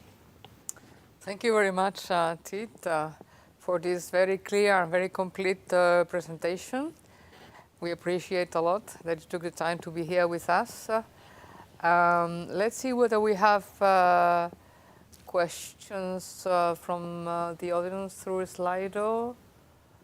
And yes, I see questions there. Tit, I think you can also read them. A couple of questions already. So one question says, the target groups here are also the funders and foundations. How should they be made aware of this topic? Do you see that in the task of the NCPs? Yes, indeed. I think the national contact points are very important actors for all our topics, and including for missions, helping to spread that information around in the community. So yes, we would expect the national contact points, if possible, to promote this call, which is now open, and this call will be open until end of September. So in the first run, indeed, to promote it among the funders and those who can bring their expertise into the consortia forming the fund. But then after that, we would also expect the national contact points, then once the fund is going to launch its call for proposals, to also to promote these call for proposals under the fund among the social innovators. And perhaps one thing to add here, which call will be open? Let's take another question which is out there. That maybe just if I may link to the previous question, there is another question saying, well, can you describe the type of foundations you are seeking? So maybe we take these two together. Exactly, and then we go to that's what I was thinking as well. That which type of foundations? That we have 3 foundations from our first Horizon 2020 pilot on the European Social Catalyst Fund. The Genio Foundation, Robert Bosch Foundation, and King Baudouin Foundation. You will find their contacts in the website of the European Social Catalyst Fund as one. So these are foundations which have their own, as we described in the topic, the type of the foundations, which have their own funding and which then can bring together their funding and also the other national and private funding pooled together with the European funding and forming the fund which is then going to support the social innovators. So I don't know whether they are going to participate in this call as well or not, but they definitely are the ones who have experience and have a knowledge and who I strongly encourage to take contact with, because they already have tested this approach on the Horizon 2020. So there could be public foundations, private foundations, everybody who is going to support financially social innovation and would like to pool resources together with others to make it more impactful in support of EU missions. Thank you very much. There is another question on the same topic, but more on the geographical aspect of it. So do the consortium needs to be an international one, or can it be centered around one geographical location? I think we don't limit that, whether this is one geographical location or how broad it is, but what we believe is that ideally it should follow the missions approach. And the mission approach is that pooling resources together. So if it's possible that the interested parties are bringing the resources together and trying to scale up transnationally the social innovations, then I think that would be the best. Technically speaking, we do not limit it. It can be geographically, let's say, more limited region, but we really encourage, like in all our EU mission approach, let's come together at the European scale. Let's work together and pool resources together. There is so much to benefit from this. And then on the organization of the calls, when are these calls going to be open? This call to form the consortia and to form the fund is open until September. It's already open? Yeah, that's already open, and it's open until September. Now, it's difficult for me to prejudge, how long it takes. Obviously, first we need to evaluate the proposals, as always, to come to the grant agreement. That usually happens within 8 months. And then how long it takes to the consortia to put forward the first call for proposals. What we like to do is do it as quickly as possible, because EU missions are implemented with clear objectives until 2030. So the sooner it will be up and running, the sooner the call for proposals will bear fruits for the replications plans to be supported, the higher will be the impact of these social innovations for missions. So my hope is that if in 2023 fund will be formed, then at least end of 23, beginning of 24, the calls for social innovations could be launched. And what about the establishment of the fund? Is it necessary to establish a formal structure? This is something, if we would if we would know, we would most probably have either done it ourselves or written it very clearly down. This is definitely a thing which is left for the consortia to decide upon, which is the most effective way of running that fund either via the existing structures or via the formal structures. What is clear is that some kind of commitment from the parties forming the fund is needed. Either there is a structure needed for this or not. We definitely would like to leave that for the applicants to propose and to figure out. And then who makes the decisions about the project? Who chooses the projects? Do the foundations who grant the money have a say on this?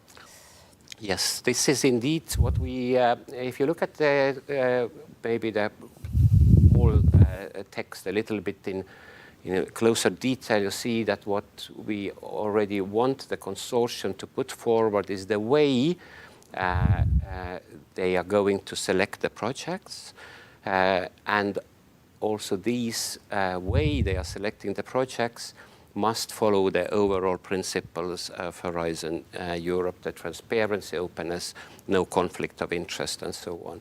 But it's indeed up to the consortia to decide upon, because they are running the call for proposals. There are also questions related to topics that you have already mentioned, but go more in depth, for instance, in relation to the entities eligible. What about associated countries? So some associated countries are not part of the Catalyst Fund. What happens there? No, I think it's here we not only encourage all the member states and associated countries, but we also gave a possibility for the other international partners, if necessary, to become part of the consortia and to form the fund. So definitely associated countries will be treated the same way as member states as throughout the Horizon Europe. Excellent. Then also on the geographical scope of projects, can the project intended for transnational scale-up have received previous funding from other EU funds, such as in its pilot stage? We always like that when already EU-funded projects, if I understand the question correctly, will be supported also for scaling it up. So if piloted already with the help of EU funds, as well. But this is not a precondition. So whichever sources were used for piloting, then the projects are all eligible to come and apply for scaling up. We make in the call text a reference to already previous framework programs, Horizon 2020 funded projects, and give a lot of examples of the different also indicators which would help the applicants to prove that they have been successful. But whether we also say that whichever the previous funding has been received, now it's the replication scale-up stage, and all the projects are treated equally. Yeah, there is a question, interesting question, on the dynamics of the fund and financing of the project. So the remaining 90 million of the fund, do they need to be secured already upon application in September 22nd, or is it a plan? Is it a plan how to come up with 90 million over 3-5 years? What we do is that we put forward the funding from the EU side, and under the condition that €1 of EU funds is then matched by at least €3 from other resources.